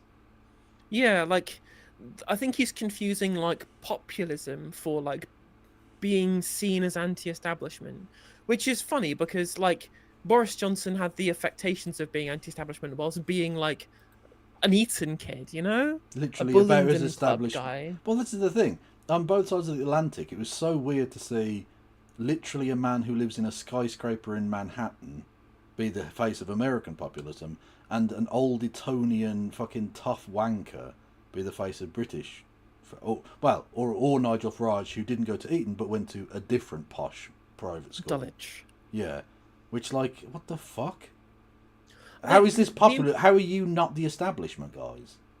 I mean, what's important is that the definition of populism is the corralling of a political movement around a perceived elite, right? Yeah. Around a perceived group of people who are against the broader kind of common folk of society. Yes. That's the definition of populism. And Johnson didn't really do that. No. Farage does. Farage does market himself in this way, but Johnson never really did. He got elected because he said, get Brexit done, right? Yeah. That's what he said. That's how he got elected, you know? Yeah. Well, the X-Man asks, wasn't Boris populist on Brexit? Well, again, I know what you mean by that, and he certainly tried to pitch himself in that way. But you didn't have to be populist to be pro-Brexit. There was the Lexit argument existed.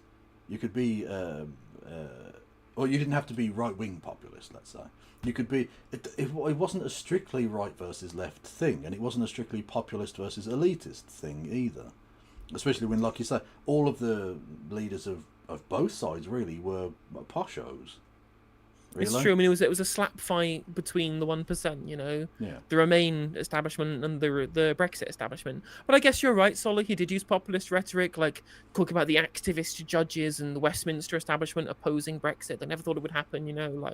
I guess that is basically true. True, but the activist judges didn't like the fact that he lied to the Queen.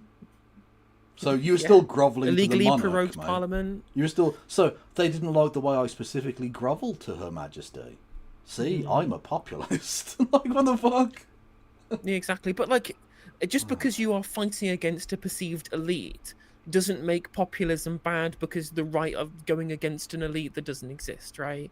But of course the difference is that left populism is different because we talk about an economic elite rather than a cultural elite, and of course this economic elite actually exists, unlike the cultural elite that they just pretend exists. No, that doesn't. The only elite that exists is the wokerati.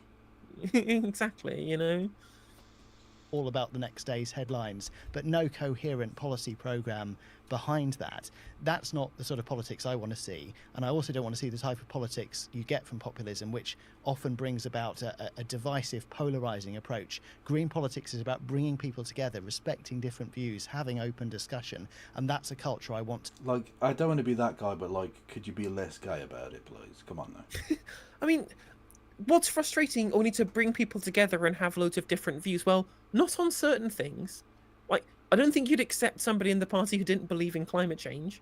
I don't think you'd accept someone into the Conservative Party who supported communism, right? Political parties exist because they represent an ideological group. There are only so many disagreements that you can have, and at some point you're going to have to admit that politics is about winning. It's about implementing an ideological platform for ideological ends. You can't just speak for everybody. Like every prime minister says, I'm going to be the speaking for every single person in Britain. Well, no, you're not. No. You're supposed to win an election to try and represent the majority, not everybody, right? The whole point of no, go on. The whole point of politics is to get people to agree with your ideological solution for the problems of the country. You know? Yeah. And again, as has been has been well pointed out by Alex in chat, right? The country is already polarized. It's already divided, right? There is already divisions. The point of having a populist left party is to ensure that the division that we focus on, the polarization that we put into the public consciousness, is about the rich versus the poor. It's about the bourgeois versus the proletariat, rather than the woke against the anti-woke, you know? Like, yeah. In times of decline, there's always going to be a polarization. True. This is just some soy nonsense. Let's be honest. That's what he's doing here. Is just bland, nothing politics. And again, when it's politics of a different era, that's what it is. It's politics of an ascendant country rather than a declining country. And we are a declining country. Like people are wanting to find somebody to blame, you know. And if we don't point the finger at the people who are literally actually to blame, which is the super rich, then people are going to find somebody else to blame, and it will inevitably be some kind of social minority. Yep. To nurture inside the Green Party and in society. Adrian, clearly very uncomfortable about that eco-populism label. Can you explain to our listeners what you actually mean by that? Yeah, populism just means the 99% versus the 1%. So Adrian can't talk about a wealth tax at the same time as saying he doesn't support populism. Those eyes wanted to murder. Did you see that? Yeah. Ultimately, it's about saying let's redistribute the wealth of the multimillionaires and billionaires in this country. People are earning money while they sleep, not with their hands, not with their brains, while the rest of us, the 99%, are struggling with broken services, with water companies. It's so disgusting to me that you would be offended that people spend their hard labour owning things. Zach, do you know how difficult it is being an owner of things? They work really hard at owning. It's a really good line, though. I'm glad that he's brought that out. I mean, again, we are trying to force through a Marxist discourse in this country. Like, people will try and tell you that that's not Marxist, right? And it may be more kind of universal than kind of orthodox Marxism, but it basically is, right?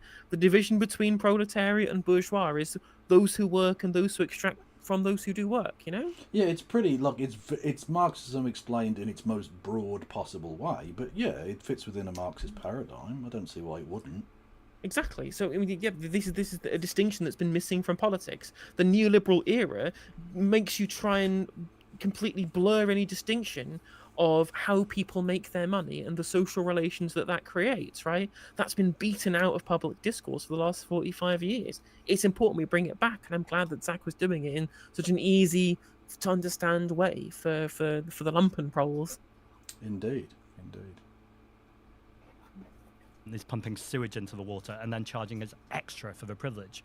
The other thing I really want to say is that our most successful elections ever have been when our MPs are not in Parliament. In fact, the only time when we had a dip was when our leaders are not in Parliament.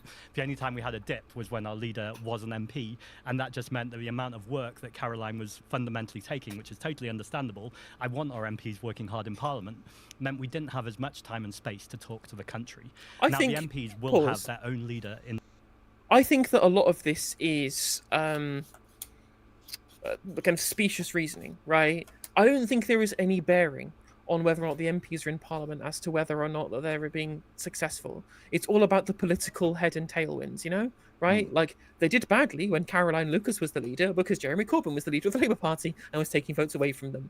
That was nothing to do with the position of Caroline Lucas at all. I think she was a pretty good political advocate for the Green Party. I think she was a good MP. I think she was really good in terms of her speaking. But she was never going to compete with the Corbyn Party that was offering everything the Greens were offering, but with the ability to actually get into government. Well, just to sort of back that point up, polling suggests that if the Jeremy Corbyn-led independent group party type thing were to be established and that Poland... Trotskyists are us. Yes. Then they would largely take votes away from...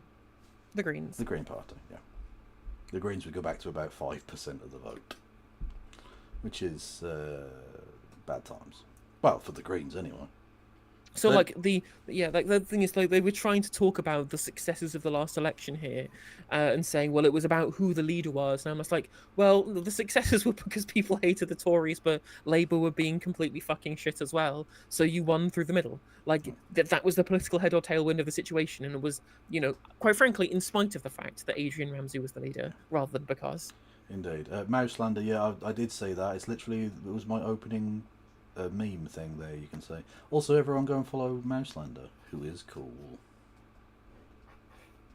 In Parliament, that's the head of the MPs. So ultimately, this is a co-leader model. It's me leading the movement and them leading the MPs. I do want to pick up on the NATO comment, because I've heard Adrian say this a few times. I don't think what I'm saying is contentious, and I think Adrian's being a little bit tricky here, making it contentious. Can I just explain to our listeners, it's that you have said that you think that Green Party, if it were in government, should take the UK out of NATO, whereas the Green Manifesto said committed to staying within NATO to reform NATO. it. So it's much more nuanced than that. Our policy used to be to leave NATO. I believe Adrian abstained at conference on changing it to reforming within NATO. So it's interesting that you're taking a much stronger line now. My argument is since then, circumstances have changed. Donald Trump is threatening to annex Greenland. So anyone, even if they support NATO, has to say what happens if we trigger Article 5. Do we go to a war with America, or do we actually go, now is the time to build alliances based on diplomacy, based on peace, with the global south, with our European neighbours, and start looking at what alternative processes are? It is a misrepresentation of my view to suggest that I'm for leaving NATO right now. What I'm for is saying, let's start a process of building those alliances so we're not reliant on Donald Trump, the same man, if you want to talk about the genocide in Gaza, who's saying he wants to turn Gaza into luxury condos. It is incoherent to say that we can maintain a special relationship with America when we have Donald Trump, a tyrant who is supporting Israel to the hilt, at the same time as saying we want peace and diplomacy in this world. I don't think that's contentious. I think that's just material reality and being coherent and honest about what faces us and saying we need to look at alternatives. So you don't want to leave NATO? Not immediately, but I want to look at a process about how we can build those alliances with the global south, with our European neighbours, which is partly why I wanted to stay in Europe. Ultimately, Europe is meant to be a peace project. Now, I think it's lost its way along the lines, but I think we're better within that project, reforming it and making sure that it is a peace project, rather than saying let's continue to keep these relationships with Donald Trump when 60... Now, see, I sort of agreed generally with what he's saying, but he's managed to tie in the two things I said he should basically stop talking about. Fucking Brexit and NATO. Brilliant. But I think that broadly, if the Greens want to be successful in the 18 to 40 bracket, which is basically where all the Greens votes are coming from anyway, like, you're going to, even if you don't want to rejoin the EU immediately, you're going to have to make pro-EU noises, because these people are burnt. They are really burnt by Brexit. And if you ask any of them, they think Brexit was stupid and they hate it, right? Like, they really do not. They really like it. They feel like their futures have been taken away from them. They don't really have a nuanced position because they don't really know what the EU does or why it might not be true. Perfect, but neither did Brexiteers. That's part of the problem. Well, of course not. But that's why I think that if there's going to be tension between the Greens and the future left-wing party, it's going to be over the EU and it's going to be over Ukraine. Yeah. Right. In that the Green Party position is very clear. The Green Party position is the one that I hold. Right. Which is that we should support Ukraine, and the war of invasion was bad, and we want to try and mitigate some form of peace or resolution as well, you know. And the Corbyn position will be that's terrible because we shouldn't be arming Ukraine because that makes the war last longer, even though that's the opposite of true. Like, yeah, it's annoying. Mouseland, I'm gonna move to Antarctica. I'd move there quick before it fucking melts. Or maybe actually, move there and then wait till it melts and it becomes seafront property. I mean, hopefully, all the Ukraine stuff will be over in 50 days, so we don't have to fucking worry, which would be nice. Yeah, I'm sure it will, because it was definitely going to be done day one of his presidency. So I'm sure it'll definitely give it just another 50 days after the 6 months after the one day. I'm sure it'll happen. Of course it will. Yeah. I believe it. I'm very much looking forward to the Ukraine stuff stopping the split between the social democratic and socialist left. very much would like that to be the case. That That would it's be over, good. we can forget about it. Because we all agree on Gaza, right? We all agree on Gaza. We all agree that Israel's committing genocide. We all hate it, right? There's no issues in that. Yeah, on the Ukraine, real- there's this just gigantic division that's completely irreparable. Honestly, the biggest victim in the Russia-Ukraine war is the Western left. When you think about it. Come on. Really, really, absolutely, you know. To 70% of the military is supplied by America within that bloc. I think most countries would say at the moment we are far too hoc for our international policy with America, and that's why we're seeing disastrous consequences around the world. Okay, so how different is what Zach's laid out to, you know, the prospectus that you represent on NATO, Adrian? Well, I agree with a lot of Zach's wider analysis, but in terms of NATO specifically, Green Party Conference did vote to change our position away from leaving NATO towards being part of a reformed NATO. And the reason we did that is because of the horrific imperialist aggression of Russia towards Ukraine and the need to have ever stronger international solidarity, including European solidarity. And I've been very clear, and I don't know how clear Zach has been, that we need to stand shoulder to shoulder with Ukraine. The Green Party as a very has a very I agree strong with approach Adrian of, Ramsey. Oh opposing no! imperialist wars. I was deeply worried. Shall I order that briefcase for you? Oh no! I am become briefcase chat. Worried about the potential attacks on Iran, but we did say we were happy to support and willing to support sending Also, can we militaries move this to support 1.1 times Ukraine. speed? This guy's so fucking dull. You want to do what, sorry? 1.1 times speed. Yeah, playback speed. There we go. 1.15. Okay. We'll do that. Get to enable it to defend itself against a horrific attack from Putin, and that we need to have a peacekeeping agreement that Europe is at the centre of agreeing, and that the UK military may have a role in sending peacekeeping troops to Ukraine. And I'm very clear on those issues. I'm not sure how clear Zach I'm really is. clear on those issues, but this is why we need a bolder Green Party. I'm talking about solidarity with Ukraine. Adrian's dodging the question and saying we can reform NATO from within, but there's no coherency about how that can That's possibly our happen. policy, though, Zach. That's our policy. Which is why, in a leadership election, you talk about what you think needs to change, and I think that policy is out of date, and I think most people would agree with that. But is Adrian right, you know, regardless of the substance of this issue, is Adrian right that it would Yeah, make... that's the really dumb point, isn't it? Like, that's our policy. Oh, so it can't change. Ever. Yeah, exactly. That has to be for in the million years' time when Ukraine and Russia as concepts don't exist anymore. That has to remain our policy. Literally, it's just like saying, well, I believe we should decriminalise drugs. Oh, but it's already the law that drugs are criminal. You can't just change it. It's like, that's what the election is for. This is a leadership election. But we want to change. No, we can't change our position on the passing of the corn laws. Doesn't make sense. He thinks awkward if a leader of the Green Party sitting outside of the MPs representing what it's committed to in its manifesto had a different view on an issue like this, fundamental issue. Well, I'd start with the party doesn't have a whip, so potentially you could have 4 MPs with different fundamental issues, and we would work that out. I think this is saying that this is someone who speaks for the membership. Adrian's had issues where he's been out in the media and said, first and foremost, I'm a constituency MP. I stand And for my also, the same problem you have with like Labour passing policy at conference as well, in that there's literally no legal incumbency on any member of parliament to ever vote for any policy passed by a conference. You can vote for whatever you like. Like, you can literally... the Lib Dems had the policy to get rid of tuition fees and then voted to triple them. Like, you can just... you can ignore that. It's not real democracy as such.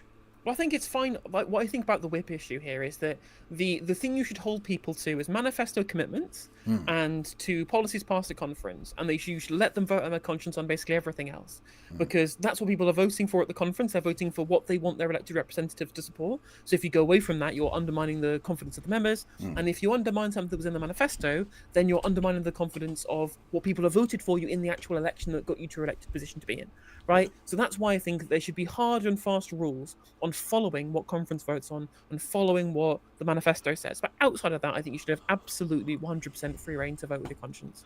Also, it's a bit silly to have a whip with 4 MPs. You can talk that shit through between you in a voice chat. It's, you know what I mean? Like, it's not... I don't think you need... Organisation in that way is a lot easier when you can literally all be in one cupboard together, you know what I mean? Like, Lee Anderson is the chief whip for 4 fucking MPs for reform now. It's very funny. But it's so easy to do that even Lee Anderson can do it. You know what I mean? constituents. What I'm saying is we need a leader of the movement who, yes, absolutely, I represent my constituents in London too, but ultimately we need someone who will speak for the movement and not just speak for a narrow constituency. But exactly, there's nothing like being a constituency MP for being rooted in communities, and indeed the things you've talked about today around community organising, I mean, absolutely, that's why I wrote the How to Win Local... A whip with only 4 people is a sex dungeon. It's a great line. Thank you for that, chat. Honestly, you've made Kevin Chat's asking, do they not have 5 MPs now? Nope. They had 5 for fucking 2 months, and now they have 4 again because James Murdoch has suspended his own whip. Yeah, they elected 5, then Rupert Lowe left. Then they elected another one and had 5, and now whatever his fucking name is, McShitter, McWifebeater has left. So like they went 5-4, 5-4, which is not a correct football formation. There are too many players on the pitch at that point. Stop it. Local elections manual that's enabled the Green Party to have huge successes in growth in our council numbers around the country. Because what we were finding in all those places where we were having big success 10 or more years ago when we wanted to share that success around the country was it is all about listening to communities. It's about building support, starting with where people are at in communicating Green Party policies. So these are true, but the problem is, again, is listening to your constituents will not get you any more MPs elected. Because the places you're going to try and win are not places where no pylons is a winner. Exactly. Like you were elected by like boomers you tricked, basically. No offence, Lucky was a good campaign clearly, and he won in an area which was less likely to go green, which is ironic because it's the only part of the country with green grass in it, or yellow fields, I guess now. But yeah, but that's not a constituency that's like representative. You know, in the same way, to use an American analogy, the way they have the Iowa caucuses is the first thing. Like the whitest, shittest rural shithole state with no big cities in it. Yeah, that really represents Los Angeles and fucking Chicago and Houston. The fuck? And yet, because they're the first ones, they get all the headline. Not new ideas. What's new is your suggestion that by having a big social media presence that we can somehow circumvent the really hard work that's needed to get many more people elected. I have heard you say that in certain debates, but on the issue, I've always said social media alongside Target to Win. Yeah, that's. I mean, I haven't seen it all, but like, if he's got exact quotes on that, I'd be interested to see the receipts. Yeah, like what did Adrian Ramsey think organising in communities even meant? Like, yeah, of course it means having people on the ground. Of course it means campaigning and getting people canvassing, right? Like, if there's anyone who Zach Polanski is at least trying to base his position on, it's like Zohran Mamdani, the guy who won specifically because he had fucking legions of people knocking on doors, right? True. But what's important? What's important about Zohran Mamdani is learning that whilst a lot of people were won over to his positions by his social media campaign, I think there was a small amount of people who genuinely got involved in supporting him in terms of voting by hearing his policies and having their mind changed towards a more socialist outlook. The vast majority of the success of Zohran's social media campaign was getting people to join to canvass.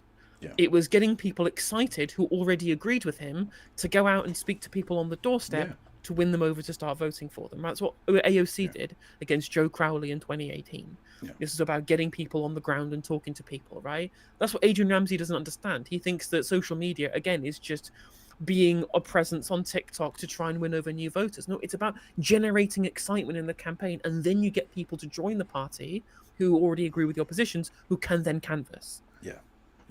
On the Mamdani thing, I saw one particular quote which really struck a chord with me. It was a New York voter, and they said, I couldn't believe it. I woke up the next day to see the result, and it dawned on me, finally, I'd voted for someone who'd won something. I couldn't fucking believe it. Which is a leftist is like, true, man. When the fuck do we ever get to win any fucking elections? The days of moral victories are over. True. Let's go. So thank you, Kevin Chat, for points well for saying the last locals we were able to get significant swings based on social media alone, in addition to increasing our ground campaign teams and pipeline them into where we were more effective in Target to Win wards. I know as I was there doing it, we won our first Staffordshire ward. This is also where the Target to Win started. Social media was the missing key. Yeah, I absolutely agree. It has to be dovetailed into each other for sure. Staffordshire doesn't exist. I'm going to claim that now. It doesn't really exist. I'm a truther. It's just an exurb of Birmingham. Literally, well, all of the Midlands is, including Nottingham. Yeah. Just saying. That kind of counts. You fucking West Midlands, Belen. Fuck off. Don't try and colonise me. Too late, bitch. It's done. In those communities and building up. The other thing I just want to say, though, because Adrian doesn't know this yet, that you have to grow a team when you win elections. And actually, everyone who was in that team, the campaign organisers, the campaign managers... Did he say Adrian doesn't know that yet? The dunk! The dunk! Oh, he's not happy. He's not a happy chappy. Sorry, in the wise words of Declan of Decmanton Deck, look at his face. True. Look at his face. Are now the vast majority endorsing me in this race. Just Adrian doesn't know that yet. I'm going to be releasing next week, slowly, day by day, campaign managers and campaign organisers who are no longer in the party. Hang on, we need that for the face. We need the still. I'm going to be releasing next week, slowly, day by day, campaign managers and campaign organisers. He wants to actually kill him. He wants to actually deck him right now. Jesus Christ. That's the scariest I think I've ever seen him. Oh. Who are no longer in the party, who won elections for Sharnberry, for Carladenia, alongside them, obviously, are saying actually it was fundamental to have me in the room when making election strategy because I know how to win elections. Who are these people? So these are people who are the campaign organisers and campaign managers of the winning campaigns where we won MPs. Because obviously it's not just about the candidate. The candidate is an incredibly important part of this, but it's never one solo person. This is always about having a team and growing a team. And actually those people who are making the decisions, who are supporting the candidates, who are now our MPs, were saying that I was a vital part of those conversations. I was part of that organising. I was part of doing the media. And yes, I did loads of knocking on doors and strategy with them. And they're saying that was really useful contribution. So I'm not saying Adrian wasn't a useful contribution too. I'm not saying Colin, they were vital. But this idea that I don't know how to win elections or I wasn't a vital part of that team is both rude and disrespectful. But also I think it's disrespectful to the thousands of members who have been out there campaigning. They're the ones who got you elected. Zach, I think you're being quite offensive in what you're saying there. Of course, there were hundreds of people involved in my campaign. Right. It was fantastic. And that was the case in all of the constituencies that we won. The first time I was elected as a councillor, I was 21, over 20 years ago. That was about building a team in the party at a time when we had very little profile nationally. We had very little resources. It was just about bringing a group of people together to make that impact. And we've scaled that up over time. Yes, it's about enthusing people, bringing more people into party membership, as we've done in ever greater numbers during the time that Carla and I have been co-leaders. So of course it's about team, absolutely. But the point I'm making is there is a fundamental difference between your experience of winning elections under proportional representation and the experience the party needs to win seats under first past the post, which is what's going to get us more councillors and more MPs elected. But the campaign managers are saying differently. Okay, so you've defended your position as Oh God, you're being quite offensive, actually. MP running to be Green leader, I think. But you did stand for the Lib Dems in 2015 and 2016. You know, that was a time when it was very... Okay, but we can all outgrow our briefcase past, okay? I voted Lib Dem in 2010. Like, none of us are perfect. I just want to say, I am a 5-star voter. I've never once touched a Lib Dem, ever. Okay? Fact. I'm pure. Very high in the public, consciousness that the Lib Dems had backed austerity, they'd betrayed voters over tuition fees. It was a bit of a slump for them. I mean, how come you were still representing that party and your politics have changed since then? Well, firstly, I massively believe in proportional representation, and back then in 2015, the Green Party weren't talking about it as much. Now, I've spoken to Natalie Bennett about this, who was leader at the time, and she said we'd have 5 seconds on media. Am I going to talk about proportional representation, or am I going to talk about the climate crisis? So, totally get that, but we're talking about proportional representation a lot more now. I think the key thing here, though, is I've been on that political journey, and I know other people can be on that journey. And I think that's a real asset in a leader, actually, to go, my politics wasn't always in the same place. I've experienced things, I've lived through things, and now I can speak to you and connect with you because I want to take you on the same journey. I believe the Green Party can be the most popular party in this country. I believe we can have a Green government, but we don't do that by talking to a narrow group of people who have always believed in the Green Party or always been in the Green Party. We grow the party. I'm so excited that I'm hearing places like Bath had a local party meeting the other night. Apparently there was double the membership that there normally is, and I heard that every single person... Note this, a southerner who said Bath right. He's not a southerner. Isn't he? No, he's from Stockport. Really? Oh, okay, I just thought because he's in the fucking London Assembly. Why have they let a northern monkey into the London Assembly? What's happening I here? know, right? Why has he been allowed south of Watford? What's happened here? Okay. Anyway, that's how you say it, Londoners. Just yeah, saying. he's born in Manchester. Like, what's interesting is people try and smear him as saying, well, he went to private school. he actually got a scholarship and then left after 6 months because he hated it because it was full of posh people. Which was, that's the best story, where you go, like, I'm so working class, right? I got the gift of free education at private and hated it because of all the people that were there, right? That's true working class background. True, but what you should have done is worked from within to take it down, because that's how it works. Definitely. Who was new there had joined the party because they wanted to vote for me. Good moment to say, by the way, that if people do align with our values, you can join the party by July 31st and vote in these leadership elections. Okay, so what about that broadening of the Greens' electoral base? I mean, you've talked a lot about sticking to the tradition of the Green Party and its ethos. I mean, how important is it to reach out to voters who may have been on a similar journey to Zach or come from different traditions? Well, it's absolutely key. I mean, we're talking about how you win first past the post elections, as well as proportional representations like we need to do in Wales next year to make our breakthrough into the Senedd. All of that requires winning support from people who don't normally vote for you. Of course, that's core to my DNA and to all the elections that I've won myself. Saka, if you're still there, friend, I've got a question to ask.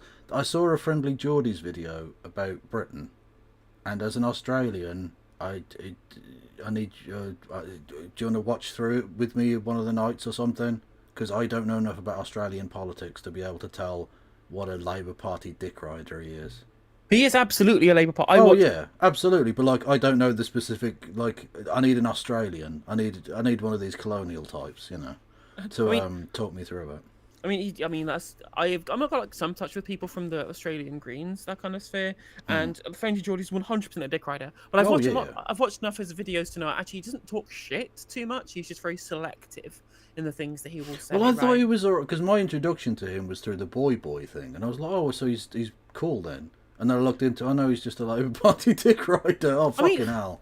Well, what's interesting is about Friendly Geordies is that his politics is so weird and syncretic. He's like a socially conservative, like Jordan Peterson, or I guess previous, like old, like self-help Jordan Peterson fan, who's big into trade unionism, has read Chomsky, and is like super anti-imperialist. Mad. So he's just got this weird fucking mishmash of different political opinions. Weird series of things.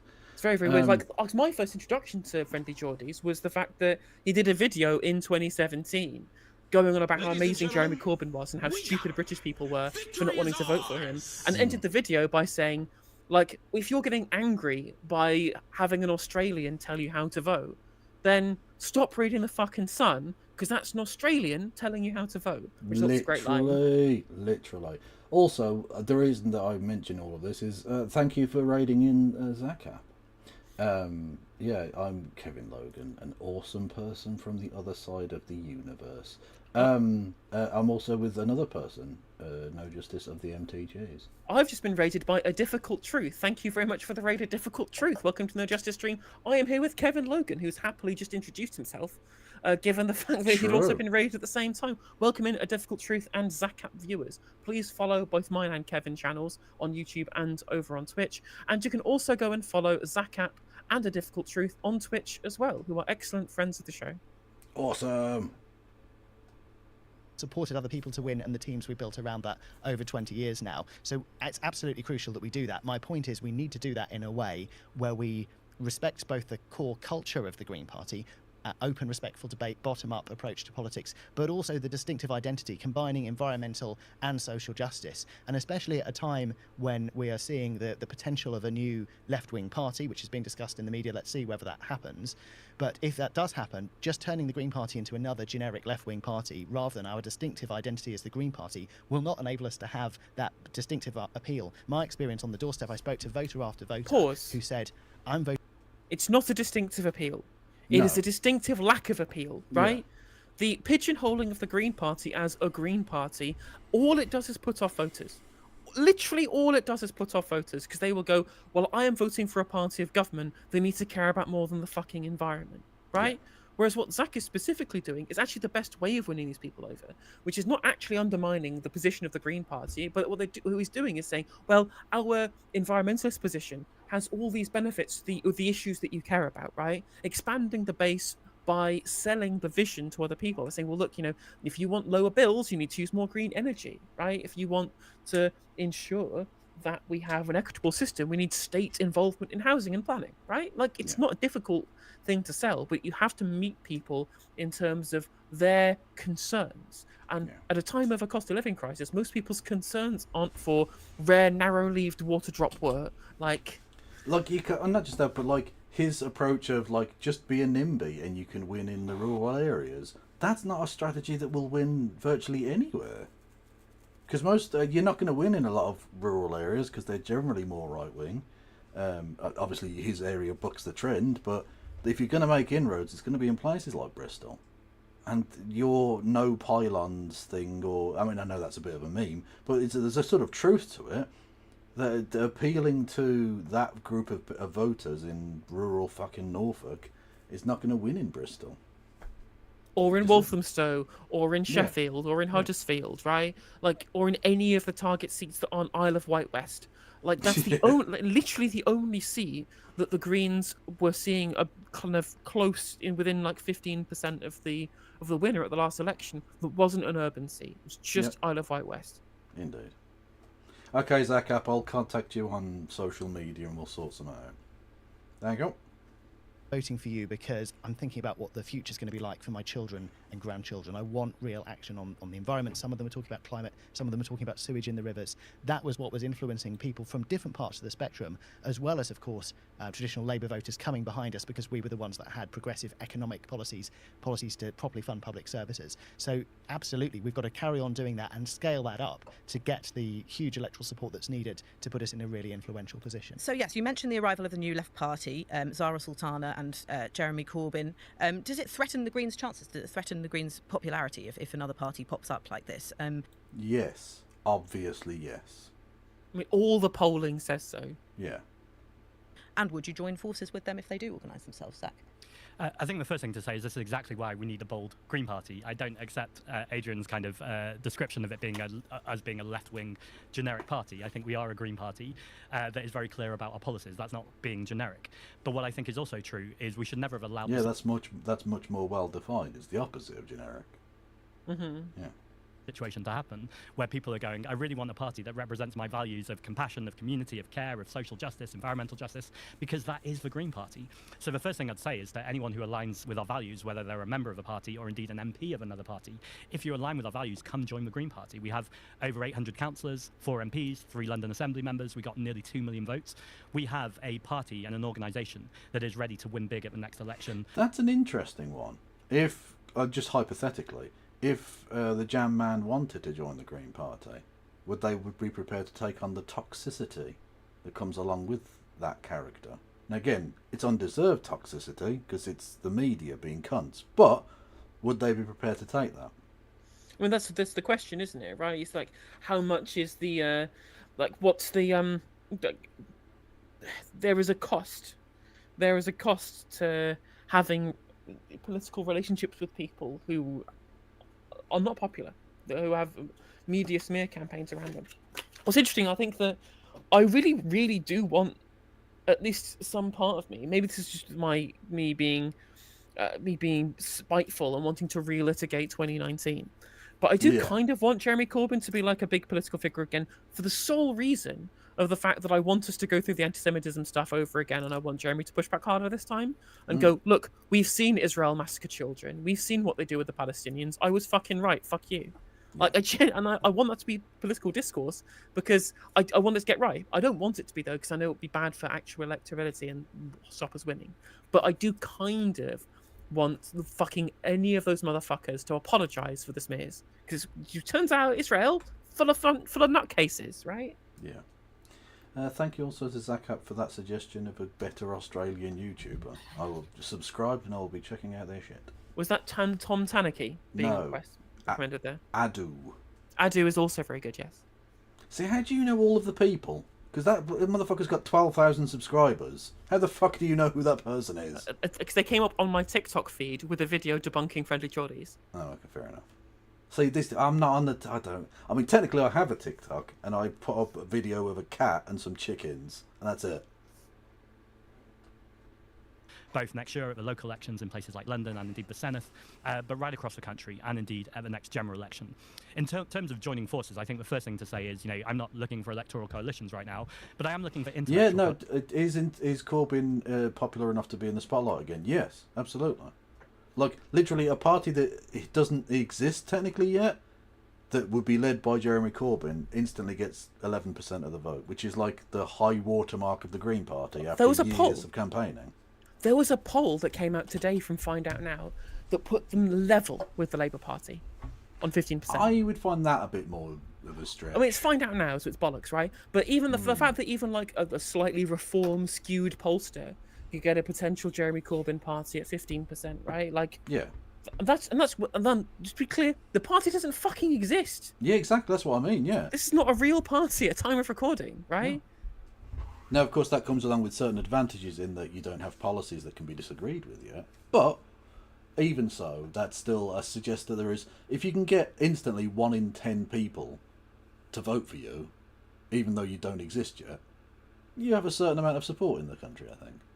Oh yeah, I think that both the Greens and Labour should be worried if that is the case, right? I think that this makes the potential for some kind of joint list type deal more likely. And like, again, it's up to the Green conference to choose what their relationship with the new party is going to be. I'm not going to dictate to anybody, but if there's if this is going to be a party that can pull this many votes across, like the potential of them being electorally impactful is much more than I was expecting.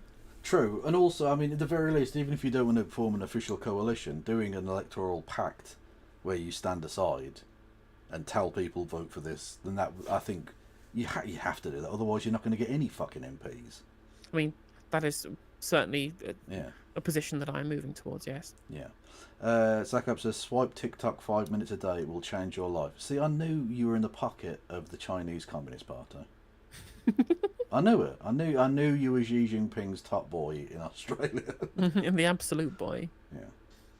Coalition. So with those people who align with us or where we agree with the values that we need to be taking the fight to reform and challenging this deeply unpopular Labour government, I want to work with anyone who agrees with those things.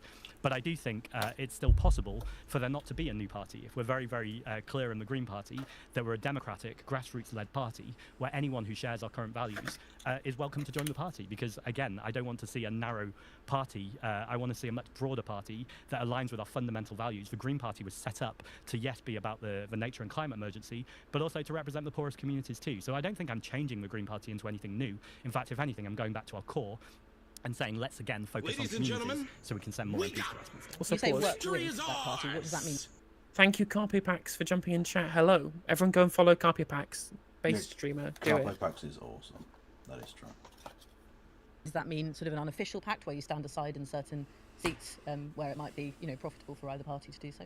Well, I think the party doesn't even exist yet. So until we know who's leading it, what the membership is, what the policies are, at the moment it's unclear whether it's going to be a party or whether it's going to be some kind of movement or system. So again, in terms of the door is absolutely open, let's keep talking. It's very difficult to speculate right now what that looks like when it doesn't exist yet. Fair enough. Adrian? That's what I mean. Sultana definitely did jump the gun in some respects because there's nothing ready to go. I mean, let me be incredibly frank and say that it was a fucking mess. It was. Right? It was an absolute fucking car crash. My God, right? It's good that most people on the left don't care about whether politics looks serious or not, and I'm glad that they don't. I'm glad that they don't believe that they don't talk about seriousness in politics. They only think about policy, right? Which is the important bit, and I'm glad that they do. But, come on. You can do better than just a fucking tweet on a Thursday night, jumping the gun after internal stuff happens that was contentious at the time, right? Come on. Well, not only is it dumb, but it was the fact that it hasn't happened at all at this point is itself dumb. Because if you were going to do this, you had to do this at the start. You've wasted a whole year of very unpopular Labour government with nothing. I mean, I said that in the very first video at the time, right? I said the very first video I did in response was come the fuck on, right? Why has this not happened before now? One of the main reasons I joined the Greens was look, there needs to be something, right? Exactly, there needs to be literally anything to oppose what's happening from a left-wing perspective. And at the moment, the rest of the quote-unquote left are getting there. I say no, because they're not left-wing, but the what's described as the broader left-wing movement in this country didn't have their act together. They just didn't have their act together at the time. So I had nowhere else to go. And now the left is ascendant in the Green Party, specifically because there was no other alternative coming from a new party apparatus anywhere else, right? And we're at the moment where we're actually having a position to break through. Now these positions, with the Corbyn people, you have to come back to us. I'm like, well, do we actually have to do so? I mean, again, I would want there to be cooperation. I want there to be a big tent left-wing movement. And what Jamie Driscoll said on Novara Live, speaking to I forget which presenter it was, really encouraging. Jamie Driscoll certainly has his head screwed on in all the right places, and I really like the guy, and he really allayed a lot of my concerns over the internal stuff going on. Yeah. But a lot of people who are just assuming this is going to be the new left-wing movement, when again, as far as I can see, they spent a lot of time sitting on their arse, is frustrating to me. Yeah. In terms of having a head screwed on in the right places, it's mostly the neck. That's the place you want it screwed on, really, if you think about it. Yeah, I mean, look, what's your take on that new left party and how the Greens should approach it? Well, first of all, to say that collaboration with other parties, people of different voting behaviours, but also people who are MPs from different parties, that is absolutely core to the Green Party's DNA, and we're doing that week in, week out in Parliament, just like Green councillors around the country. Oh, are you in Parliament? You should have mentioned that before. You haven't. You've kept that under your fucking hat. Jesus. So, for example, recently I put together an early day motion saying that if there's any proposal for military action in Iran, there has to be a vote in Parliament first. And I had MPs from 6 different parties supporting that proposal, including working with the independents who are looking at setting this up. I work with them all the time. And so we very much believe in that collaboration. But at the same time, we have to get across that the Green Party's distinctive identity around both environmental justice, challenging the government on its backsliding on nature and climate commitments, and us standing up for the poorest people in the UK and around the world, challenging the cuts to the aid budget, standing up for people who are threatened with losing their welfare benefits. That is core to what the Green Party is about. And so I'd say to anybody who is looking for a progressive alternative to Labour and supports Green Party values, do come behind us, join our growing movement. We're adding to our membership all the time. And there's people who've come from other different political traditions who've come behind us and found a home in the Green Party. Come behind us? Yeah, bottom confirmed. Absolutely. But notice how they both, again, because they're both politicians, this is what you do. You don't answer the question directly. You don't say, yeah, actually, no, yeah, they probably will wipe us out if they do really well. They both avoided that and just went, you should join the Green Party because we're the progressive ones. Yeah, that's smart politics. That's fine. That's what we want to continue to build. Can you imagine forming an electoral pact with such a party? I know we don't know the details of it yet. Well, let's wait and see, because people often have a go at setting up new parties. It's actually not an easy thing to do. I remember Change UK, for example, which was thought to be the next big thing. They were literally called Cock. They were literally called that by themselves. Also, let's be real. No one, absolutely no motherfucker outside of Fleet Street or SW1 thought that Cuck were going to be the next big thing. Literally nobody real or important. And, well, I think even probably a lot of the Fleet Street people knew really they didn't have much pull, because the polling was never good for them. But it was just the people themselves, fucking Chuka Amuna. Oh, I mean, honestly, if there's one person that screams briefcase, I didn't think they made black briefcases, and yet he's there. And fuck, what was her name? The Tory knobhead that used to be a TV presenter. Oh, fuck's sake. The anti-Brexit woman. Doesn't matter. Anyway, awful people. The worst people ever. Is that we need to make sure that we retain our distinctive identity, because that is what keeps a broad coalition of voters behind us. We can communicate very progressive policies. The Green Party is clearly a very progressive party, but we do so in a way that has a broad appeal, and we also do in a way that's distinctively green. There are things that are different about Anna Soubry. Anna Soubry, fucking hell. Yeah. I live in her old constituency. Oh, really? Okay. Yeah, in Broxton. I fucking hate her. The real kind of the real thing to me was when, she first of all, she's a defender of austerity to this day, right? Brexit, again, just the Rory Stewart thing, although Rory Stewart now doesn't defend austerity, right? But it's just this thing of it's terrible that the Conservative Party is no longer pro-EU. But all those poor people we killed, I'm glad we did that. Just fucking a scumbag. And then also wrote this open letter praising Starmer for essentially aligning entirely with her values. And I'm like, yeah, she did. Yes, of course, because you're both Tories. Both massive fucking Tories. And they don't exist anymore, technically. They were deregistered by the Electoral Commission in 2020. banging.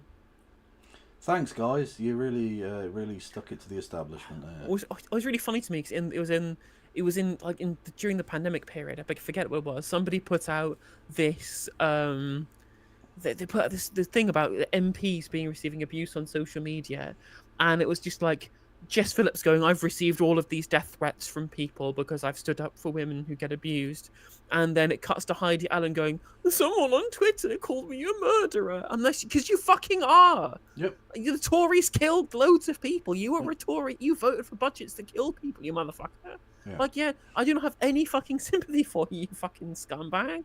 Also, I mean, I understand when people are being threatening in person or whatever, but the way in which Tories go on about, like, oh, this person was saying mean things to me outside Parliament today. Good. They're allowed to. That's freedom of speech, bitch.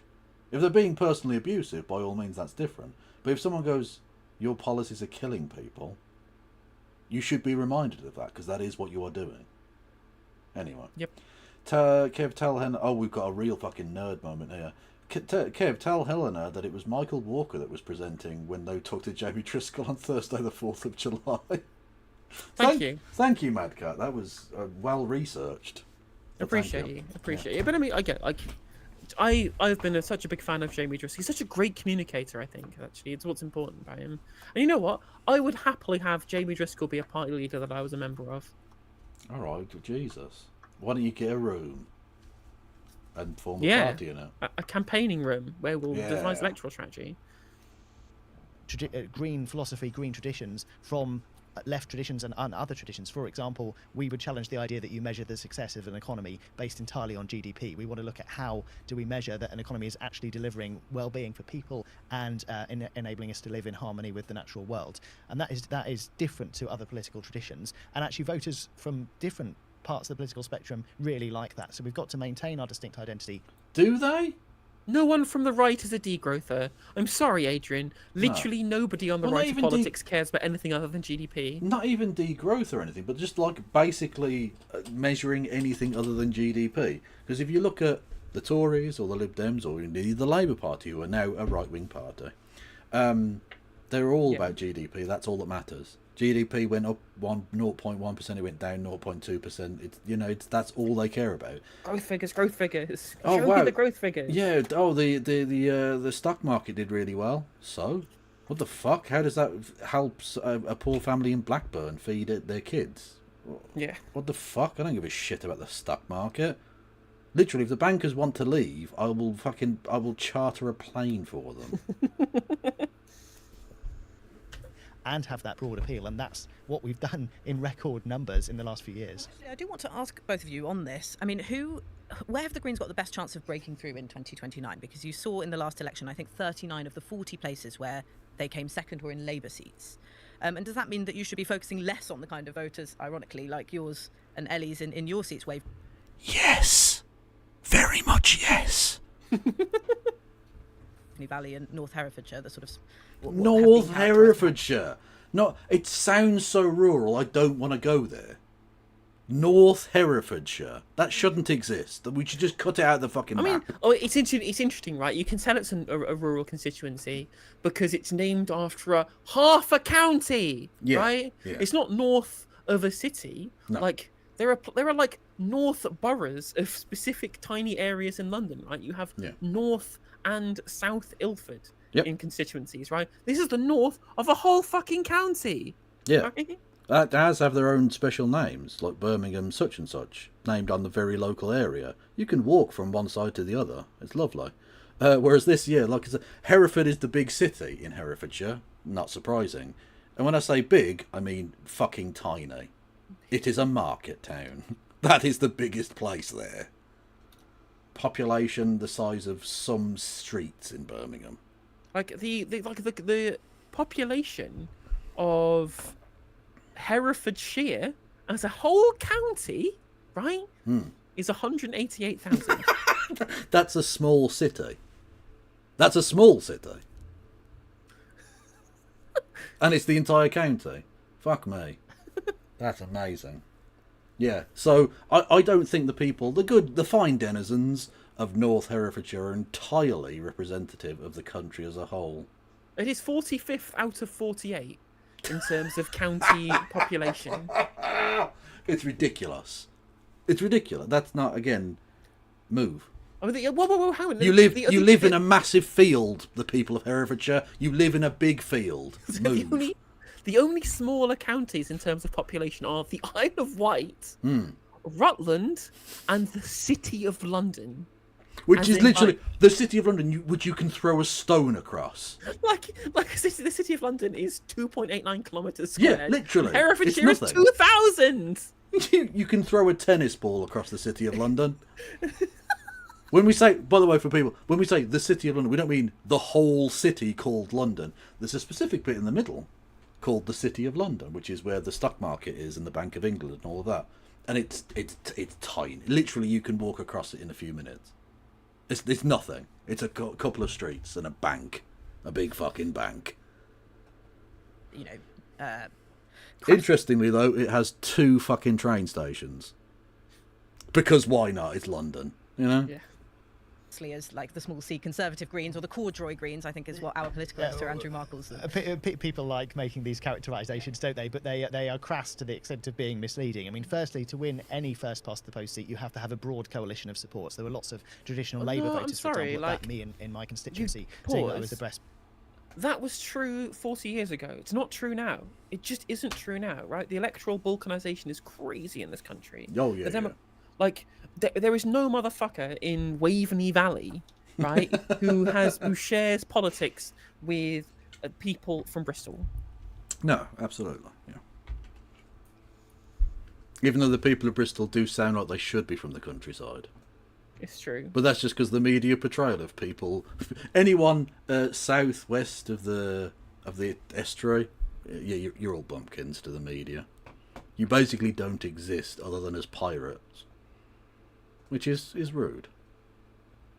Prospect for unseating a Conservative. So that's absolutely key, and it would be the same in winning a seat from Labour. We need to have a broad appeal. It's not about narrowing our appeal. But yes, there's lots of seats that were Labour this time where the Greens... So why not stand for nothing then? Just say we believe in all of the things. We will do the good things and not the bad things. Why did you join the Green Party? Like literally the whole idea. Was it environmentalism without socialism is just gardening? It's so true. It's so true. Like, it's pointless. If you don't ally it to economic reform, what are you doing? What you're going to put? You're going to have what? A few fucking not windmills, whatever they're called, wind turbines. Okay, and the coal companies are still going to fuck you. The oil companies are still going to fuck you because you don't stand for anything. You're not going to change anything. Without systemic change, nothing good happens. Not long term, anyway. What was the Keir Starmer interview sentence where he said, "And that's the change that I will bring about," whatever it was called, right? Yeah. We didn't say any actual positions, you know. Yeah, nonsense. Finished a strong second following our bold campaign last year where we've got a good chance of winning. I do think there are also plenty of seats like mine in Ellie's where you've got an incumbent Conservative who's complacent, who's been there for ages. You've got lots of Green councillors on the ground where we can come in and offer an alternative to people who've never had an alternative. There were people in my constituency who said, you know, I've never voted for a winner before. I've always wanted a progressive MP. So we need to do that more. And oh God, they exist everywhere. Anywhere there's a leftist, there's someone hoping to try and win something one time. Just once, for fuck's sake.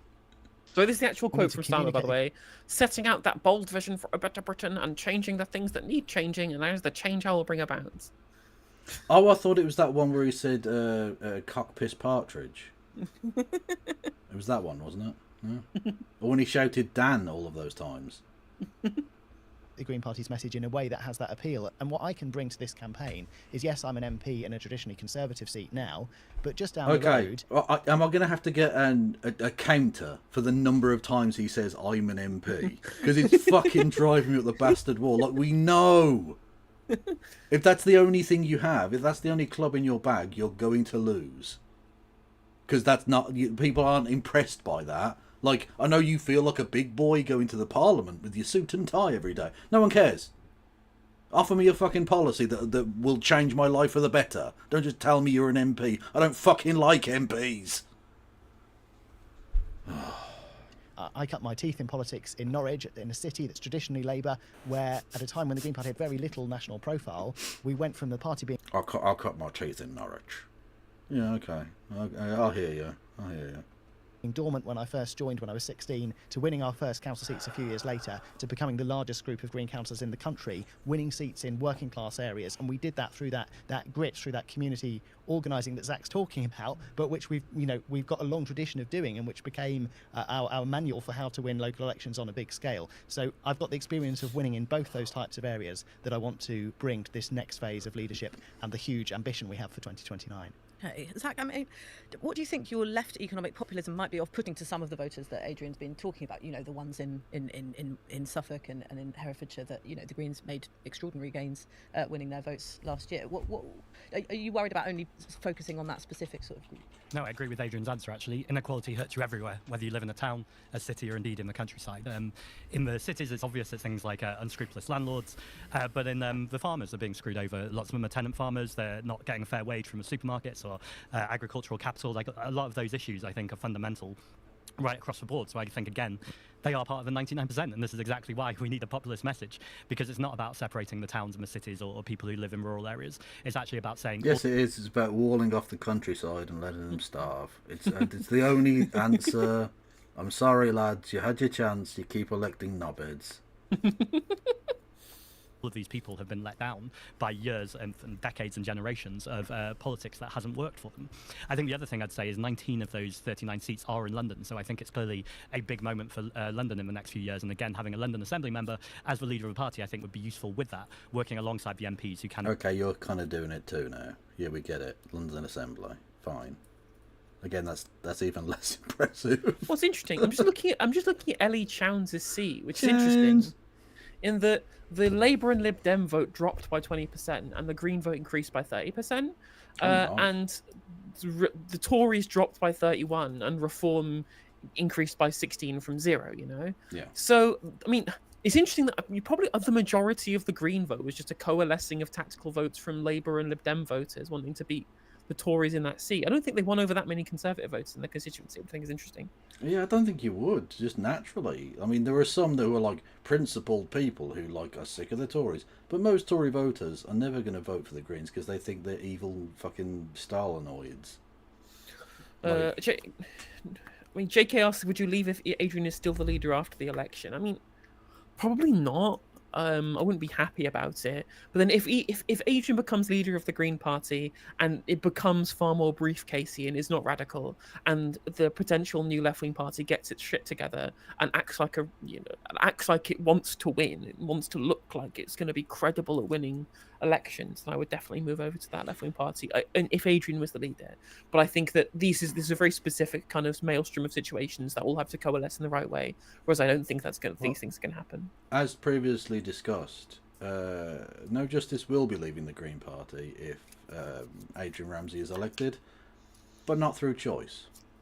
Gonna get expelled for being a Trotskyist. Sorry, yeah. I'm not actually one. I'm a Titoist. Get it right. You're gonna look. They need to shake off the fleas. Okay, that's what needs to happen. Because apparently it's okay to describe a section of the country as like fleas. That's just a thing that politicians can do. Apparently. No, but they lost fucking Runcorn and Helsby by 3 fleas, by 6 fleas, or 3 fleas. Yeah, 3 fleas that changed their vote. Oh wow, you should have put her with the itching then, I suppose.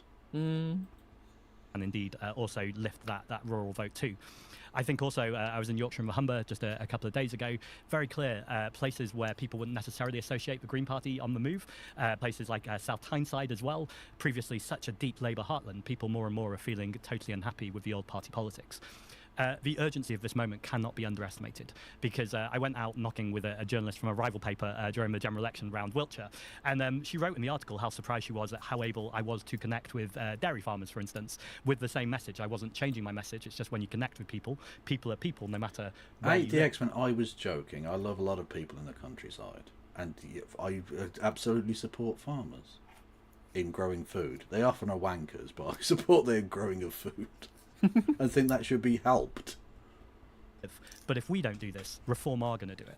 And Reform are going to do it faster than we are. And we know the crises are not going away. There's deep inequality in our society. We had racist riots on our streets last summer, and indeed the nature and climate crisis. So I think that's actually really the kind of the point of, like, what does the Labour Party think is going to turn this around? What about their plans? There's like I can understand if they were doing something which is like, it hurts in the short term, but it's going to be good. Like, what do they think is going to be the turning point here? How are their electoral fortunes going to change at any point? Because they'll sensible themselves. People will just realise how sensible they all are. Yeah. They only know doubling down and tripling down, obviously, but it's not going to get better unless you change fundamentally your policy positions. Well, I'm going to push back on Latte Badger in chat, pointing about the idea that you need to corral left-wing voices. I think some of that is true, but I think you do win people over. But I think people look at the electorate and they look at voters, and they think that everyone is ideological, everyone has a specific belief system that they rigidly stick to, and you have to move to where they are to win them round. And the reality, that's not true in the slightest. Actually, half of the population are pretty ideological, but half of them just have various concerns, right? They have various concerns and things that they want to see addressed, and it's about speaking to the idea that you have plans to address those things. Yeah. It's why Corbyn did well in 2017. There was obviously a lot of left-wing people who voted for him, but there were a lot of people who won over from the Conservatives too. But they didn't vote Conservative because they were Tories, right? They voted Conservative because they thought the Conservatives would be the best at dealing with their concerns, and that's how you win people over. It's not by saying, I'm in lockstep with your belief system. It is by saying, you have these problems, I have this solution, please join my political movement, right? And that's how you make allies. That's how you win people over with politics, is by offering solutions to problems that they have. Part of this whole election is this about steady incremental change and winning a few more MPs in Westminster, or is this about a people-led movement that is a mass movement where we're thinking bigger, we're staying authentic, we're staying kind, but we are taking the fight to the elites? And that's the leader I want to be. Well, absolutely, Zach, but I'm not sure how you're suggesting there's any difference between us there. I mean, I'm not sure who you're saying is about incremental growth, because A, that's not what we've actually delivered in recent years. We've had huge growth, a hockey stick graph in our growth of number of councillors, quadrupling our number of MPs. And Ellie and I are extremely ambitious for that next phase of the party. We want to win enough MPs that we can hold the balance of power in Westminster, not because we want the power for ourselves, but because we want the power for our communities to tackle the poverty, to tackle the climate and nature crises, to make sure the rich are paying their way and we can fund public services. And we can do that by building on the huge successes we've had in recent years and the lessons that we've learnt from them about how we have a broad appeal to enough people to win seats under the voting system that we've got. How many MPs do you want to win? Have you got a target? Well, I think the honest answer, and Zach may say the same, we'll see, is that the party is going through a process at the moment of choosing our seats that we're going to start to campaign in, and a good proportion of which will become target seats for next time. And we do need to go through that process. A lot of it depends, for example, on how much money we can bring in to scale up our operations. And I've got a significant track record in fundraising. Bloomberg, cha-ching. Also, I want to say, sorry, David O'Keefe, you super chatted £5. I didn't read out your message. I do apologise. The Green Party of England and Wales have a left-wing policy platform, but an external comms officer that hates the policy platform. That's why no one knows this. I mean, Molly got Cato, just doesn't got a fucking clue what she's doing. Like, she's a nice person. I don't mean any ill will towards her, but she doesn't know how to do external comms. She's bad at her job. You're getting kicked out.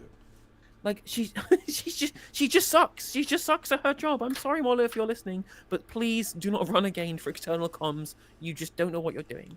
Like, it's as simple as that. And I understand it's a hard job to do for one person in a small party that's under-resourced.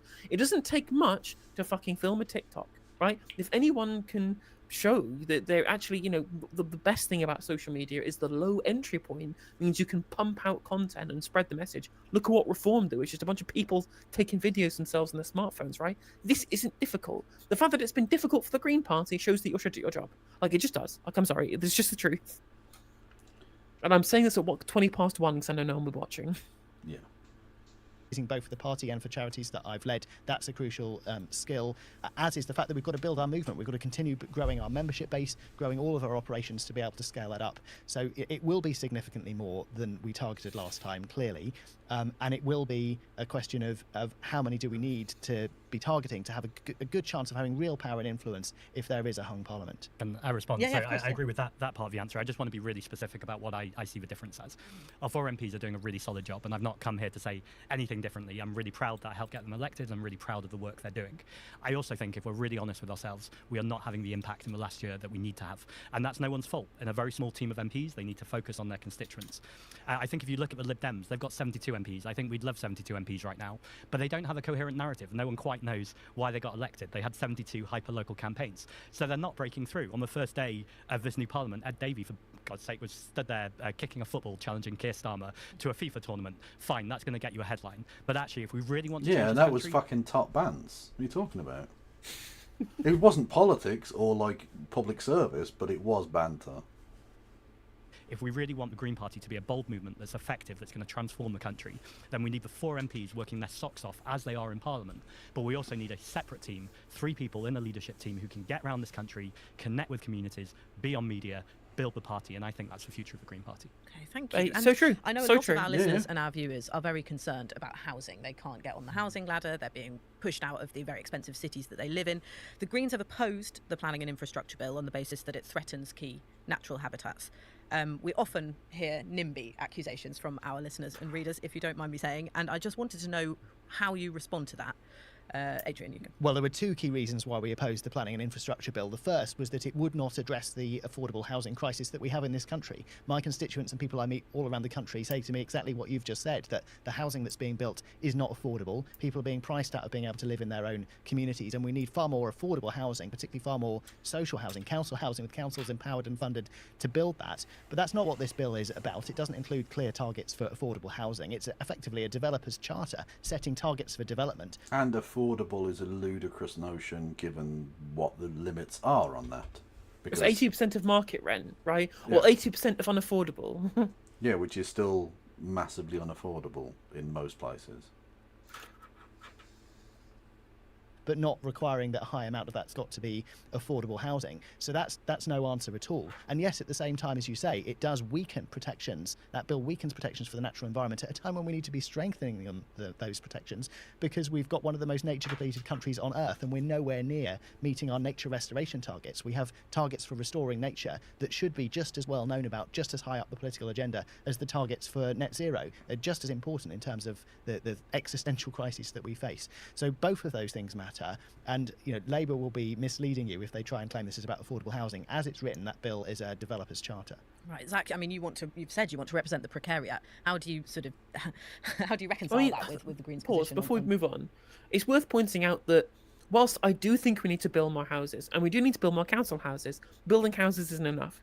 It's not going to be this magic silver bullet, right? Because housing is not particularly flexible in terms of its own market feedback, right? As far as there are so many people who have their pockets full of speculative investment in housing, right? In that they will protect their speculative investment if supply looks like it's going to decrease the price, right? So if you really, really want prices to go down, especially on housing more broadly, rather than just on like rental prices, which is probably more closer linked to supply than actual house prices are, then you're going to have to find more ways of doing that. You have to find better ways of forcing those house prices down than just increasing supply. And even then, rents aren't even likely to go down because landlords basically have a monopoly market now. You're going to have to use social housing to undercut them and, of course, introduce rent control. Yeah. But I also want to build my houses too, just to be clear. Yeah. Also, again, I just want to say the trebuchet as an idea is underutilised. True. So that there needs to be push and pull factors, carrot and stick. And bills like that. Every word that Which is ironic because it's say when you cut your cards like that, it sounds like you're cutting a carrot. Bizarrely. It's true, and that's why I'm really glad he's an MP representing our party. Look, the developers donate to the Labour Party, so it's not surprising that they then put out PR that suggests that the Green Party are trying to block things. Rachel Reeve has gone to war with bats and newts. We shouldn't be surprised she's not gone to war with badgers and otters, for instance, because they're animals that people love and they're cute. So she's tried to separate the animals out, which is, I think, very kind of revealing. Exactly. Well, exactly, yeah. She hasn't gone after pensioners, but she has gone after... Actually, no, she did, I suppose, with the winter fuel. Yeah. But that was mostly rich ones. Whereas with disabled people are, they're not cute enough, so they get cold. Labour's attitude towards everything. The Wildlife Trust released a report that showed in 97% of planning cases, bats and newts aren't even mentioned. So the idea in some way that nature is what is getting in the way of building council housing is absolutely absurd and frankly offensive, and it's why we need to come out fighting on this issue. We absolutely need lots more council housing. We need to put brownfield sites. Exactly, but notice how Briefcase talked about affordable housing, because again, he's thinking inside the system. He is the Briefcase boy. Whereas Zach Polanski is saying specifically council housing. I mean, Adrian did kind of say council housing as well, but like it's the important part, right? Is that it's got to be like the front and center. It's got to be non-market housing specifically, right? Yeah. First. And the idea that Labour say that we're trying to block things when the amount of developers who are sitting on land and land banking demonstrates that the solution to this problem is really clear, and it's to make the developers build, it's to push them, it's to do new regulation. And just the fact that the Labour government are so unwilling to do that and will point blame at anyone else but the people who are donating to so many of their MPs demonstrates how this is a government who is in vested interests.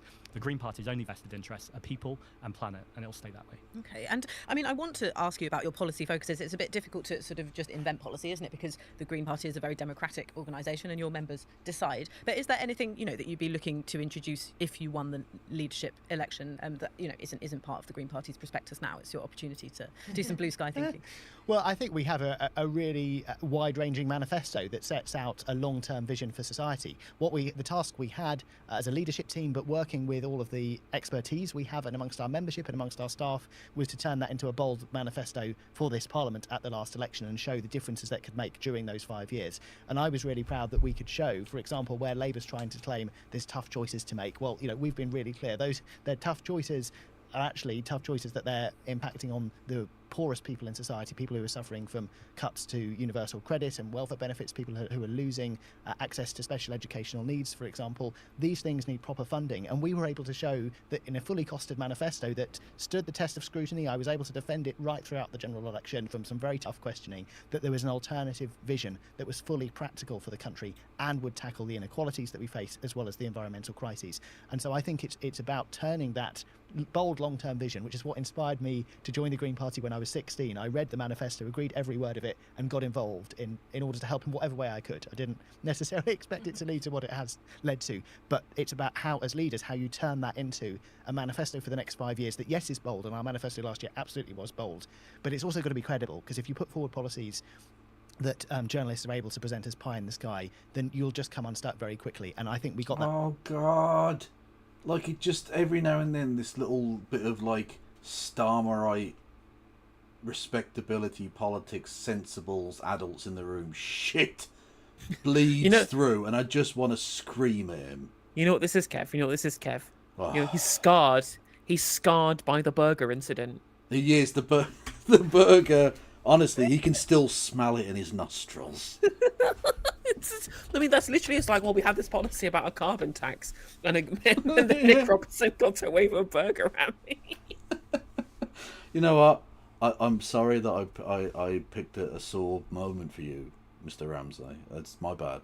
I didn't mean to like trigger your emotional response. Well, thing is, it's not unreasonable to say your policies have to be real world applicable, right? Yeah. Your policies have to be things that the public are going to conceive as being credible in terms of being something you can implement and will be possible and will say the things that they will do. That's not unreasonable, right? No. But you are literally only known nationally as a politician, Adrian, for explicitly supporting policy which is completely contrary to the Green Party's particular commitments, i.e. net zero and the green transition, because you oppose the fucking pylons, right? If there's any policy platform that is completely uncredible, it is, we would like green infrastructure as long as it's not in my constituency. Yeah. Right? That's you. That's you're doing that thing. Well, but not just that, but like he says, that journalists can say is uncredible. In no matter what you put forward, the Green Party will always be portrayed that way. Left-wing politics more broadly, progressive, even liberal politics, is too left-wing for most of Fleet Street, and they will crucify you. They call Keir Starmer a communist. It's absurd. So be the party you want to be, not the party that fucking Camilla Tominey is going to pretend that you might not be. Well, that's the thing, right? Is that Matt Saab cousin made this point, which is that actually no one's paying attention to the fucking journalist. Literally nobody, no one is paying attention to what they're saying. If you're going to be a left-wing party, you're going to have to be expect the journalists are going to try and crucify you. And your job is to make the journalist look stupid and to use it as a moment that you can use it as a platform, and that's it. That's your job as an MP, is to tell the journalists they're talking shit and then speak directly to voters. Yeah. And that's how you manipulate the platform that journalists give you, right? Don't take the journalists seriously, and make sure the audience doesn't take them seriously either. Yeah. Yeah, that's good advice. That balance between being bold and being credible, absolutely right at the election, and that's what enabled us to do what we haven't done for so long and increase our number of MPs. Yeah, I agree with most of it. I don't recognise this balance between boldness and credibility. I think at the moment when the country is so unequal, when things feel so broken, and when we need such transformational change, I think you absolutely can and must be both bold and credible. And I would say the boldness is actually building credibility, because you're saying changing this country is not tinkering around the edges. We need to nationalise our water companies. We need to nationalise our energy companies. I'm really interested, it's already Green Party policy, but in universal basic income. Been working a lot with Guy Standing, who's one of the leading voices around the world, piloting universal basic income pilots around the world.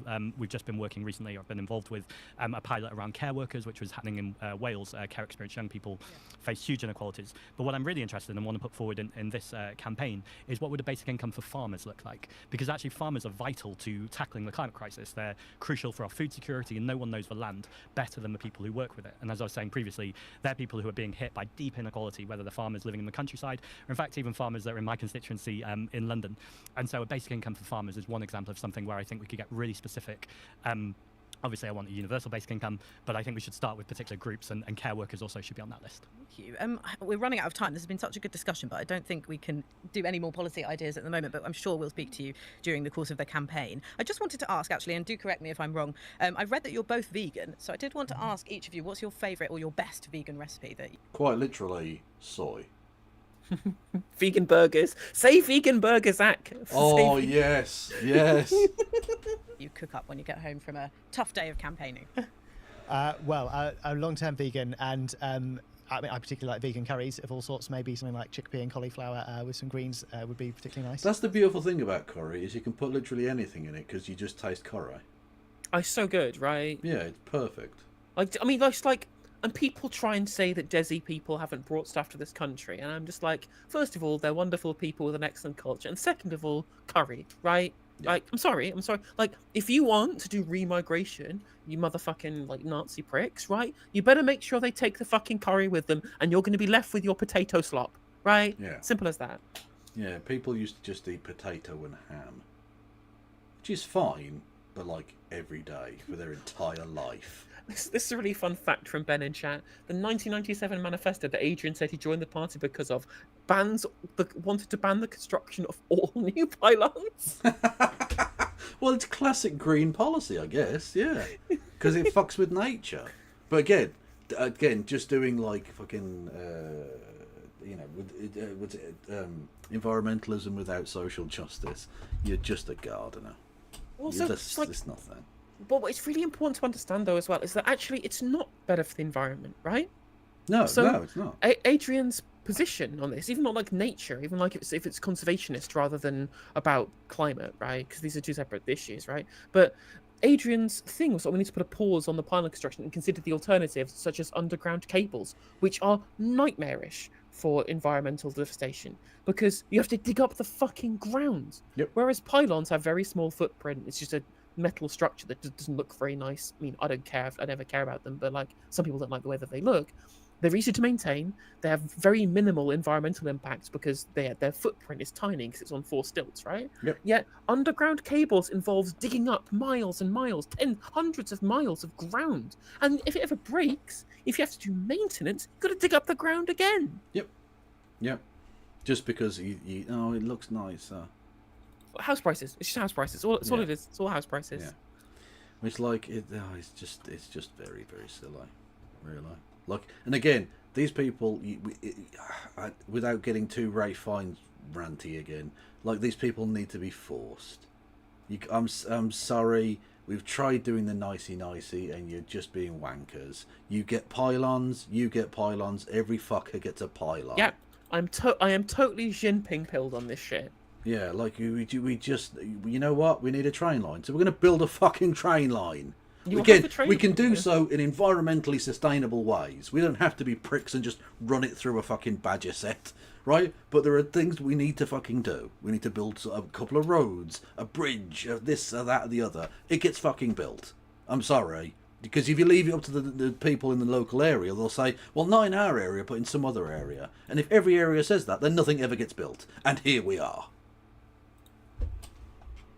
That's good. Also long-term vegan, but I do also want to add that you don't have to be vegan to be in the Green Party. No. It's often a misconception. No, for sure. And we need system change, not individual responsibility. That being said... Yeah, I very much see myself as a bacon butty green. Yeah. If someone does want to be vegan and want to try it for the first time, my spaghetti bolognese is pretty good. Everything else I cook is terrible, but that's the one I've mastered. What replaces the mince in your spaghetti bolognese? Just often corn or... lentils. Soy. Yeah, exactly. Nice. Okay, well, maybe TVP, right? I think that would be fair. Okay. If people are interested in how you make a good vegan bolognese or like a ragu, it's not really a bolognese because never cooks it as bolognese, right? But if you really do want to know it, textured vegetable protein is the best replacement for mince. It's really good. Genuinely think the TVP is where it's at.